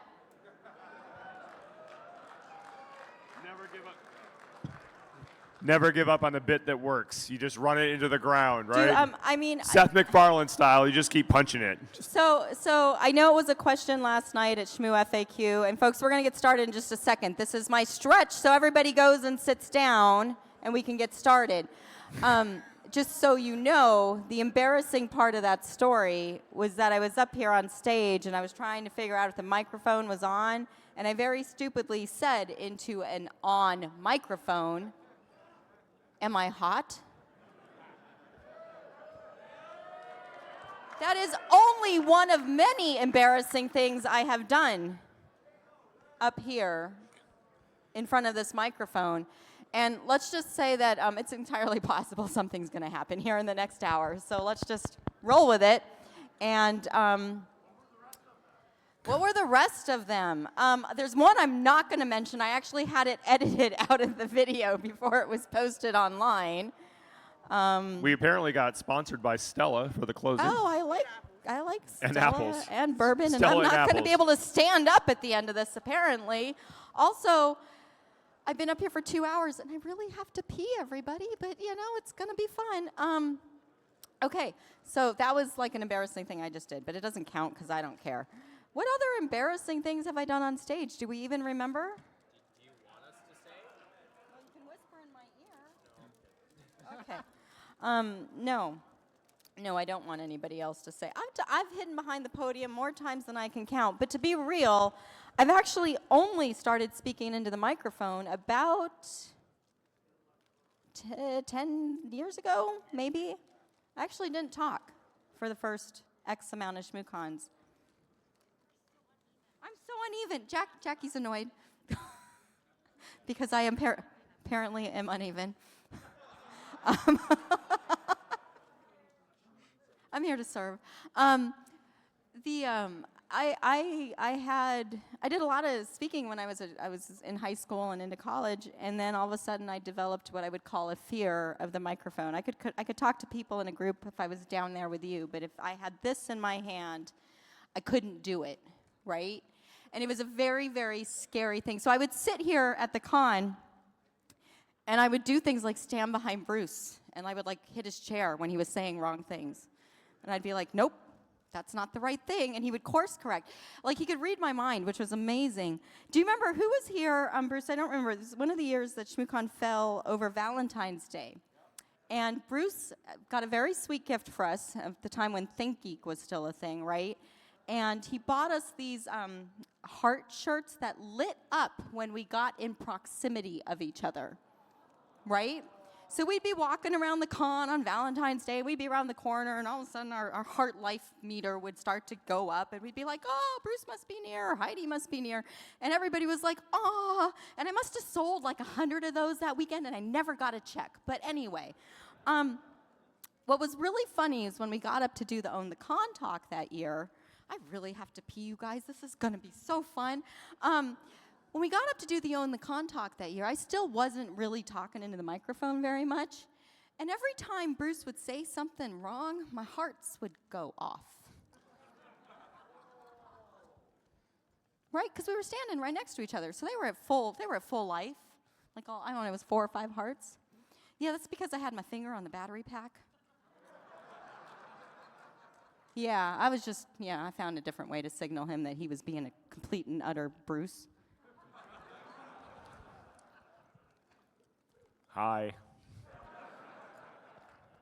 Bruce has learned no new facts about gourd husbandry in the last year. I just want to point that out. So we will not be going down that road.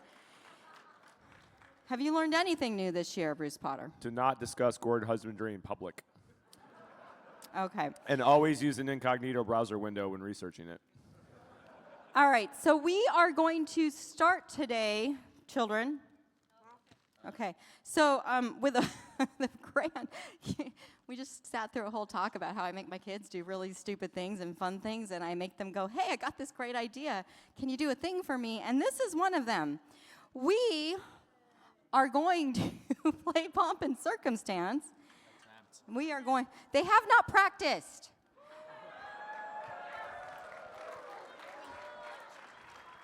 And we are playing on some of these are okay, but some of these are kind of unconventional instruments. I will, let me finish speaking. For Pomp, we are playing Pomp and Circumstance on a viola. The correct response.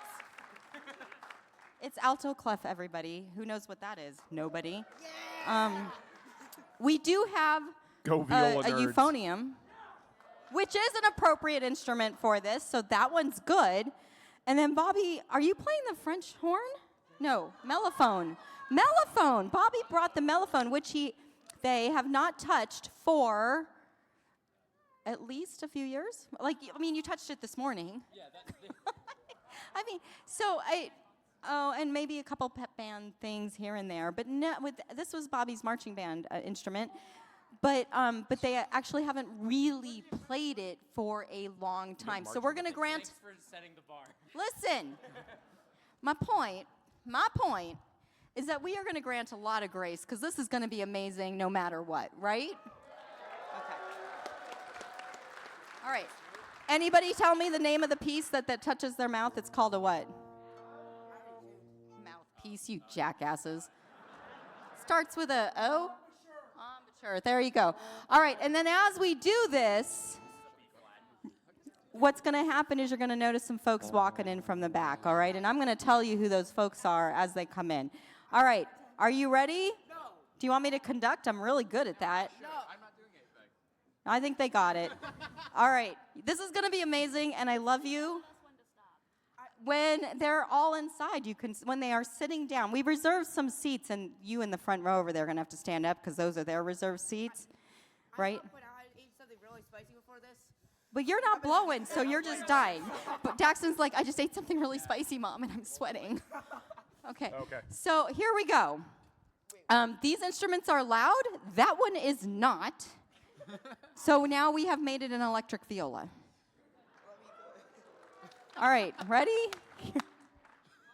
Here we go.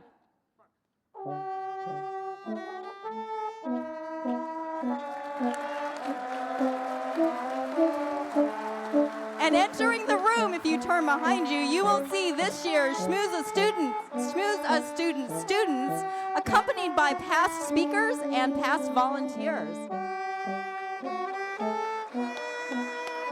And some of this year's volunteers.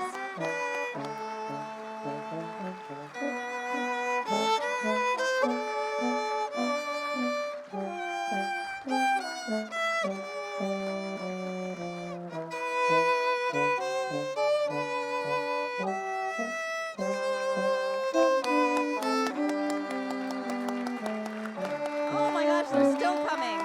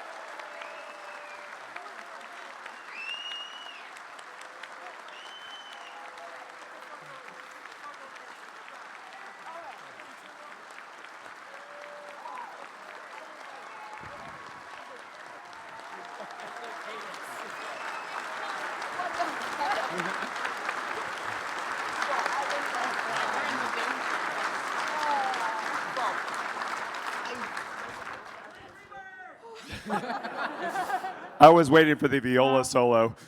Oh, yeah, no, that ain't happening. Yeah. Oh my gosh.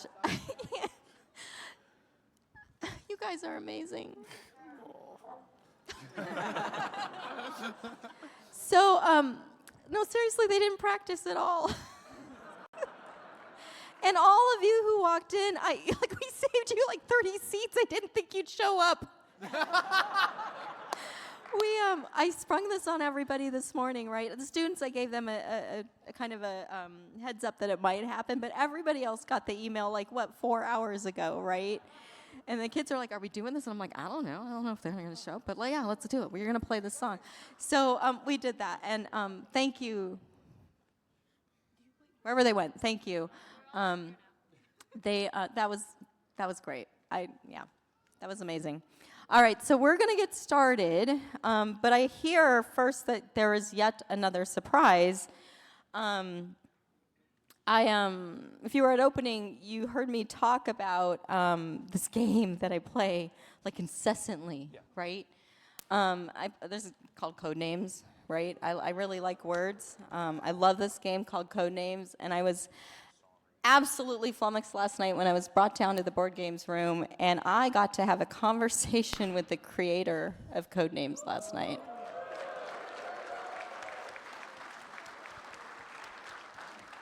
So this has been in the works, I guess, for a while, and I have to say a mad thank you to Cosmos, who's the one who basically hounded the guy and got him to agree to talk to me.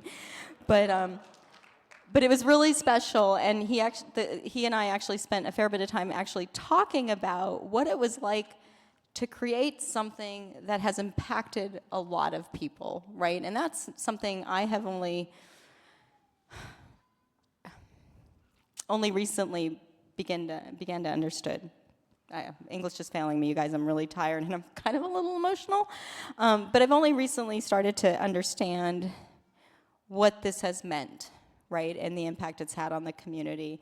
And that's something that he and I talked a lot about, because his game has been a really big part of my life, and has been an opener to a lot of my relationships with people. And it's something I take to conferences. I throw it up on the table. Noise, actually, who's not here. Everybody, 1, 2, 3. Hi, Noise. 1, 2, 3. She's not here today, and I miss her. I miss Spot so much. Many of you know her. She's the one that introduced me to the game. She's like, I got this game. You're going to love it. Let's play. And then we never stopped playing. I mean, I literally... Codenames people, my Codenames people, we play every flippin' week for 5 years. We skip a couple weeks here and there for holidays, but we do this. It's a thing. All right, so without further ado, we're going to switch really quick, and I guess we just have a short recorded message from the creator of Codenames. I don't know. Is it on the screen? Yeah. Okay. It's on the screen. Yeah. Okay. Hello. I was asked to say a few words to all of you, the attendees of the last ShmooCon. I'm Vlada Chvátil, and I am a Czech board game designer. And I was told that one of my board games, Codenames, has been near and dear to Heidi's heart since it was published. And also that over years it became an important part of ShmooCon and has brought many of you together. So hearing this brings me lots of joy. It's really nice. I have created many games, from long heavy strategies to simple fun drawing games, and I make them to entertain people and bring them together. But still, I never imagined that I would create a game that has so broad audience and impact all over the world as Codenames. So thank you for being amongst those that I created the game for. Well, that was my first thought when I heard that there are a bunch of clever IT people that really enjoys Codenames. This is awesome. But my second thought was like, wait, these people may enjoy also our app, because I am IT person by my education too. I was starting as a video game programmer and designer, and a few years ago I returned to my origins, and I was working on the biggest project so far, digital implementation implementation of code names. The Codenames app is built around the same core principles as Codenames board game, but it expands them in so many ways that you would be surprised. And it is fun as a solo experience, but also it is a great way how to stay in touch with people that you don't see too often. So, sorry for this promo. It was not meant as an advertisement. We have marketers to do that. It was like I wanted to personally say this to you because you made me exactly the type of people I created for.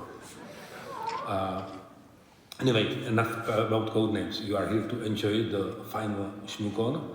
So have tons of fun, and maybe I'll see some of you tomorrow evening virtually again. Goodbye from Czech Republic, and have fun.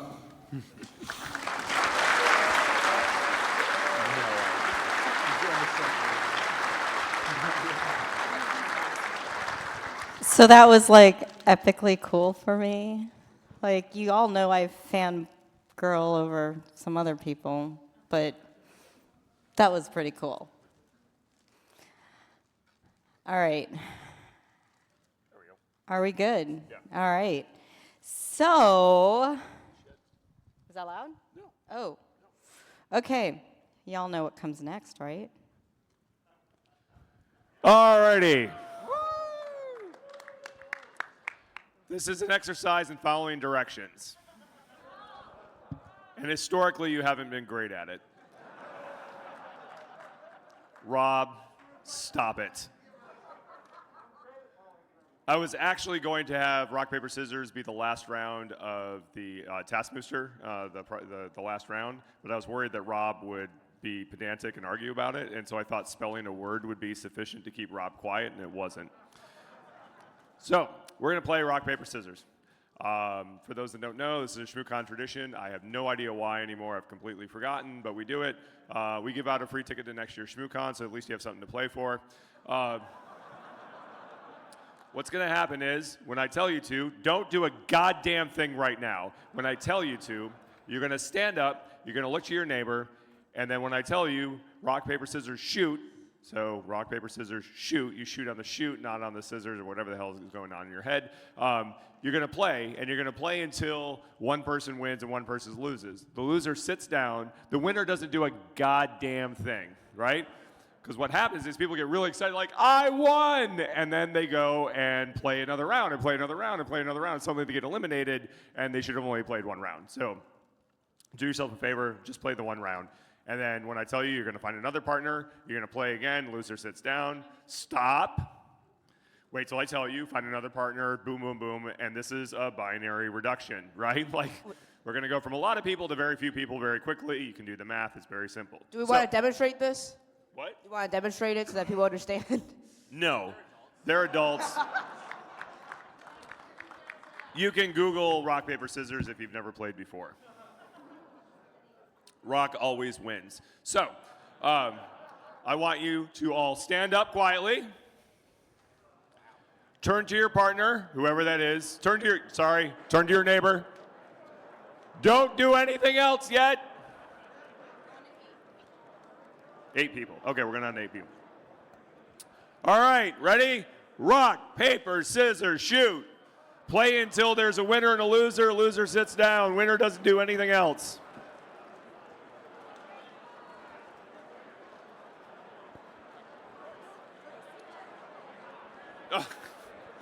All right, I'm playing CJ online. All right, everybody, round 2. We still have some people going, apparently in the worst game ever. There we go. All right, ready? Find a partner on the count of 3. Rock, paper, scissors, shoot. I beat you, CJ. Sorry, man. It's great to see you. All right, loser sits down. Winner keeps standing. There's a lot of people sitting. You've already done this all wrong. There should only be 3/4 of you sitting, and there's like 90% of you sitting already. That's okay. It makes it go faster. All right, find a partner. Ready? On the count of 3, rock, paper, scissors, shoot.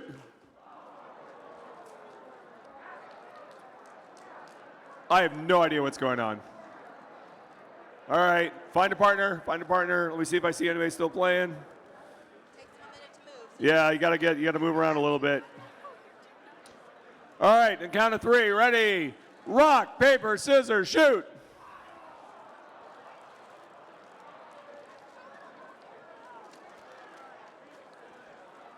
All right. All right. We got one more round before you bring you up front, so everybody find somebody close to you. This is way too short. No idea what's happened here. Ready? The count of 3. Rock, paper, scissors, shoot.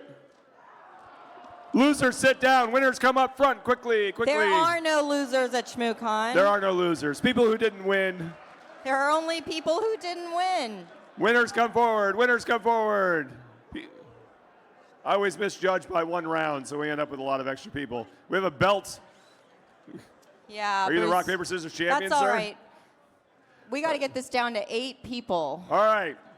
Let's say we're at 32, so we're going to go down 2 rounds. Ready? Find a partner. Looks like it. Oh, we got everybody coming Line up. up, line up, line up, partner up. Yeah, partner up. Raise your hand if you don't have a partner. There we go. All right, Heidi's going to play this gentleman here. I'll play you. Ready? All right, ready? Rock, paper, scissors, shoot. Losers, the non-winners, go back to your chair.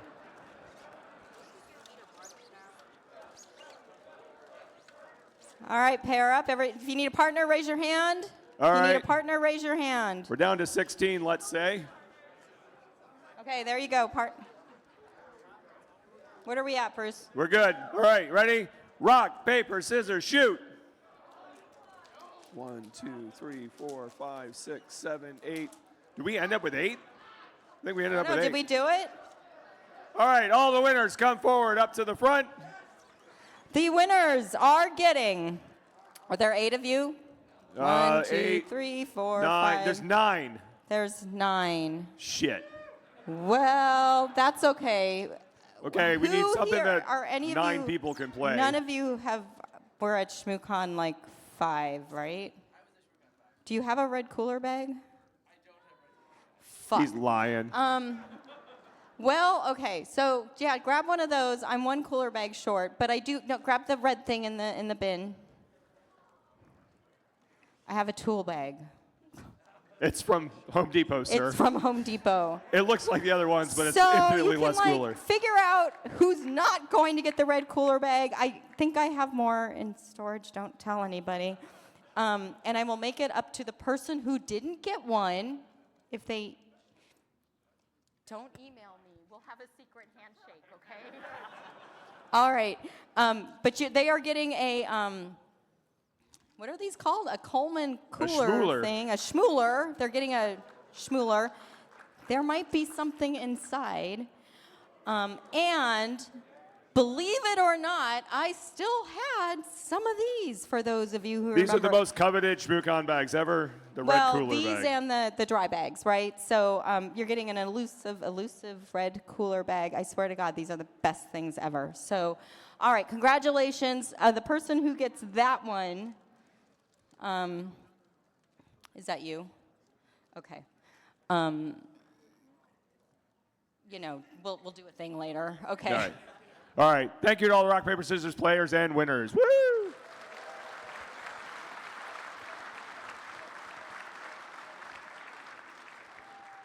I don't think there's still food inside those, but throw it away if there is. Seriously. It might be death food. Please don't.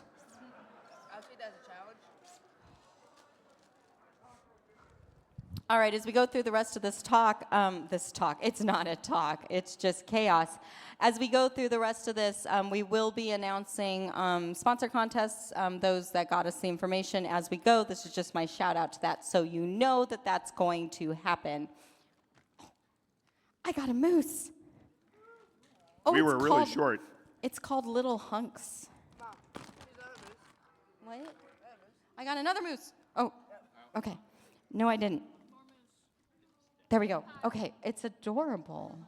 Okay, so this is just warning to you that as we go through these slides, there'll be periodic sponsor slides. We will announce the contest, we'll announce the sponsor, the contest, who the winner was, something like that. And but we don't coordinate the prizes or anything like that, so you need to talk to the sponsor if you haven't gotten the prize already. Okay, so we understand how that works? All right. Same as it ever was. I feel like every time I say that, I feel like, yeah, there you go. Thank you for the assist. All right, as promised when we were going through on the con, total number of checked-in attendees end of Friday. Whoa, I didn't write these slides, so this is going to be really fun for me. Was 1950, but total as of 1 p.m. today was 2152, so that's fantastic. And most of you are in this room, best I can tell, so thank you for being here. Bruce, is it amazing? It's always amazing to me how many of you every year stay through the end of ShmooCon, especially this year, and I knew that this year there would be more of you, but it is always amazing to me how many of you stay every year for the closing ceremonies. We are not prone to do that usually, so oftentimes are, but not always. So it's special to us that you all stay. I don't know, maybe it's just because we're stupid up here, I don't know, but it's a thing we do. All right, so also, we're gonna sprinkle some of this throughout the presentation as well. It's kind of our way to tell some stories about things that happened over the weekend or some con lore. And we're gonna call it shenanigans, which I may or may not have spelled correctly, so who cares? I think it's right. Okay, good. Anybody know what this is? A Mac Mini. Anybody know which Mac Mini it is? It's not a G3. That was kind of a hint. It's a G4. Anybody know anything about this? Guess what? It had a birthday. Yesterday. Guess how old it is? It's 20 years old. Not that particular Mac Mini. I mean, that might be like a couple months shy when we purchased it. I have no idea. But the G4 Mac Mini, it did indeed turn 20 years old yesterday. Another fun fact about that Mac Mini. You can read the notes. Oh, I can't from over there, but I can read them You from can over read here. them from here. It runs 10.4 Fox, which is a binary-only Firefox port that was released on SourceForge, so you could run Firefox on G4 Mac OS, because it was obviously abandoned when they shut down that architecture years ago. So, and it's still... It's still at Reg. It's Yeah. what we use. You think your point-of-sale system's old? You should see ours. Right. So I will point out that it is air-gapped. Okay, it's not connected. Well, maybe briefly connected to the internet, but it is not. It's safe and it's old, and it will now live in a closet. Next year, we're going to have a CTF where you get to attack that. Something like that.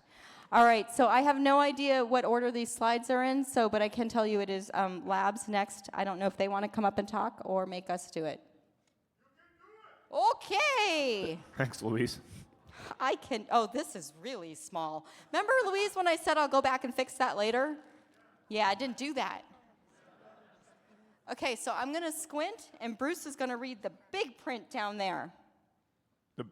Which big print? Yeah, It's right? all the same size. I know. It's actually not in a font abomination. They've done a good job. Listen, I literally cut-pasted it in and said, Louise, I'll go back and make it look pretty later.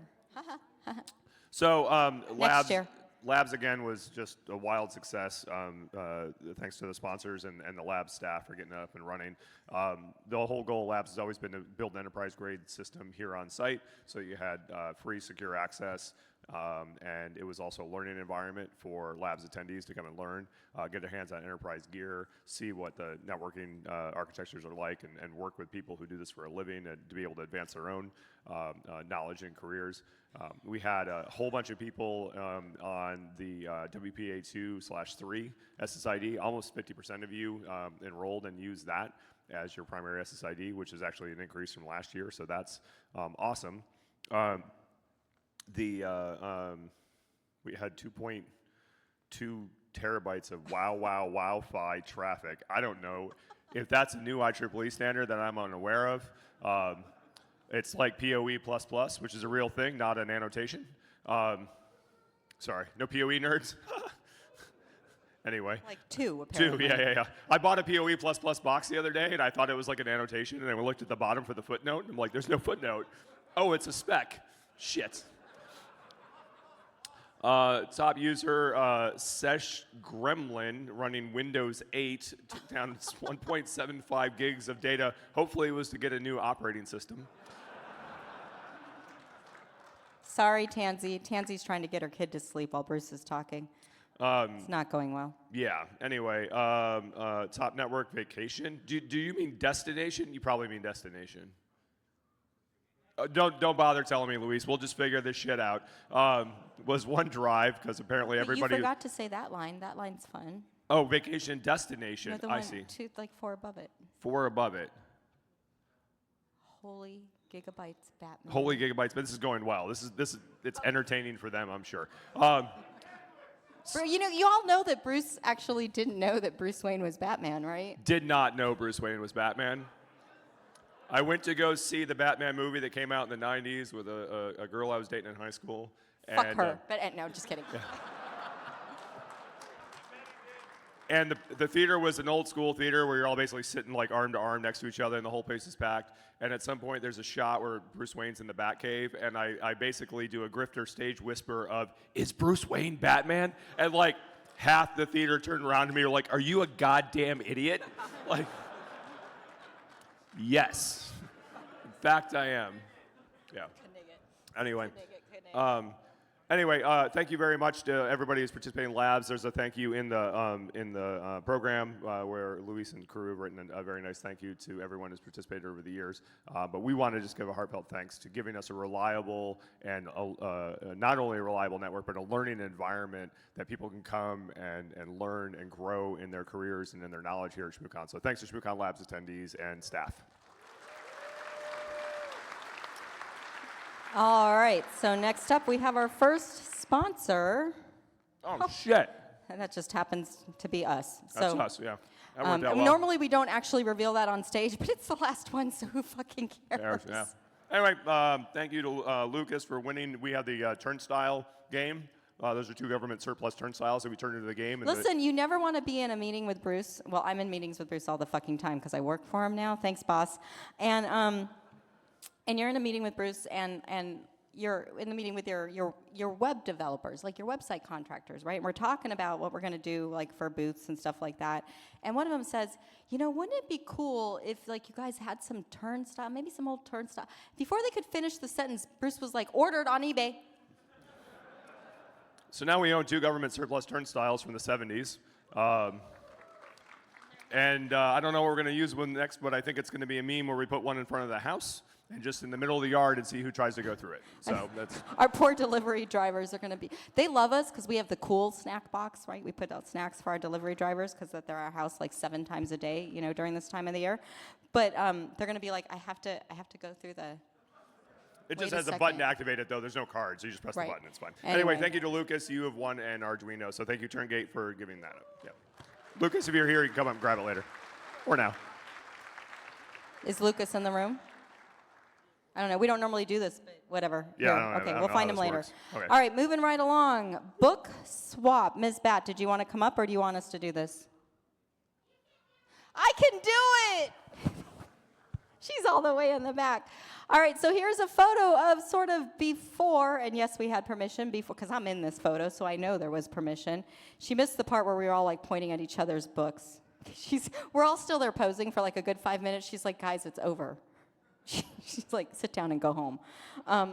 Anyway, so they got a ton of books, right? 87 active participants, like active swaps, right? 124 books dropped off. We love this because it's a sharing of knowledge and resources, right? So this was great. This was Ms. Bat's idea a couple of years ago. So thank you for you and your team for bringing this to the con. This has been amazing. And you can see that most of the books were given away. That picture was taken earlier today, so who knows if there's any left? No? Yes? Maybe so. They're being donated if there are. So we love this program. I encourage any of you who run an event to maybe adopt this idea. It's a fantastic way to share resources, and I'm sure we adopted it from somewhere else, right, Ms. Bat? Like, that's how we do. So, all right, moving right along. Looks like we're, see, this, I don't even know what's coming next. Actually, I do, because I have presenter mode up. I'm just playing you all. Radio exams, me or you? Not me, yay! This is Adam, everybody. Thank you, Heidi. And yeah, thank you for everybody who's come and taken exams with us over the years. Ham radio is something that is able to keep communications going when sort of everything else fails, but it's also a place where you can do a lot of playing legally with different technologies that you couldn't otherwise. So this year we had 19 candidates who came out and took tests, resulting in 12 new or upgraded amateur radio licenses. Thank you and congratulations to all of you. And so we've been doing this since 2017 now. Thank you so much to Heidi for having us back over and over again, letting us help keep this space alive. And so we've had over 100 people who have gotten their amateur radio licenses through ShmooCon at this point. So yeah, and given the size of a lot of exam sessions, that actually does start to add up.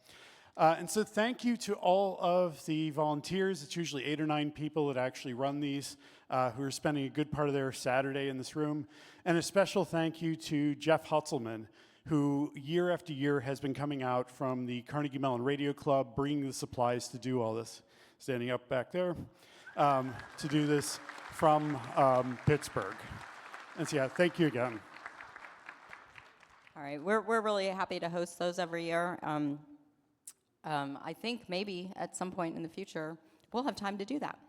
So I'm looking forward to adding something to our resume. All right. Yes. Remember that thing that Daxton told me I ate something really spicy? Yeah. Yeah, if you like spicy, holy cow, I just ate one of these. Do we have new sponsors? We're closing Stella and... I know. These are the sponsor moments, everybody. Route 11 potato chips. Holy Perfectly cow. spicy. These are hot habanero, and I just ate one. And I do a lot of spice, but those got some kick. You're welcome. Yeah, wow. We're in the coffee shop. I'm like salivating. We have 4 more. Don't Okay, worry. no, we're good. We're gonna keep moving. Holy shit.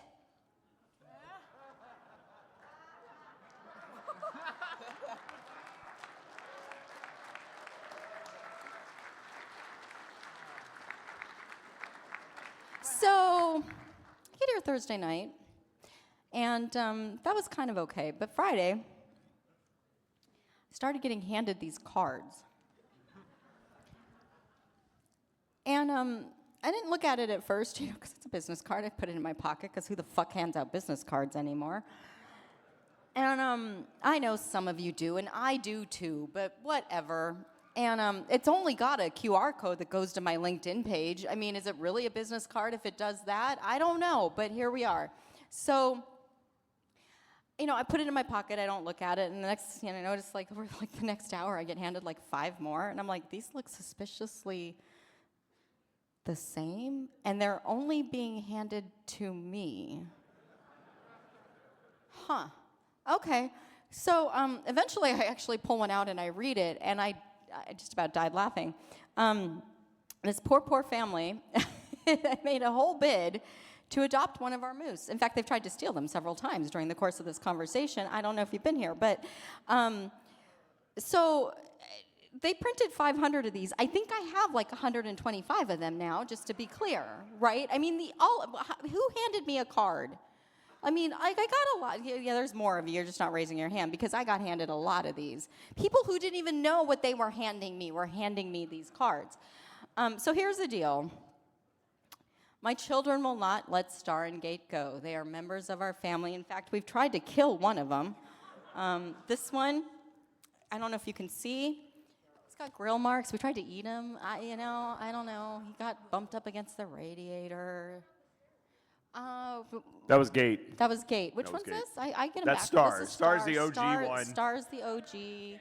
Gate's over there. So I cannot let Star and Gate go. They are my other children, apparently. I don't know. They really get in my way at home because they're always around. But I'll send you one of your own. All right? So, with a caveat that I'm not sure they make this one anymore, so it may not be exact. Just give me some time and I'll figure it out, right? We'll do a thing. We'll figure it out. I know how to find you thanks to all the business cards in my pocket. Thank you.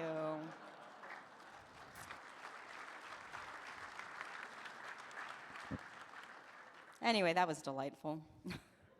All right, Bruce. Let this be a lesson. Be annoying until you get what you want. Polarity was a sponsor. I do this for them, right? They don't come up. You do it. Okay. It's been a whole year, and I've forgotten what the hell I'm doing. They had the Cyberdeck challenge with the hashes on the cards. Thanks to Kat and Bradley. He used a thermal camera sensor to detect humans and say hello. And thank you to Bruce and Heidi. So the winner was, there is no winner on here? No, cool, awesome. Hey, thanks Polarity for being a sponsor. That was outstanding. Thanks for the support. I just cut and pasted what was in the email. Hopefully I didn't miss it. I got anyway. maybe Kat and Bradley won. Is this its own challenge? Paul, are you here? Was it a challenge to figure out what this meant? No. Okay. Anyway. Okay. Hey, Apologies if I missed a line. Yeah. But anyway, we think maybe there's a winner mentioned here. We're not sure, but they will figure it out. Polarity's awesome. What was How that? about that? We're good? We're good. We did it. All right, yay! We did it. We didn't fuck it up. Didn't fuck it up. All right. Fucking Saturday night. Lynn Tile, do you want to talk about your part of Saturday night, and then I'll talk about board games? Are you in the room? Oh, here it comes. Moving with alacrity. What up, ShmooCon? I just really quick want to say a huge shout out and thank you to everybody that came out last night. Huge congratulations to our winners, Team Hat, who will be taking home not one but 5 championship belts, because there's the internet that makes those things apparently. Also, on a more serious note, I want to say a huge thank you to everybody that donated last night. We donated $1,545 to the EFF. And 10 euros and 20 pounds sterling, just in case anybody's keeping track at home. A lot of trivia questions. All of the answers are going to be released on social media, so stay tuned for that. You might learn something. Thank you so much to ShmooCon and all the support we've had throughout the years, and until I see you next time, don't fuck it up.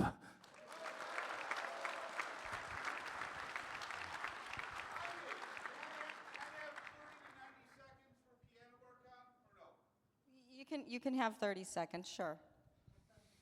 30 seconds for Piano Bar Con. And go. Thank you to everybody who participated in Piano Bar Con. It's a fundraiser. If you would have been inclined to give me a tip, please make a donation to charity. I finally don't have to live on my tip money anymore because I work in this field. The gentleman cedes the floor to the idiot in red. Next up, we want to talk about game night? Do I want to talk? I don't know. Was there anything else to talk about Saturday night? We can talk about board games. Okay. I mean, we did once already. We did? Well, we talked about code names. Our experiences? You want to talk about your feelings too? We can get into that if you want. He's I'm sure an asshole parent. They would all love to watch this. Oh, we did it already. Oh, yeah. I don't sorry. even know what to do with that. Caspian and Joe helped us run the board. There's Caspian. I don't know where Joe's standing back there too. So they help us wrangle the board games night, and it's just really a thing we decided to do. The decision was made to do it really the year after COVID, right? Because we didn't want to.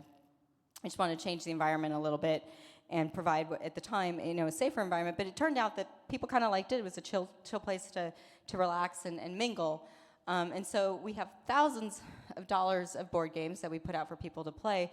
But last night, I think, and I'm sorry I didn't get the photos in there, Caspian, but I'll put them in there for posterity later. Just had a lot to do today, people. But one of the things that happened last night was this face-off of a giant Jenga competition between, was it Julian and Anna, right? So two of the children of our staff members, and it was epic and a lot of fun to watch that. And if you've never heard giant Jenga crash to the ground, I highly recommend that. It's very loud. But lots of games are played. It's the kind of thing where honestly it happens. You're like, what the hell is that? And they're like, oh, it's just Jenga. And then it happens again. Happens again 5 minutes later, like, what the hell was that? It goes on all night long, right? Right. Your brain has just forgotten what that goddamn noise is, and then it happens again. You're like, okay, yeah. Yeah. At So least that was what I do. But I hope everybody had a good time last night. Alan had a good time last night. He's there. He's glittery. He's in the back. Yeah. Anyway, not to call you out, but we already called you out, so why not call you out again? Also, he posted about it publicly, so I feel like I can say that he was up till 4 a.m. Sorry. I'm just throwing the shade at Alan. All right. All right, so our next up, HFC. Woo!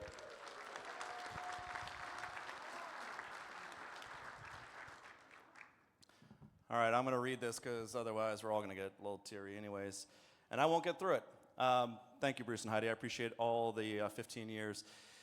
On behalf of our founder, Johnny Long, and the entire HFC street team that's been around, I want to extend our deepest gratitude for 15 years of support. I first met Johnny when we both worked at the Defense Cybercrime Center in 2008, and I was immediately drawn to his vision that went far beyond the proverb of teaching a man to fish. Johnny understood that in the 21st century, we needed to empower communities with technology and infrastructure to create lasting change. This afternoon, I want to acknowledge not only those present in the room, but the countless supporters who have contributed to this vision. During a commencement speech, appropriately enough, David Foster Wallace said that everybody worships. The only choice we get is what to worship. Through HFC, you've chosen to worship something greater than yourselves. Instead of chasing after things that would eat you alive, you've invested in transforming lives and building hope. What began as a food program in Western Kenya blossomed into something extraordinary. Through your support, we didn't just provide meals, we created sustainable farming systems that fed hundreds of families. We didn't just donate computers, we built educational programs that gave students marketable skills for a sustainable future. We didn't stand by and watch the news as nature ravaged Puerto Rico. We built and deployed defensive neighborhood watch kits to support our friends and family and community that's in that region. But perhaps most revolutionary was our approach to harnessing the incredible talent within the hacker community. Together, we've proven that the technical skills of hackers, from building websites to conducting security assessments, can transform charitable organizations that couldn't afford traditional technical resources. Every volunteer project, every hour of coding, every security assessment has been a testament to finding real meaning in using our skills for the greater good. Like Moses from the Bible, you chose to serve rather than be served. You've demonstrated that true leadership means lifting others up. And in 15 years, you've helped us answer that crucial question. Not where's the F5 button on my keyboard, but rather where is the Save Life button on my keyboard and how do I press it? Through your generosity, we've shown that it exists in every line of code written for a charity, every computer class taught, every life transformed through sustainable solutions. As we write our final chapter of HFC's story, I'm proud to share that our Uganda-based operations have successfully transitioned as of December to another nonprofit, Ugandan-based, called Just Cause. They will continue the vital work in that region. Here in the United States, HFC will complete its mission by supporting our established clients with the remaining donations, ensuring that your contributions create a lasting impact up to our final page.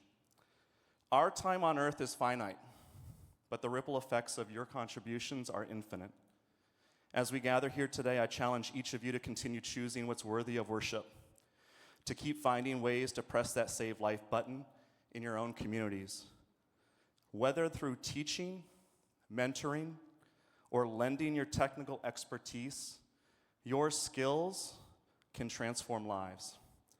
Thank you for 15 years of trust, support, and shared vision. Together, we've proved that the most powerful code we can write is the one that connects hearts and changes lives. Thank you.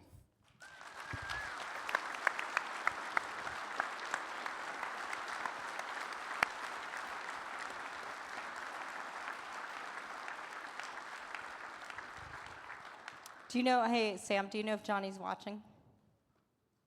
All right, well, even if he's not, he'll watch later. 1, 2, 3. Hi, Johnny. 1, 2, 3. Hi, Johnny. There's Johnny. Not the All scary right. guy with the axe, but the other one. You know. All right, Bruce. AWS has CTF. Oh, my God, I forgot about this. What? Just read the winners. You'll get there. All right. CTF winner were the imbeciles. Woohoo! Let's hear it. I love it. Onward, the Bit Chuggers. And Jeff Bezos made more money while I was coming up with a name than I make in a year.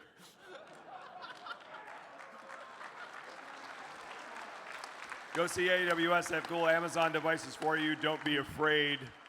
I'm sure their corporate lawyers haven't come by or their marketing people. that was to my retool. editorial Yeah. comment, but they blessed it. It's all good. That's funny. Before we do the next one, Grex, you should be ready coming up here soon. But not just. But not yet. But Yeah, not not yet. yet. Okay. All right. So our next, I don't know. We're gonna do barcode schmarcode. Is There he is. Forgotten's coming. There we are. I guess I should have said Forgotten. You're up first, and then Grex. Right. That would have been helpful. But Yeah. you know, whatever. We'll fix it next year. Oh yeah, AWS is over there. So if you were one of those winners that we mentioned and you are in the room, you should go find those guys. Is that a right bear there. trap? That's awfully thoughtful of you.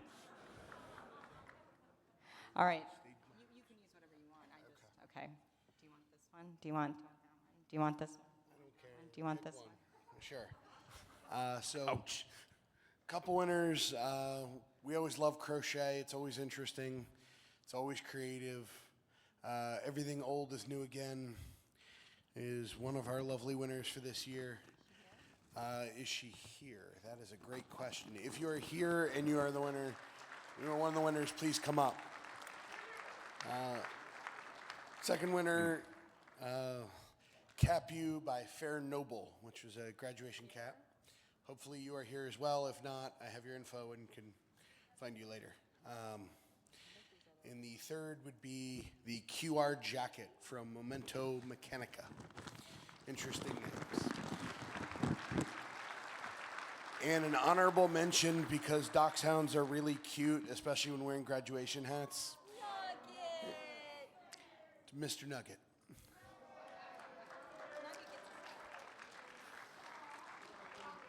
Thank you, everyone that participated, and I hope you carry the creativity forward. And I'm so glad Heidi and Bruce and everybody are awesome enough to let us keep doing this contest. Yeah, man. It's great having you. Thanks very much. Thanks to our nice Barcode Smartcode for doing this for years.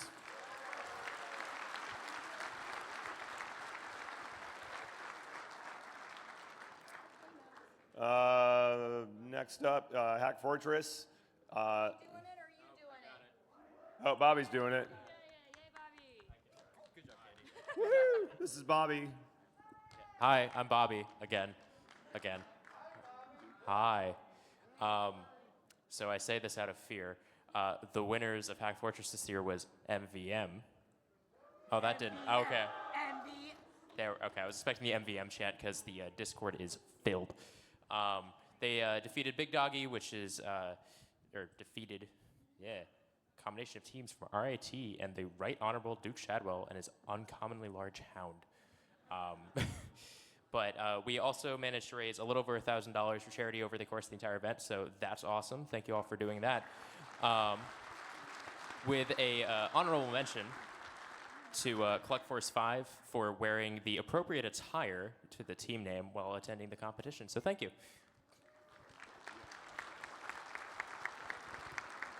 One of the contests they had, or one of the challenges they had during Hack Fortress was karaoke, and the Right Honorable Duke Shadwell sang very well.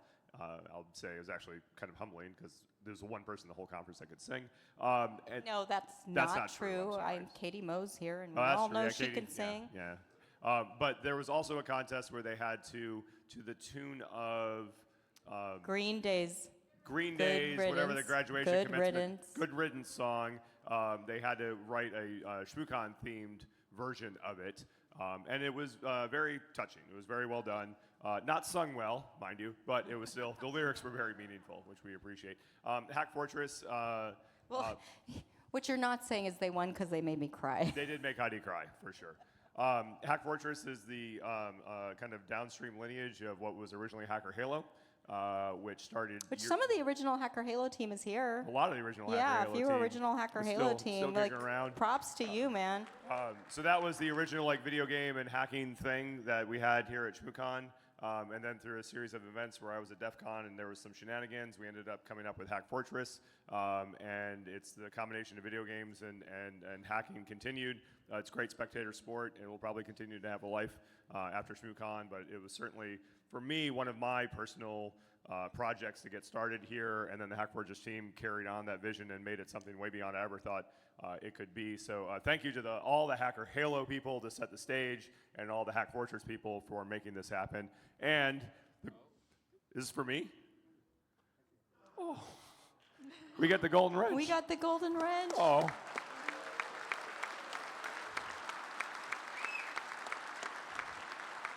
Wow.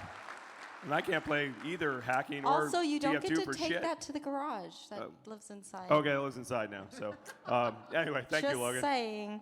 Holy cow, that's heavy. Yeah, that's actually a real wrench, too. So, all right, next up, we're going to have Grex with Fire Talks.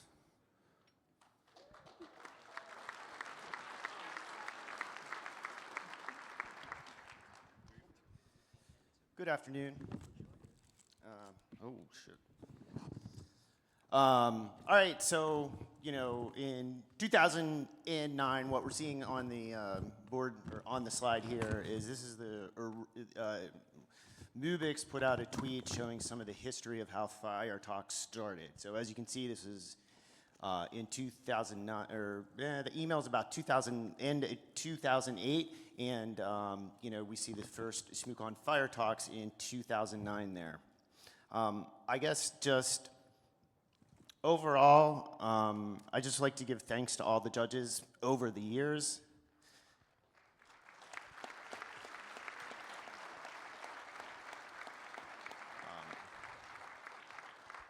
So the first four, Space Rogue, Katie, and Kim and Ray, this year for being the judges.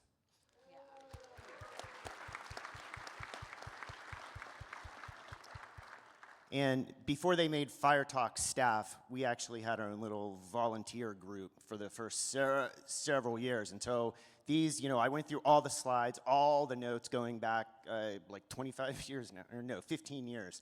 And so these are the names, so if you're out there, I know I was talking to one person and they were like they brought their son here, and when I showed this during Fire Talks, they, their kid was like, oh, there's your name, Dad, from way back. So that means a lot to me, but anyway, thanks, thank you. That's all I can really say. All right, so on with the prizes. So the interesting thing is, over the past 15 years, inflation has gone up a lot. Amazingly, the prizes have stayed the exact same. But in the end, it's not really it's not about the money, right? It's just a little incentive. So, it's worth a lot less now than it used to be. But before I go into the third place prize, so we have an honorable mention this year. So this is going to be Kirsten Renner. Start at the finish line. If she's here, please stand up. All right. So she's going to get to be a judge next year. So. It's a great prize. Great prize. All right. So finally, place, essentially third place, $125 gift certificate. Amale Korean, multi-sector / industry hobo. So we've gotten a few. I don't know, if you're here, please stand up, be recognized. So we can, for this, and we can touch base afterwards about, getting gift cards and such done. So second place is Richard Zach with his project MalwareDB. I don't know if thank you, Richard. And then finally, the winner for this year's ShmooCon Fire Talks is Carole Kosher, The Unethical Engineer's Guide to Event Ticket Acquisition. And so this was a really cool talk about how to get the ShmooCon barcode. Yeah, use that next year. Yeah, you can use all those, watch it, and you can use it next year. Now, just kind of some free-form notes here. And I'm going to read this, and so all the Fire Talks judges, you know, if they were to kind of rate me after the fire talks, I know they would deduct like 50,000 points because I'm going to read it. So, but I feel like the words that I kind of wrote down here are important enough that I kind of want to just read it and make sure that it comes through well. So I don't know what's next, something we're all facing this year. But I'd like to give a big thanks to everyone that's ever been involved in Fire Talks here at ShmooCon. To the InfoSec community, you've helped me grow so much since I took over in 2010. Thank you. To the audiences that attended over the year, I hope you learned a lot. I learned so much too. To all the people that submitted over the years, watching many of you grow from maybe your first talk over the years to leading community and industry contributors, I kind of feel maybe in a small part like that proud dad. To the staff, I mean, just overall, the staff is awesome. Over the years, I've directly interfaced with streaming, recording, and security teams. Thanks for being flexible with us. Sometimes we go over, you know, we were very lucky this year, but so thank you to them. And lastly, to Heidi and Bruce for having and supporting Fire Talks through the years. Thank you.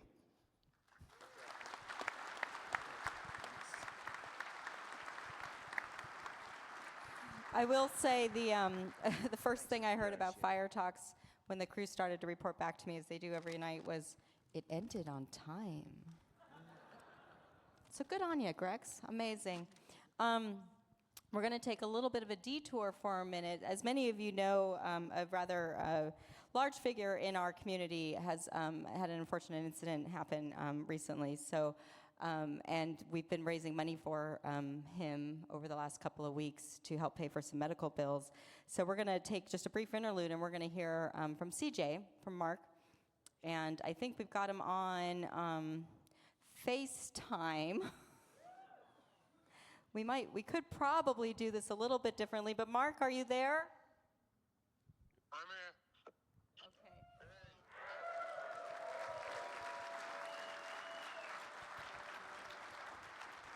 All right, so you just got a huge round of applause, but I know that you wanted to take a minute to say a few words, so now's your chance. Maybe. Yeah, I just wanted to say thank you for everyone that's supported. The community has raised over $90,000 for me to teach me to walk again because I was the dumbass that broke my neck before ShmooCon. That's incredible. So if you didn't hear that, we've raised over $90,000 to help support Mark with his medical bills.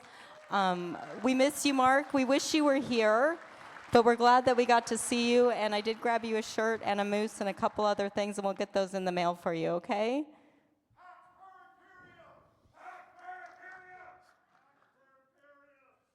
All right, everybody give 1, 2, 3. Hi, Mark. 1, 2, 3. Hi, Mark. There we go. All right. Just as a heads up, if we could make sure that the RFCTF and the crypto college people are on deck over here for a few minutes from now.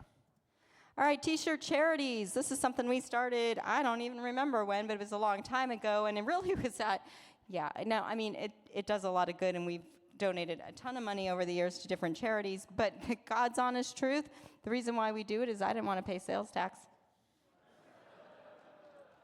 There's always a way to get around something, and we were talking to our accountant way back when. I was like, well, I don't really want to sell anything in DC, and he's like, well, give it away. And I'm like, well, how do I do that? And he's like, well, just give the t-shirt away, accept the donation, and donate it to charity. And I was like, bingo. So it was really our accountant's idea. I don't remember his name, do you? No, right now. Right. Okay.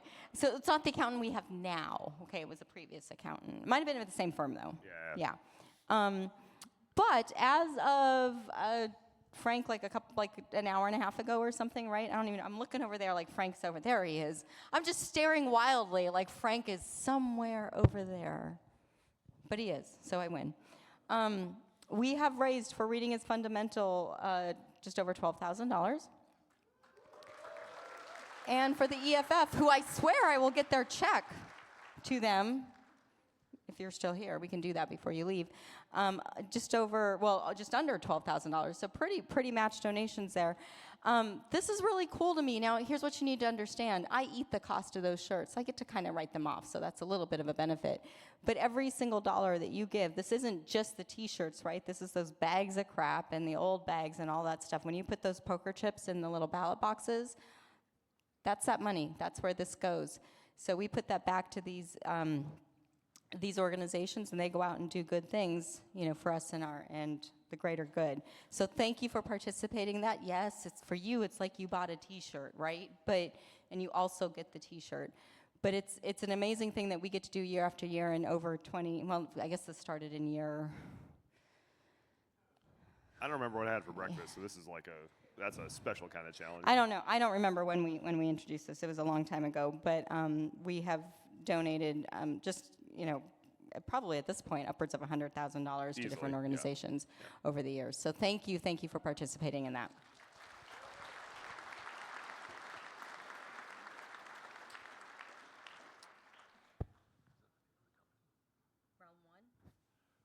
Oh, I see where the break is.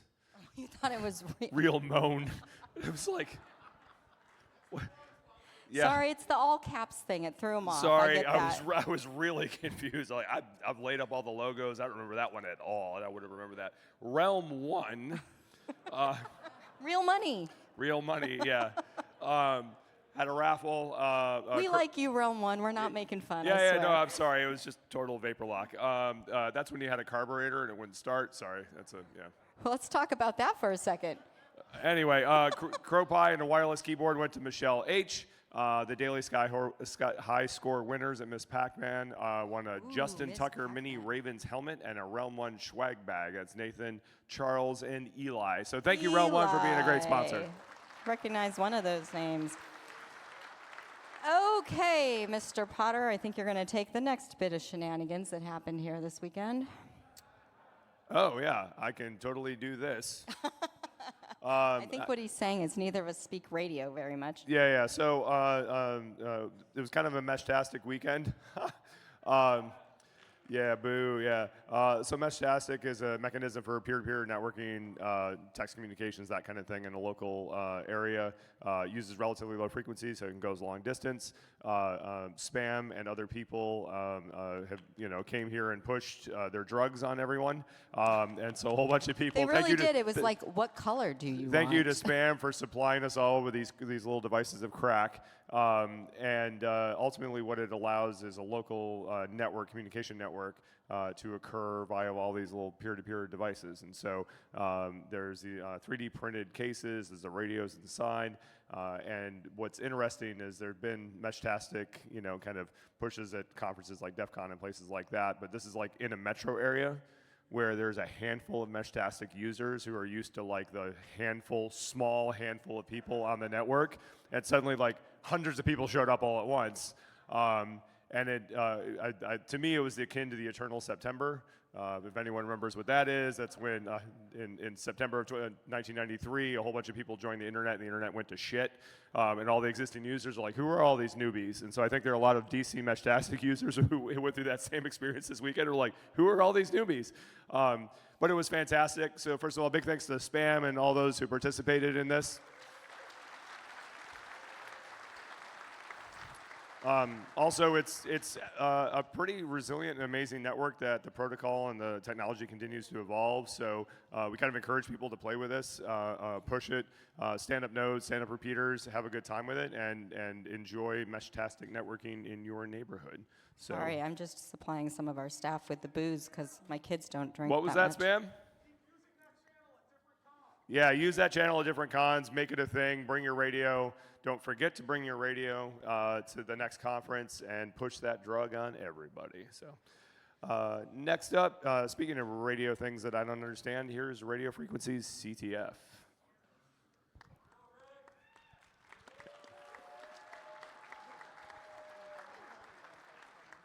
I don't know, does this work? No. Yeah. I can barely talk, so thank you. If you won the contest, start walking up now to limit how long I whine on stage. So while they're walking up here, first of all, thank you so much. It was great to have everybody. It was great to do this for, I honestly lost count of how many years. And I don't want this to be the end of anything. So I just want to tell you a little bit about what this means to me. So I met so many people here. I met some of my best friends in labs. I met some of my current teammates and best friends playing the contest here at this convention. And I even met my girlfriend here. We didn't start dating until Delaware, but this place has meant everything to me. I even owned a Stargate for a little while. I mean, this is a dream come true to be part of this community for me, and I hope it is for the rest of you. So please, remember that and come back out to other things and see each other. Start conferences, go to conferences, do whatever you have to do to keep this feeling alive. We all like doing this. We're all here for a reason. Don't stop. Don't go home. Don't cry that it's over. Keep going. So that's the best I got. And we ran a contest. So for 18 years, but not all of them here, we've been running a Capture the Flag contest across different radio spectrums. Today we were doing from 125 kilohertz, which is kind of low, up through infrared, which is kind of high. And we had a whole lot of fun with that. We had so much equipment on the tables up front, but still more equipment brought in by all of the people to play the contest, which was absolutely incredible because we get to see what they build, and honestly, that is the coolest part of this for me. We had 166 total challenges, 22 teams were competing, and we, had a couple of folks play. So we had a couple of winners. Number 3 is Public Access. Number 2 is Blunderbuss. And for the I don't know how manyth time, What the Freak came in first. They have officially finished beating us as a prize piñata. So where are you? You come up. Come on up.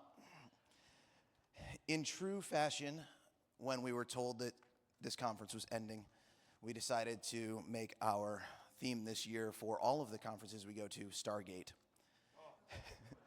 So we have a bunch of Stargate stickers, and we had Stargate uniforms, and we are giving away a 0-point module to our illustrious winner. I wish you the best of luck with your 1,300 Lego pieces. I can't wait to see pictures of it complete.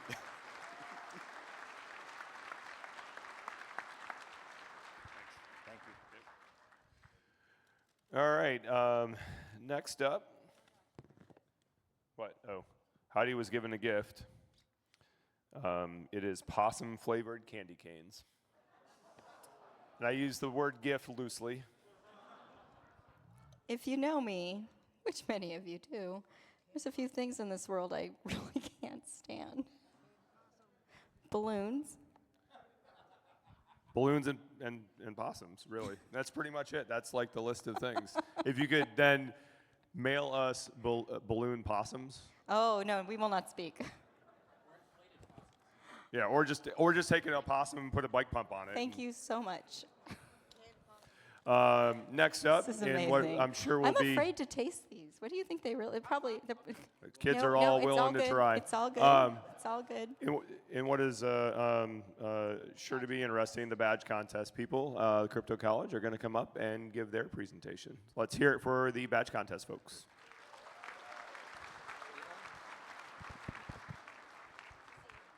Okay.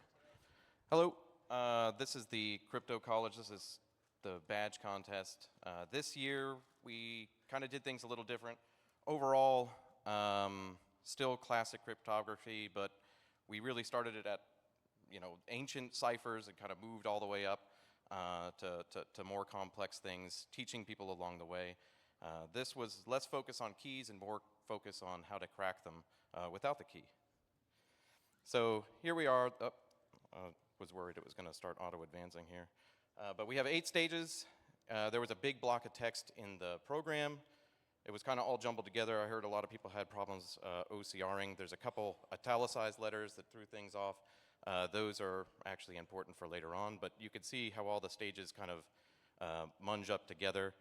First thing, though, you have to start at the badge. There's all 6 badges. This is very simple. You just rot 13 the badges, and it says find ancient secrets, wrap your sash. So wrap your sash is kind of a hint at the next stage, which is Scytail. So you just, ideally, the lanyard would have had everything in one big long line, but it was too long, so it had to be wrapped. So it threw people off, but I think a lot of people still got through it. But that's Scytail. Total classic. Now get with the program. That's your key to go back to the program. This was really just combining the 2 really basic ancient ciphers out there, at Bash and Caesar. Caesar was the rotate of 20 for ShmooCon 20. And you passed, and actually you can see that the Z's are there. That's to start throwing people off so that they don't use online solvers. You passed ancient ciphers, great job. Your next course is something similar, but totally random medieval. So U is also important here. We take that and we go forward. But here, it's just monoalphabetic substitution cipher. You do frequency analysis. You find that X and C are way off the chart. And if you drop those are just nulls. Then you've graduated from the classics. That one was simple. Transfer to a new major and switch things up. So that's kind of hinting at the next cipher, which is transposition. Once again, we started the front with U, and that will come later on. So this is just transposition. A couple years ago, Darth Null did a puzzle that was very similar, where you use the same transposition key 5 different times. You can use the italicized letter to find attendee, events, staff, and speaker. Those now become your crib, and you slide all the columns along, and you get along these hollowed ShmooCon halls. Each attendee seeks complex French ciphers. As events unfold, secret codes hold mystery untold. ShmooCon staff whispers of puzzles grand, intricate and profound, while the speaker reveals to you ancient key cribbing techniques. So key cribbing techniques here in French ciphers leads you to visionnaire. This is with a long key phrase, so you have to really start cribbing things out. And the hint here is that you're supposed to start using U. So you know that we've basically started everything with U. And so if you start cribbing that out, you basically get the key is I love my alma mater, ShmooCon U, go Mooses. And the plain text becomes, you've learned a few tricks while studying abroad during your next course. You might experience some deja vu all over again. It's only coincidence. So that's hinting at you have to use index of coincidence in order to figure out the key length and then start cracking it. Basically, you have to use tetragrams, so you do frequency analysis with Z's for spaces. Normally, online solvers don't do that, and so you had to build your own, basically, cracker. And everybody was, well, I guess we had a couple teams, maybe 3 teams that were able to get past this. Excellent job, time for the final exam. It's a challenge. Secure and unbreakable, a record of ShmooCon perfect attendance allows you to build a long string of accomplishments. Reflect on where we started. The earliest lessons hold the fundamental answers we can use for continued success. It might help to catch some Z's before you start this test. So once again, we're talking about the Z's, we're talking about unbreakable, we're going to one-time pad. You look at this code book, it looked a lot like frequencies. People got all tripped up, but actually it's just dates. And all the dates of ShmooCon, you pick them out. You grab the little cipher from it, and you get one-time pad with the very first stage, which was Find Ancient Secrets, Wrap Your Sash. Congratulations, you graduated from ShmooCon 20, Crypto College. Help crack the unsolved code that follows. OBKR, blah, blah, blah, blah, blah. Does anybody know what that means? That's K4, that's Cryptos. So good luck. And now you're on to that.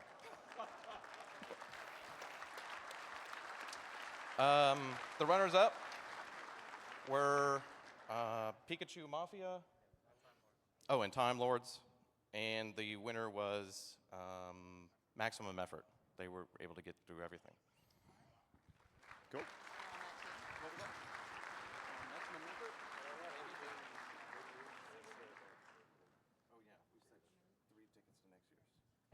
Well, obviously they are not going to get 3 tickets to next year's ShmooCon, but they are going to get 3 tickets to B-Sides Charm. So, in addition to that, I have, can you hand those to those guys? Maybe they can hook up with them later. I've got 3 gift cards, not the receipt. Yeah, yeah. Don't give them the receipt. All right, awesome job. Tool, Lockpick Village. I think we have Max coming to the stage. Seriously, guys, the guys doing the badge contest, they're always so wonderful because they match the theme every year, and I have not gotten to play it. Not that I know anything, because I don't, but I haven't gotten to play yet. So next time, I'm gonna play. I just want to thank all the ShmooCon attendees for coming out to the Lockpick Village this year and every year. We really appreciate having you. There's a lot of people who learned to pick locks for the first time, which was great. A lot of people who learned to pick harder locks, and a lot of new lockpick sets going home to new places. So thanks for coming out, and I'm really going to miss coming to this conference every January. Thank you, guys. Cool. Thank you. Tool's been at ShmooCon, I don't know, you guys here the first year? I don't actually remember, but they've been here a really long time, supporting us and bringing value to this event and teaching you all an awful lot, right? So give them another round of applause. That's pretty awesome. And if Will and Mike can be on deck, that'd be cool. There they are. All right.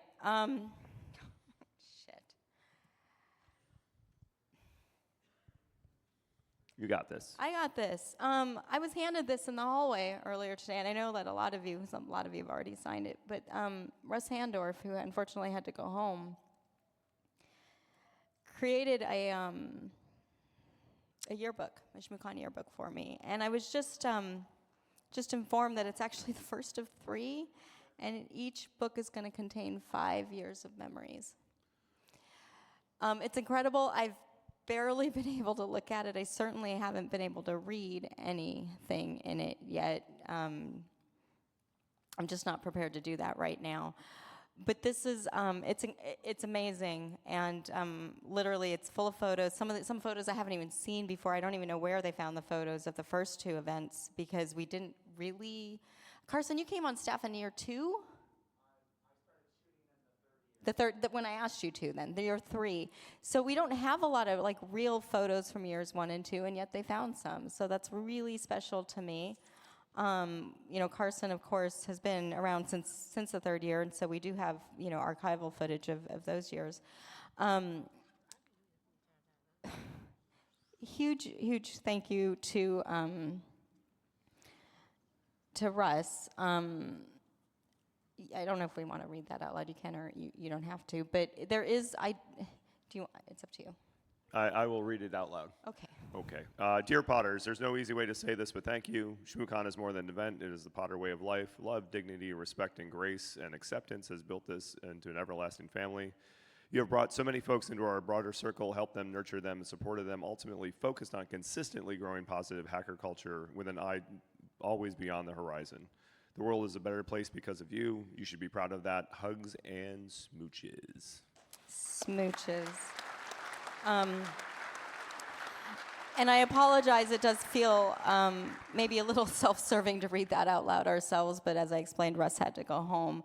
This means the world to me. This is an incredible, incredible memento to receive. And the only reason I am kind of bringing it up is because there is still space in the back for signatures. So if you would like to sign this for me, because I'm asking you to, it's going to be up here. I'm going to put it in my lovely friend Branson's hands.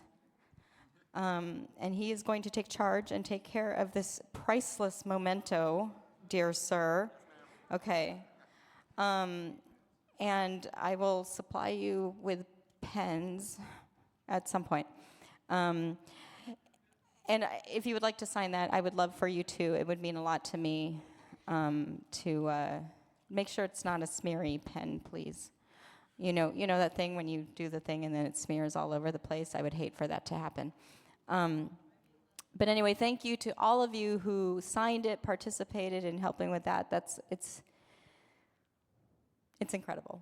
It's really incredible. I couldn't even speak when they just handed it to me in the hallway. We were rather caught off guard. All right, we are going to move on. We now are having It has trouble to be with a legal the ink document, so we have to colors, have a so we black want a pen. black pen. Yeah. Oh. Frank left me a note. You did. Was that you? Frank left a note. It says, "Thanks, Russ. Also, Heidi, you're still doing great." For those of you that don't know, that's you're doing great as a. Oh, I do, but they're in the room. The year after COVID, I was up here speaking. I think it might have been, was it opening or maybe it was on the, I don't even remember, but I was up speaking and I was really struggling because I was just so overwhelmed by how folks had shown up and they'd really met the challenge of helping us put on a very safe and just that coming together again as a community, right? And I was just up here and I was really struggling to put my words together, and our dear friend Matt, we call him Arm Tomato because his last name is this unpronounceable Italian thing, and It's a lot of Italian shade to throw there. listen, you officiated his wedding. I feel like I can throw the shade. He walks up and he puts this piece of paper on the lectern, everybody, on the lectern, not the podium, but the lectern, and it simply says, "You're doing great." Of course, that was supposed to help me, but I just cried even more, right? But that has since that moment become a ShmooCon staff mantra, right? So your mantra is the barcode mantra, right? There can be only one, first one to the door wins, but I don't remember the rest of it. But the ShmooCon staff mantra is "You're doing great." And we say this to each other frequently and often throughout the year and often throughout this weekend. So thank you, Frank, for putting that in there and dropping that reminder. And to all of my blue shirt people, you are doing great and you will continue to do great. It's just who you are. All right, next up is schmooconography, and while we do a little bit of a presentation change where I don't delete all the slides, I do want to tell a story about Will. Oh, a Will story. So, and there's a lot that I could tell. So Will and Mike have been doing schmooconography for... no, you can go pee if you need to. Go pee. Sorry, I didn't mean to out you, but you need to... It was clear. Okay. Will and Mike have been doing schmooconography for how long? 17 of the 20 years. And they are responsible for the OG Stargate that you now all possess a part of.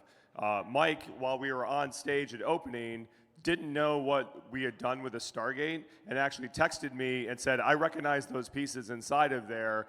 You've cut up the Stargate and put it inside."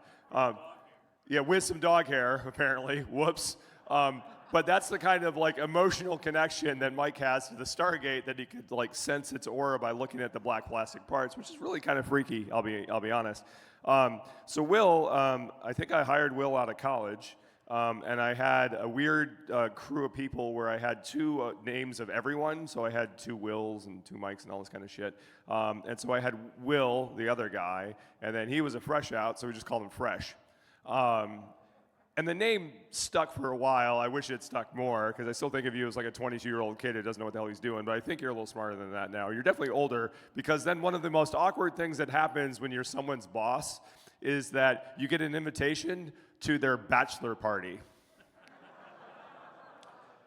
And it was me and like one other person of like my generation, and then a bunch of Will's friends of his generation. You're a slight bit younger than I am.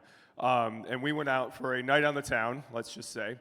And me and the older guy are kind of sitting back watching these young kids doing really stupid shit. Well, it was actually remarkable. And I remember thinking, like, if the Booze Allen lawyers knew I was here, like, I'd be in so much goddamn trouble right now. Everybody lived. Nobody went to jail. And I just remember thinking, like, the next time I get an invite to an employee's bachelor party, the answer is a hard no, right? Like, under no circumstances is that going to be a thing. So anyway, Will and Mike, though, have been very gracious with their time. They've been running Schmooconography for 17 years, and now if I can plug things in and the slides show up, you guys can tell us about this year's event. So. Absolutely, thank you.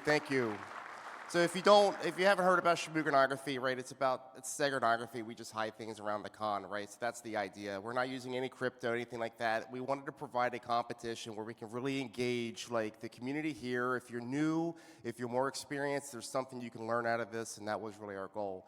This year, we really themed it on Tron, as you probably saw from the posters. And I'll go through all the stages, but the Hammer Brothers actually made it from beginning to all the way to the end. I know some of those folks had to catch a plane, but maybe if anybody's here, they can come on up. We've already given them some of the prize money, but they can certainly accept the poster. If anybody else has played, either this year or in the past, signed up, tried to do it, maybe didn't get past stage one, like, we thank you for all of that, because all of that is really the reason why we come back and we continue to do this.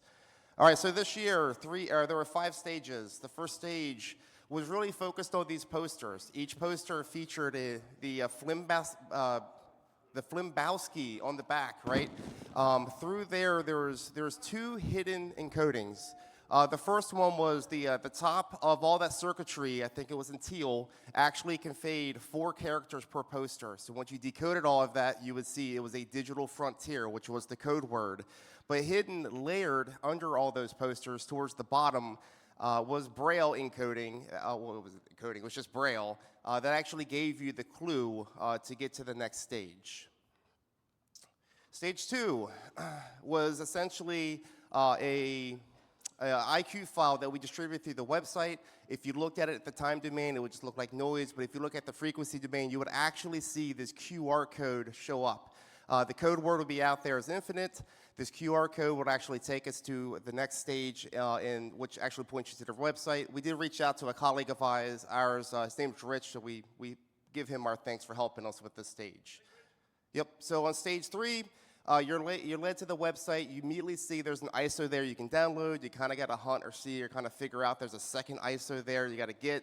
And between those 2 ISOs, you can kind of figure out what's going on. The first ISO is, the second ISO reveals like a key that actually has something called legacy code. It's a file in there that gave you a template, an index template into a file into the first ISO that gave you essentially the code and the user, the code and the clue into the next stage, the code being no user escapes. Right, so we did try to play on the fact that we had a typo in the website to hide the second ISO. I think it tricked teams a little bit, but ultimately we helped guide them there and move that along. That was our colleague Rob helped us with that stage. This leads you to stage 4, which was a WebSocket-based stage. So you'll go to the website. It would actually, in the code, connect to a WebSocket hosted on that website. Whereas it would then actually just send you, I don't know how many JPEGs, but a ton of JPEGs will come your way, right? Nothing was hidden in those JPEGs, nothing. So actually what was hidden was using the ping pong heartbeat going back and forth under the hood, where we actually overrode the ping messages originating from the server, going to the client and back, where we hid an entire image in those ping messages that you had to actually capture and decode. And once you figured that out, it was pretty simple. You were presented with this picture. That actually leads you to the 5th and final stage, but this code word here has changed the scheme. In the fifth stage, we had a usurp playing IQ somewhat softly. That was loaded in reg because we didn't want our stuff stolen. It was tuned to 88.9 megahertz with a soundtrack, a particular soundtrack. In this particular IQ, we had AM modulated Morse over the FM carrier with the encoding of victory or duress, with some other things. You could read it here at the bottom, was the entire encoding on there. That was one where eventually the teams were figuring it out. They knew what to do. They knew where to go to at least get the FM, but they were having trouble recording it because you actually needed more specialized equipment than those teams had, so we gave out the IQ file. We can post all of that if anybody wants to take it apart or look at it in the future. Yeah, so. Thanks, Greg. Yep, Greg helped us with that one, another colleague. All of these really were just supposed to be short phrases from the movie, according to ChatGPT, but maybe not.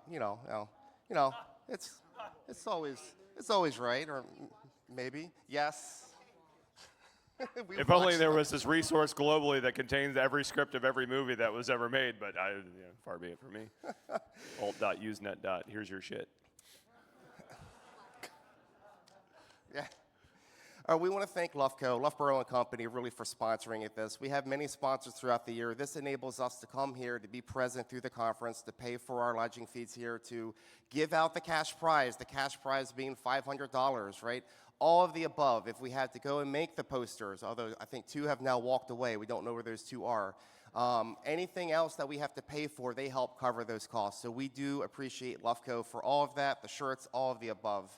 I want to thank No Starch Press, because they have sponsored us. They have given us, I don't know how many years at the same time, they have given us gift cards to give out to all the teams, or the first team, who has completed each of the stages. So that was kind of a cool ad. It wasn't something we were initially trying to plan, but it came to fruition, and they kept up with it, we kept up with it, and it was a really cool thing. Obviously, we're thanking Disney for not suing us. I talked about No Starch Press, not just signs for printing the signs, our colleagues for helping us put these techniques together, because that's a portion of what's difficulty of trying to get this game out, amongst a couple other things we talked about yesterday. Significant others, bosses, Heidi and Bruce, you guys for allowing us to do it and giving us the bandwidth to do it. The whole Shmoo team, all the volunteers who are here, who really just, we may run into snags. They're there to help us. They do help us. It's been a very productive and learning environment for us to continue pushing this forward. We really, we thank all the players as well, but I want to thank Mike. I want to thank Rob. Mike, you joined me after I convinced you to come to this conference a long time ago, and I was like, hey, so now that you've been here, I'm trying to start this game called Shmoogonography, and I'm doing a horrible job at it. Can you help me fix it? And he did, and it really just grown into what it is today, and it's just been awesome all the way through. So we'll post the posters. We're not going to take T-shirt orders. We fail at that every year, but we'll post designs that we can do. That's easy. So if you wanted to print your own poster, whatever the case is, by all means, have at it. Thank you all. Thank you. Thanks, Will and Mike. So maybe inadvertently, but obviously you guys became ingrained in ShmooCon lore, as you know, with the Stargate. And it was whose sister helps with the graphics, right? Is it sister-in-law? You did the graphic. Well, then I'm going to take one of these out. Well, but it's a Stargate. I mean, you could still give her. I'll leave it in there. How about that? So I have. It's nothing. But you guys got your Stargate in the bag. But I have a special colored Stargate for you, just so it stands out a little bit more, just to honor you. It really doesn't, but I mean, it might. I don't know. Kids, does it glow in UV light? I don't know. It's just. I mean, there's all kinds of colors. But I just wanted you to have something a little bit special and to honor your contribution to my fucking life. Yeah. Thank you. My favorite part of every Shmoogonography debrief is when Will says, and then obviously. It's and simple. Several people in the audience are like, oh my, what? That's not obvious. And other people are like, well, duh, I guess it was. So yeah, it's, but he says it every year, and I don't think he realizes he says it, but it's actually pretty glorious. So, gonna get the set back up for Heidi. Your slide should be back now. There you go.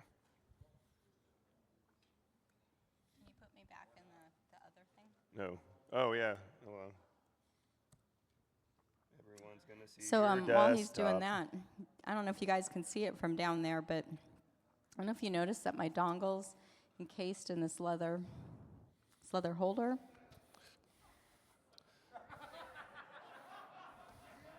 There it is. I just did it. Shame. Shame. Those were real words, and they had real meaning. And the rest of the story The rest gets worse. of you are 12. Yeah. The rest of this story gets worse. Does it? Yeah. Then you tell it. No, because your 14-year-old son made the leather holder for your dongle. Again, real words, real meaning. So I used to come down here every year, and I'd go to plug in my laptop at Reg, and I'd realize I couldn't because me, left their dongle at home, right? So I would run around and be like, I can't believe I'm going to say this, I need a dongle. And inevitably, somebody from Labs, usually Blue Knight, but occasionally other people, would come, thank you, dear, would come and, save my ass and get me hooked up so I could do all the shit that I needed to do for all of you. Well, this year, after I told that story during one of the, I don't remember which training it was, but during one of the trainings, right? Snarky 14-year-old. I love you. Yeah, this is true. But we're sitting there. It's Wednesday night, so we're getting ready to maybe come down to the hotel, pack bags and all that stuff. And Daxton comes out of our carriage house, which is.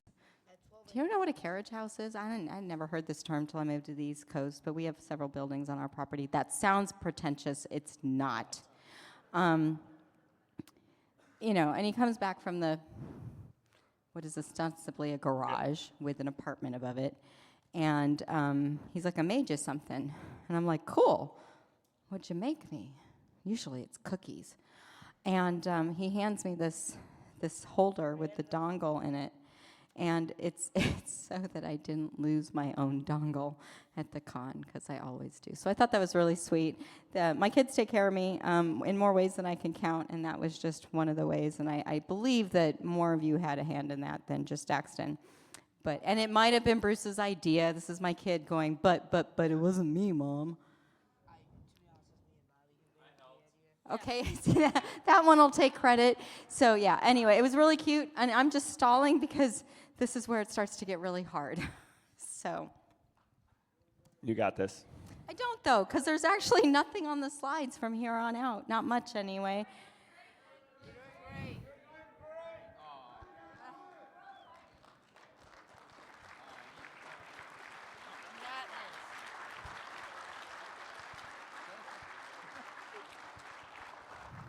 I love all of you guys. Well, most of you. There's probably like 3 of you, maybe. I don't know. I'm kidding. Oh my gosh, that was so rude of me. Lead with kindness, Heidi. All right. All right, so it's been 20 years. Technically 21, but let's go with 20. It's been 20 years, right? That's a long fucking time. It's a lifetime for some of us, right, Dax? So I'm standing in the hallway yesterday, I believe, and this gentleman comes up to me, and he goes, I want to show you something. And I'm like, hey, cool, show me. He pulls out his phone, he rifles through some photos, and he shows me a picture of him and I from well over a decade. There he is, 2013. And dude, you look like a full-grown adult now, but you were a fucking baby in that photo. And I'm like, oh, ouch. So here's this deal. Like when we first started this, are my West Point cadets in the audience? Because I'm about to tell a West Point story. You don't have to raise your hand. I know you don't want to. Maybe you've already gone home. I don't know. They used to come down every year, and we'd go out, and we'd have the party. And Bruce doesn't dance. You all know that. Well, he fake dances up here on stage. But he doesn't. He fake danced with me in Hack Fortress. I know you all saw that. I'm sorry. But he doesn't dance, and so I would go dancing, and inevitably the West Point cadets would dance with me, right? 20 years ago, people. And after about 5 years of that, I realized that they were all staying the same age, and I was getting older, and that was getting awkward. So I stopped doing that. But anyway, this is what happens, you know, like as you go through this. 20 years. 20 years we've been doing this. It started out, we just kind of started to try and figure out who we were, right? The first year, that was a Kinko's black and white copy. We were so generic. Does anybody remember when they used to have the generic aisle at the supermarket? Anybody? Yeah, okay. Right? And everything was, it was like literally like the black and white barcode aisle, right? Like it was, I don't know, like it was supposed to fool you into thinking it was cheaper. It really wasn't. Well, maybe it was for you, but I grew up in Alaska. Nothing was cheap. So it took us 1, 2, 3, 4, 5, 6 years until we kind of settled into like, okay, we're at this DC conference, we're this hacker conference, we're this InfoSec conference. I actually always railed against calling it a HackerCon. Maybe not railed, but I always hesitated. I don't know why. Do you have any insight into my brain, like why I didn't do that? No, I mean, you never really accepted any name for it. I didn't accept what? It was like HackerCon. It wasn't a hacker conference. It wasn't a cybersecurity conference. It wasn't an InfoSec Well, conference. cyber was barely a word back then in the lexicon. I mean, it existed, but it wasn't like a common thing. Not in that use, no. Not in that use, yes. I mean, just we're calling. So, I mean, you can see that we started to kind of accept that we were this DC-based thing, right? And I don't know why I use the fucking program covers to demonstrate all this, but here we are. And we kind of started to find our stride. This is the year, this is one of my favorite years. Who remembers this year when all of you stuck your badges to your shirt? Right? No, nobody, because none of you are here, but fuck all. Who likes to ski? Well. Right, okay. So we did ski tickets that year as the badges, right? And they're stickers, okay? This is when I learned how un-winter sports athletic most of you were. Most of you live in the South. Yeah, so we were handing these things out, and I'm like looking, and Bruce and I are looking, and we're like, oh my God, we did not order enough. These people are putting them, they're picking the backing off of these, and they're sticking them on their shirts. That's not gonna work. So Todd, where are you, Todd? Todd's like, Heidi, you gotta fix this. And I'm like, me? Yeah, me. So so I started going up and down the line and explaining it to people, but that really wasn't enough. So Todd made me film a video. And it's on YouTube, I think, still maybe on, God, poor Todd's account. It's gonna blow up, he's gonna monetize this, he's gonna be a millionaire by the end of the night. Yay, Todd. And it's this video of me going, hey, ShmooCon, just wanna explain to you how to put your fucking badge on. Like, this is your wicket, that's the little metal part in the middle, right? And this, the sticker part, is your ticket. You gotta take your ticket and you gotta stick it on your wicket. Say that 20 times fast. And that video still exists. I think I did it in one take, so I was really proud of myself. But that was a fun year. That's about when I kind of started to feel confident in my position, in my role, I think. I also, of note, we totally stole that year's design from our printing company. They let us steal all of their art that year, so that was kind of cool. They didn't charge me a damn thing to do that. So the program was epic. Moving on, we kind of had this. Anybody recognize the computer on that? Anybody? Say it out loud. Yeah, Trash 80. That was one of my first computers. In fact, that is actually one of my first computers. I don't actually think it turns on anymore. No, it does not. It doesn't. But predating that, I think I had a Timex Sinclair. Anybody? Yeah, okay. You're all old. I told you. And you can speak up anytime you want, because this is starting to get really hard for me. And then we kind of found our stride. We changed the program size so it fit in the bags better. And you'll love, from about here on out, all of our program designs are done by Kim. Kim, are you in the room? Yeah. So she, at this point, started really helping us with all of the, not always the covers necessarily, sometimes the covers. Some of the covers are hers, some aren't, but the cover, the internals and the layout and all that kind of stuff. And Kim actually helps a lot of the other local conferences as well. So if you need somebody, she's fantastic, okay? She's amazing, and she likes chocolate, okay? So we're just gonna say all those words out loud. But we get to about here. one of my, that went a little further than I went. I clicked it twice, but let's pretend it stopped on the playbill, right? One of my favorite years, that was the Broadway year. What I love about that year, and to coin a phrase, you know, from one of the most popular Broadway shows on the planet, but you want to be in the room where it happens, right? And yes, it is Hamilton. Good job, Dax. shut up, dude. This kid can quote most of the Hamilton songs. I don't know if he can do it anymore, but it is unreal. I probably still can. You think you still can? I'm not doing it right now. No, it's okay. No. It would take way too long. I had the singer. I knew in this year that this would be coming to a close, right? So this is the year that I knew that this would be ending. And so for me, this year had so much meaning, and doing this as a Broadway year, as you all know, I'm a big Broadway person, so doing that theme in that year, and everything that happened that year was super, super important to me. And going back to what I was saying about being in the room where it happens, you all are here, and that's like super important. One of the things that the TaskMooster folks, when you were at my house, we were talking about this a little bit, right? Alan and Jesse and Mubix. And I can't remember if anybody else was in the room, but we were talking about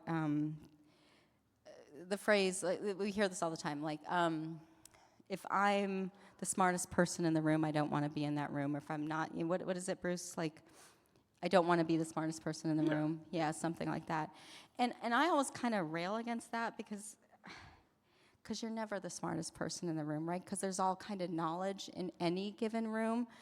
And one of the things that happened when we were together, right, is, Jesse, what did I teach you? I taught Jesse how to tie her shoes so they wouldn't fucking come untied. Yeah. How old are you? No, she knows how to tie her shoes, but there are better ways to tie her shoes so they don't come untied. Right? Right. Wherein I'm reminded I didn't know who Batman was, so I'll shut up. Right. So. Fuck off. It was a chicken reproduction question. Yeah. We'll tell that story in a minute. Nope. But but and the point I was trying to make to all of you, I've lost sight of Jessie. There she is. She's tying her shoes right now. She's like, oh fuck, I did it wrong. Is that we all have something to contribute, right? And I think that's something literally for the first 10 years of running this or being involved in this that I super struggled with. I mean, we talk about imposter syndrome, and I don't even know what I struggled with. Like, I didn't even label it that. I was just like, I'm always the stupidest person in the room, Bruce, right? And I didn't know how to relate. Oh my God, do you remember when I used to write the emails? Initially, I'd be like, dear sir, to all of you. So I think what's interesting to watch the evolution here is that Heidi was very good at running the event, right? And that was one of the reasons that she ended up taking it over so early, is like, she's good at organizing, good at having the vision, whatever. But I mean, the company name ShmooCon Logistics is actually a pretty apt thing. Like, it's logistics, right? It's do this thing and make it work. And for a long time, I think Heidi's view of this was very much her job is just to make it work, and then you all did your things, but it had nothing to do with her, right? Like, you had these experiences whenever it was due to you, and she didn't take credit for it, but she also didn't really feel like, you know, she had a role in the experiences you had beyond just like making this thing happen. And, you know, obviously, like, her guidance, her vision, her whatever has made the con what it is over the years, and it's all been intertwined. And it wasn't until this year at DEF CON that I think she really started to understand. You know, people like, I met my spouse here, I got my first job here, I was inspired to be in the industry, I had whatever the experience was that changed things. And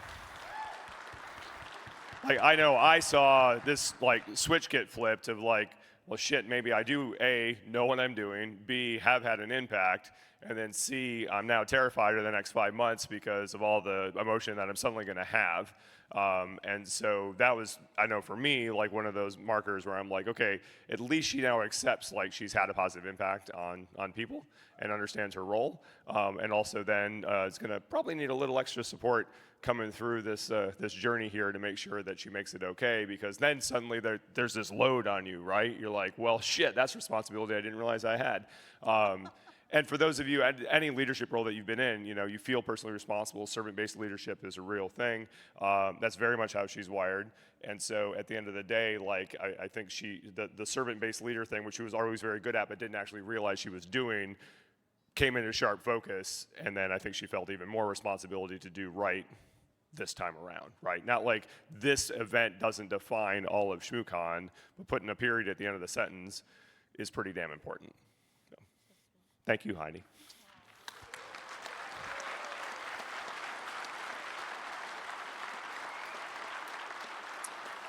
Yeah, okay, we're not there yet. We're not there yet. I got more words to say. Don't make it start. Bruce, that was very, very sweet, and you know I love you to the ends of the earth. But I don't do this alone, right? This is done, and their slides are coming, but whatever I accomplish, right, it's done with the support of an amazing team. So let's not lose sight of that, because this is not about me. It never has been. It's about you and everybody in this room. Going back to my original point about being in the room, don't ever feel like you don't have something to contribute, right? It can be as simple as, look, if you just reverse the loop the way you did the loop on the way you tie your shoes won't come untied. It's that simple, right? And there's other things like that. There's always something that you will have to teach someone else. And that's like, that, seriously, it's like my fucking message to you all. Be in the room, be a participant, make something happen, big or small, because it makes a difference, right? It's why we're here. It's why we come to events like this, and it's why we'll continue to come to events like this. And it's my biggest hope that even though that this is coming to an end, that you'll all still participate and contribute to everything that comes next. I'm so confused as to what is happening right now. I was trying not to be disrupted by I was sweating my ass off. I had to take some layers off. I was like, is it flannel off time? No. The flannel literally had to come off. It was, whew. Okay. There's a lot going on up here. I am, thank you. It's the first time I've gotten that. She gets it a lot. Yes, I am hot. I only get it because I asked a stupid question into the microphone.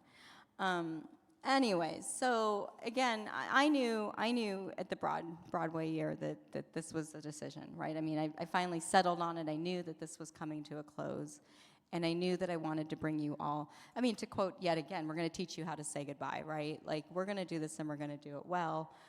So then we get to the next year, the time travel year, which I thought was also an appropriate theme, because that's when I told my staff. And I asked all 100 of them to keep it a secret. That worked well. No, they actually did a reasonable job, right? And if all of you had been listening, you'd know that this has been projected for the last 10 years or so, right? It wasn't a big surprise, or shouldn't have been a big surprise, if you have been attending the event, going to Own the Con, and those kinds of things. For all of you who this is your first and last year, I'm sorry. But for the rest of you, you might have had a hint, right?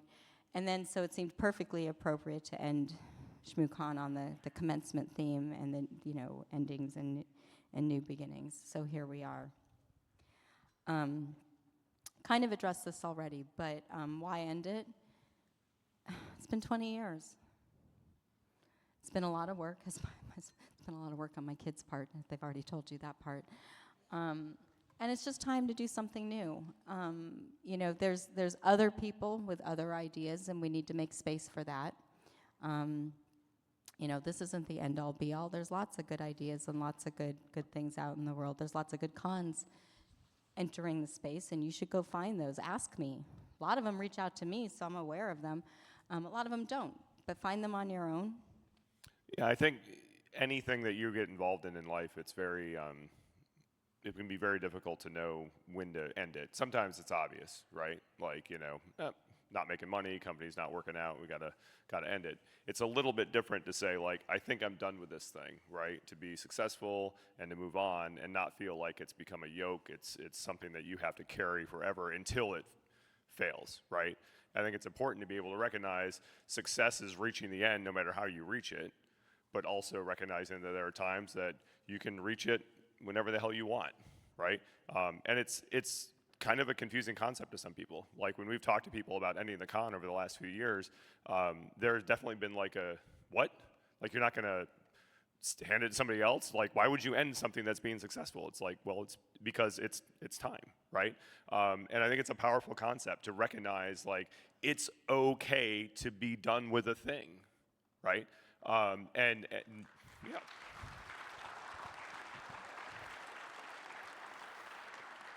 And not only be okay with it, but like take comfort in knowing that there's another thing that comes after that, and another journey, right? And so I know that we've appreciated a lot of support from everyone to accept that this part of this journey is over, that there's more to come down the road, but there's a comfort in it. I think that one of the things, again, getting into that servant leadership thing, when you feel responsible, when you accept that responsibility as part of who you are. Others-oriented, not servant leadership. There's a new phrase I've missed. I didn't read the HBR article, apparently. No, we've talked about this. And some HBR giggle in there. It was good. So others-oriented leadership. But the reality is, like, you end up bearing that emotional and kind of spiritual responsibility, right? And it's part of who you are, and it's empowering. It's cool. It feels good. It's also a weight, right? Years ago, we sold a company that we ran, and the minute like it was penned and signed and done, like Heidi broke down crying. And it wasn't, she wasn't even an employee of the company, but she even experienced the weight of like making sure our staff were cared and fed for and their families, and that we were all in it together and we were supporting them and making them happy and successful in their careers and their home life and that kind of thing. And the minute it wasn't our responsibility, we still worked with them. But the minute it wasn't like on our shoulders, it was like we were 100 pounds lighter, right? It was a crazy relief. And I think that's the same kind of emotion that, kind of we're all going through now is like, we love you all, but it's time to go. It's that kind of like, okay, and we're going to be 100 pounds lighter tomorrow because of it. Well, maybe not tomorrow, but Tuesday. Tuesday. Tuesday. Yeah. We have a truck to empty. We still have a lot of work ahead of us. Maybe Wednesday. I don't know. So a lot of you have asked about what's next. I did give a sneak peek to my staff during the staff meeting. I can't, for the life of me, I didn't even know how many days I'd spent at the hotel this year last night. Bob was laughing at me. He's like, Bruce, you need to take your wife to bed. She's exhausted. She doesn't know how many nights she's been at the hotel. Turns out it was one more than I thought. I couldn't remember it, so I've been super tired. But what's next? So I've already stood up a company. It's called Moose Meat. Gave away the joke, it's on the slide. You can't eat it. Not that kind of meat. No. Wah, wah. And so it's obviously not going to be like a technical Shmoo branded thing, but it will still have probably some of the same flavors. I'm not going to go too much into that right now, but I mostly just want to let you know that I'm not done, and I'm pretty certain that a lot of my volunteers might come along with me for the journey. They can say no, but we'll see. And, there'll be something on the horizon. If you want to know about that, on the top of the sponsors page right now on the website, there's sorry, Lee, it's another fucking Google form, but you can sign up. When and if we announce that, if and when, at some point in the future, at some point, we'll send out an email. It'll be a single email saying, here's what's going on. And that'll be about it. So if you want to get that, go sign up for that. And like literally zero promises with this, right? It'll happen when it happens. There's no timeline here. Yeah. I'm going to sleep a lot first. Yeah. For a number of reasons. All right. So I kind of already hit this slide. But again, our challenge to you is to be present. Daxton. I said this to you a whole lot when you were little, but to be present, to be. He's like, you did? I remember like one time. Oh, he remembers one time. Yeah. Be supportive, dude. Play along. No, be present. Be in the room. Be a participant. Be a part of what's happening. Right? If you're here, you've chosen to be here. Yeah, and I mean, this is it's a weird community, right? Like, and I mean that in the most polite way, yeah. We all come to this place in our own path, right? Like, we're all passionate. It's Sunday at 4 o'clock. Like, the only reason you're here is because you give a shit, right? It's fun. You meet great people. You learn cool stuff. And so, you know, continue that process. Don't be afraid to put yourself out there. You know, being in the room requires energy and effort, and paying attention to opportunity when it shows up. And don't be afraid of it, right? Like, I think that's one thing that we've always experienced in our lives is when opportunity shows up, you just, sure, what the fuck? Like, we'll go do that. Like, however crazy it is. And sometimes it works, and sometimes you end up doing TaskMooster with Rob. So, you know, it's... We love you, Rob. that was a missile entering from space that nobody saw coming. And it's just like, kapow, right at the end. Perfect timing. I love you, Rob. Oh, that's big words from Bruce. You should accept that. And Rob's like, I'm a little into you. All right, you guys, we are very rapidly approaching what is going to be the final end, but we have a couple important slides to get through before we're there. I wrote these a couple days ago and literally cried as I typed these titles, right? So forgive me for my little tongue-in-cheekness here. Right, so this is going to kind of start our thank yous. So first, we're going to thank everybody who contribute what we loosely call an event to ShmooCon. So this is, and if you're in the room, just stand up as I call out the groups. So if you were the RFCTF, I'm going to go through this list and then we'll go through a few more. So if you're part of RFCTF, just stand up, please. You bring an amazing, amazing contribution to the con. Lockpick Village. So any member of Tool and Lockpick Village. HFC, Schmooganography, the original Hacker Halo team. If you're in the room, you can stand up. What was the original CTF that we hosted? Oh my gosh, I'm blanking on the name. Can you believe this? Jordan's team. Ghost in the Shell Code. Thank you. I should have known that. Holy cow. Ghost in the Shell Code. If any of you guys are in the room, stand up. But these outside events, these people who bring contributions, community contributions to the con, it's a huge part, right? Now, you know, at ShmooCon, we keep it a little bit toned down compared to others maybe, but that's a little bit on purpose. It's a little bit driven by our space and what we have. But literally, it's part of who we are, right? It's part of what you guys get to do while you're here. And it's learning, it's education, it's fun. So heartfelt thanks to all of you. Let's give them one more round of applause.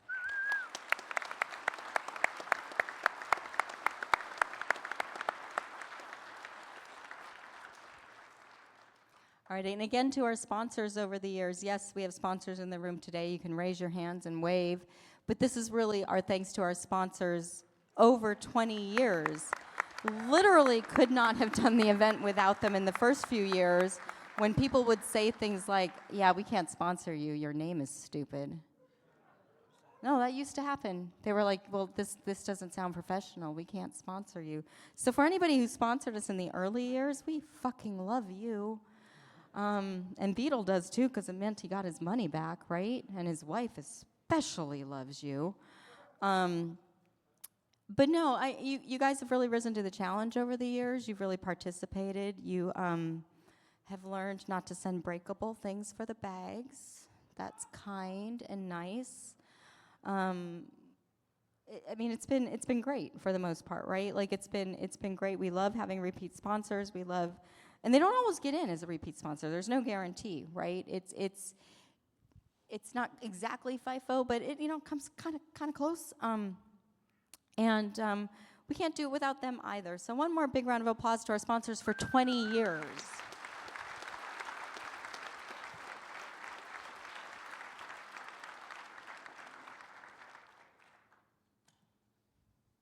Still not crying. Thanks, Jackie. Thank you. Thank you. I've cried a couple times, but we're doing good. Our speakers. How many speakers? How many talks? I didn't actually count speakers, but how many talks has ShmooCon had? Now, okay, Greg, if you're in the room, I know what your count is, but my count's a little different because this is including Own the Con and opening and closing talks. How many talks has ShmooCon had since the first one?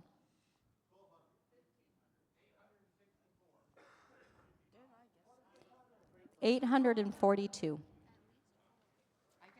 842 talks.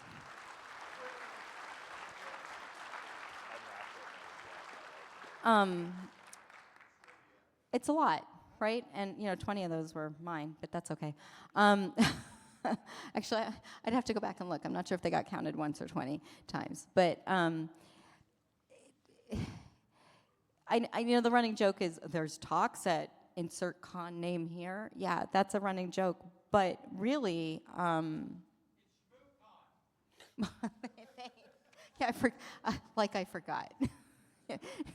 Thank you. I can spell it, as it turns out, with my body, as it turns out. If you weren't here for that, you really missed something fun, because we were up here spelling ShmooCon with our bodies, me, Alan, Jesse. Well, I don't know, Alan.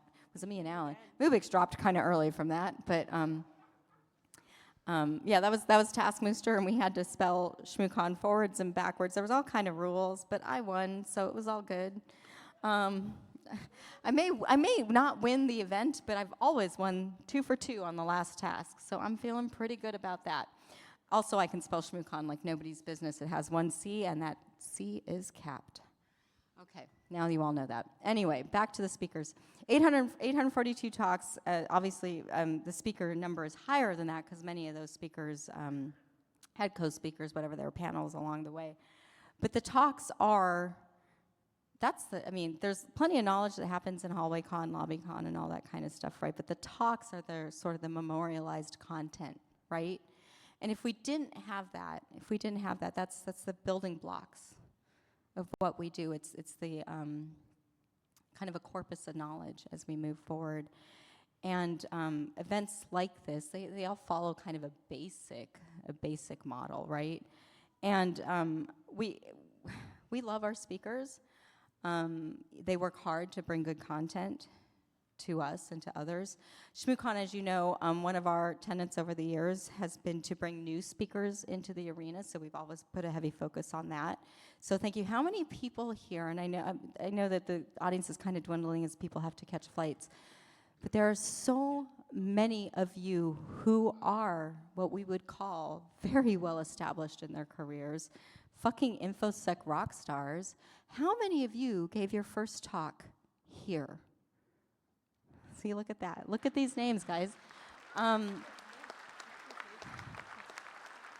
Do you know, it is like that's all you, and we take like zero credit for that, but do you know how much of an honor and a privilege it is for all of us on this side to have been a part of that for you? So thank you for giving us that privilege, right? Thank you for allowing us to be part of your journey. It is incredible to us to learn and to hear about your path forward, as you spread your wings or whatever, came here and considered us for your first talk or your first time on stage. So thank you, thank you, thank you. It's been a huge part of our mission over the years.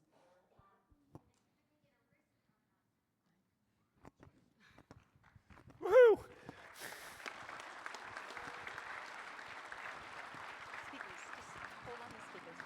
For speakers? All right. Just to continue on that thread for a second while Heidi pulls herself together. You should never give me a microphone. But also, don't get distracted by the baby. Like we're way deep in this gravity well. We cannot get distracted by the baby right now. So I've been listening to a lot of sci-fi lately. I think that I was telling somebody the other day when I cut my teeth doing this nonsense. It was up in Alaska, and we started the Shmoo group up there forever ago. And at that time, the internet existed, but we didn't have YouTube. We didn't have all these huge repositories of knowledge and that kind of thing. And the only way to go get smart and push yourself was actually go meet other humans and learn from them. And so DEF CON and other venues and that kind of thing were the place that you could go, and it was a big deal to get up on stage and be able to speak and say, like, here's the things I know, and help guide and help other people learn. And obviously, like, that has changed over the years as we have these global repositories, and like you can teach yourself plumbing in 5 minutes on YouTube and things like that. Like, there's all kinds of ways to get knowledge, but there's little substitute for the experience of like coming to a place, meeting with peers, listening to people talk, and hearing their ideas, their concepts, even if you don't agree, even if you're not interested. A lot of times it'll spark something in yourself, and you'll carry it forward and go do something cool because of that experience. So you know, it's one thing to like actively seek out a specific piece of knowledge. It's another to come to an event and be inundated with knowledge that you weren't seeking out, that still ended up being relevant and interesting to you. And so I think events like ShmooCon have allowed people to come and continue that experience. So even as that kind of global information environment has changed, there's no surrogate for what we have here. You good now? Okay, all right.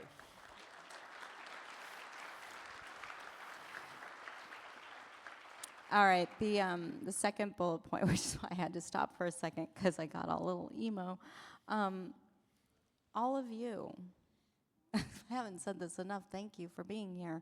Some of you have been speakers, some of you have been a labs participant, you've done fire talks. Some of you have just come for, you know, X amount of years. We did that exercise at the beginning of the con. We do this because of you, and you are us, and we are you, right? Like, we do this because we want to come together, and we want to make good things happen. So I don't know how, I don't even know where to begin, and I don't know how to end other than thank you for being here. Thank you for supporting us over the years, and thank you for contributing in all the fucked up, crazy ways that you have done that over 20 years. It's been amazing. It's been sometimes very difficult, but always, I think, incredible. Always incredible. And I knew this moment was coming, and I know that I'm going to see so many of you at all sorts of things, so this doesn't really feel like goodbye, but it does feel different, right? It doesn't feel, I mean, it just feels a little different. Does it feel different? Yeah. Yeah, he's like, yeah, Heidi, whatever. Yes, wife, yes, whatever you say, like, whatever you need to do to get through this. Try to be supportive. Right.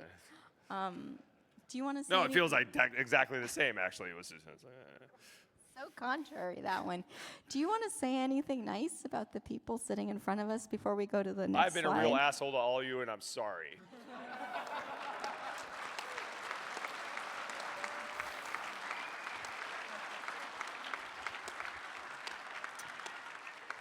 Jason, you know he loves you. Oh my gosh. Anybody else need some Bruce love that I can affirm? I don't You do know. not. So, put your hand down.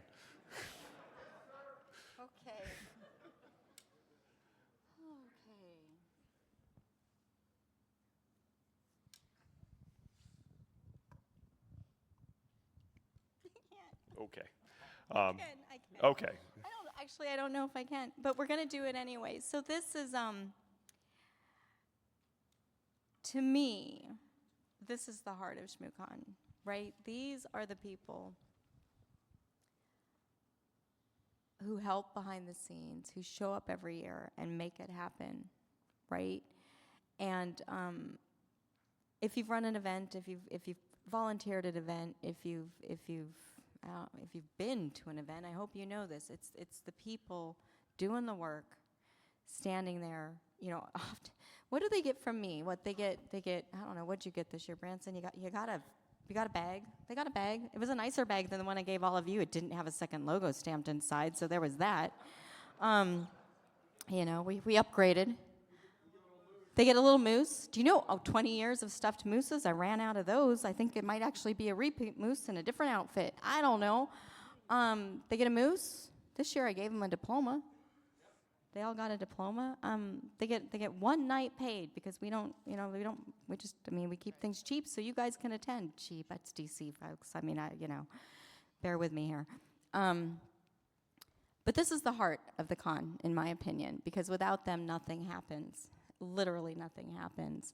And I've listed it all out here, but I'm gonna read these out, and God forbid I've forgotten something, shout it out. There's kind of a category called other, and I didn't actually put it on here, but I will say other at the end because there are some of our volunteers who fall into the other category, so we'll get there. But I'm just gonna call them out, and I want the staff, if they can, because some of them are working, so we'll call them out separately.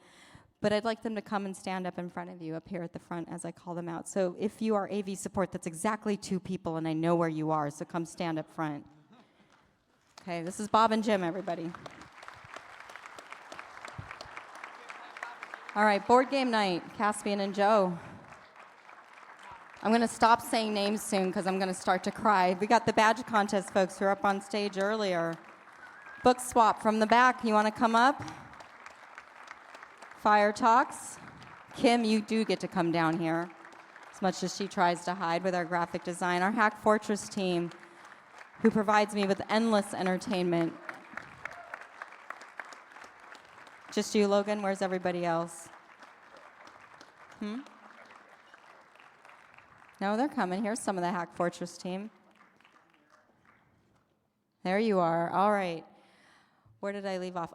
Our introductionists. I made that fucking word up. There are proctors, the people. I mean, it kind of is a mixed bag because they volunteer in several different categories, but folks who help with introducing talks, some of them are also on our review team. Our labs crew.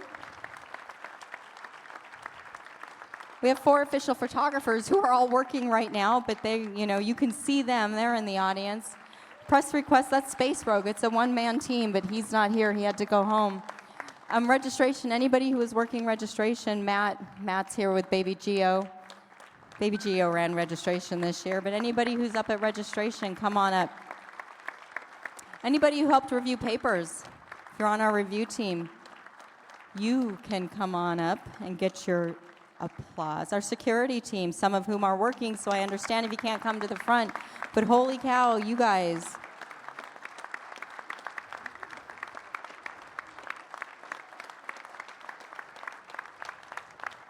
All right, taping and streaming. We're gonna pause here for just a second to also call out Ted. Ted's over here.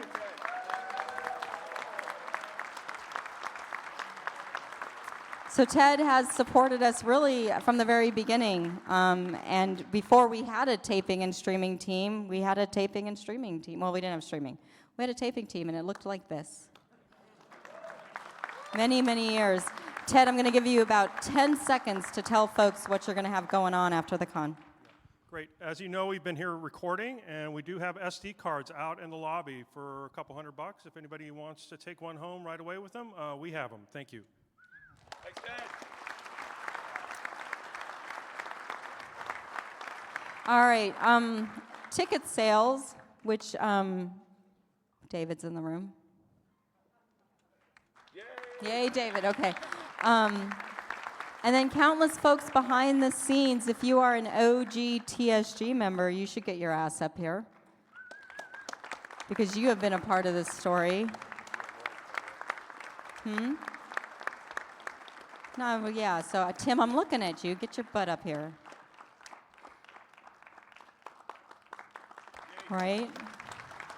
So members of the Shmoo group are incredibly important to this whole journey. They're the reason, they are the core reason behind the con and why we started it. I'm doing good, folks. The Potter children, who we know.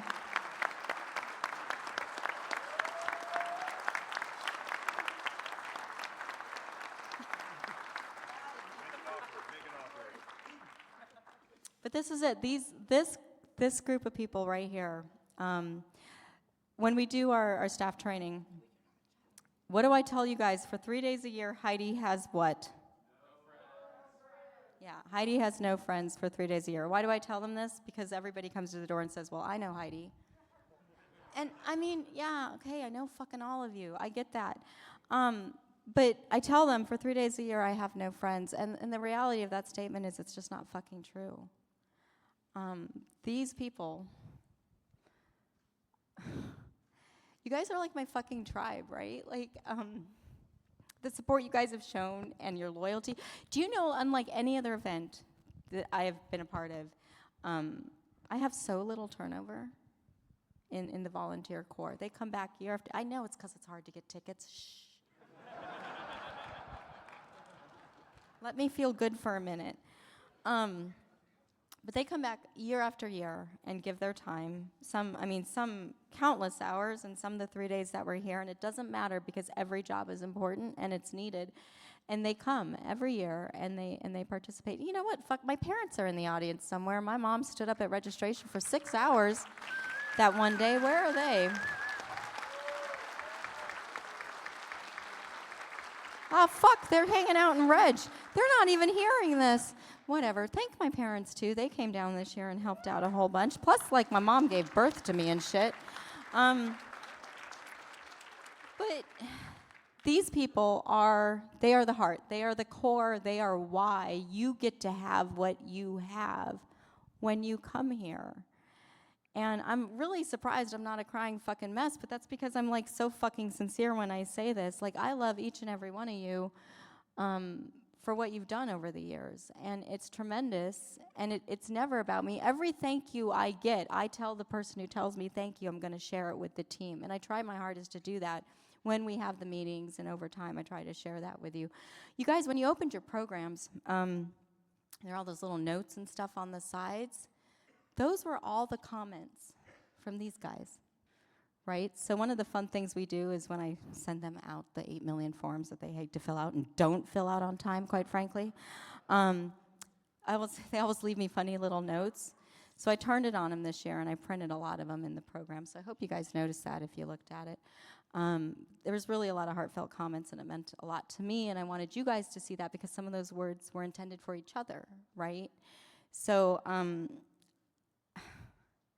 I wish there was something stronger than thank you, but that's what I've got. Thank you for being here with me and us and all of them for all of this time.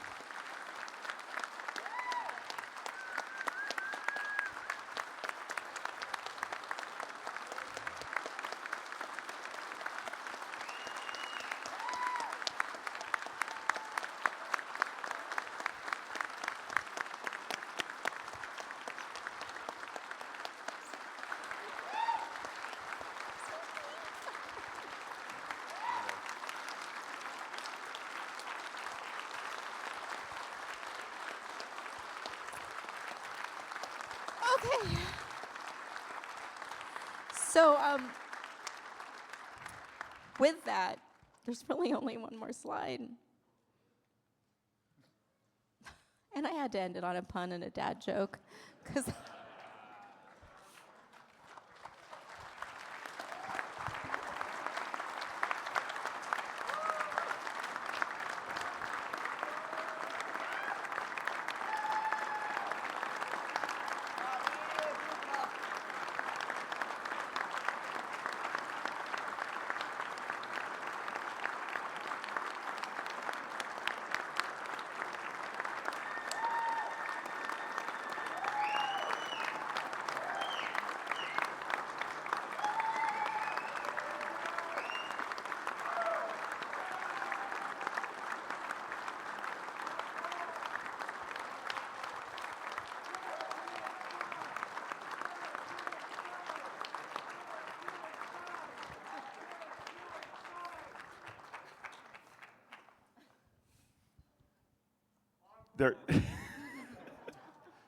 That's really it.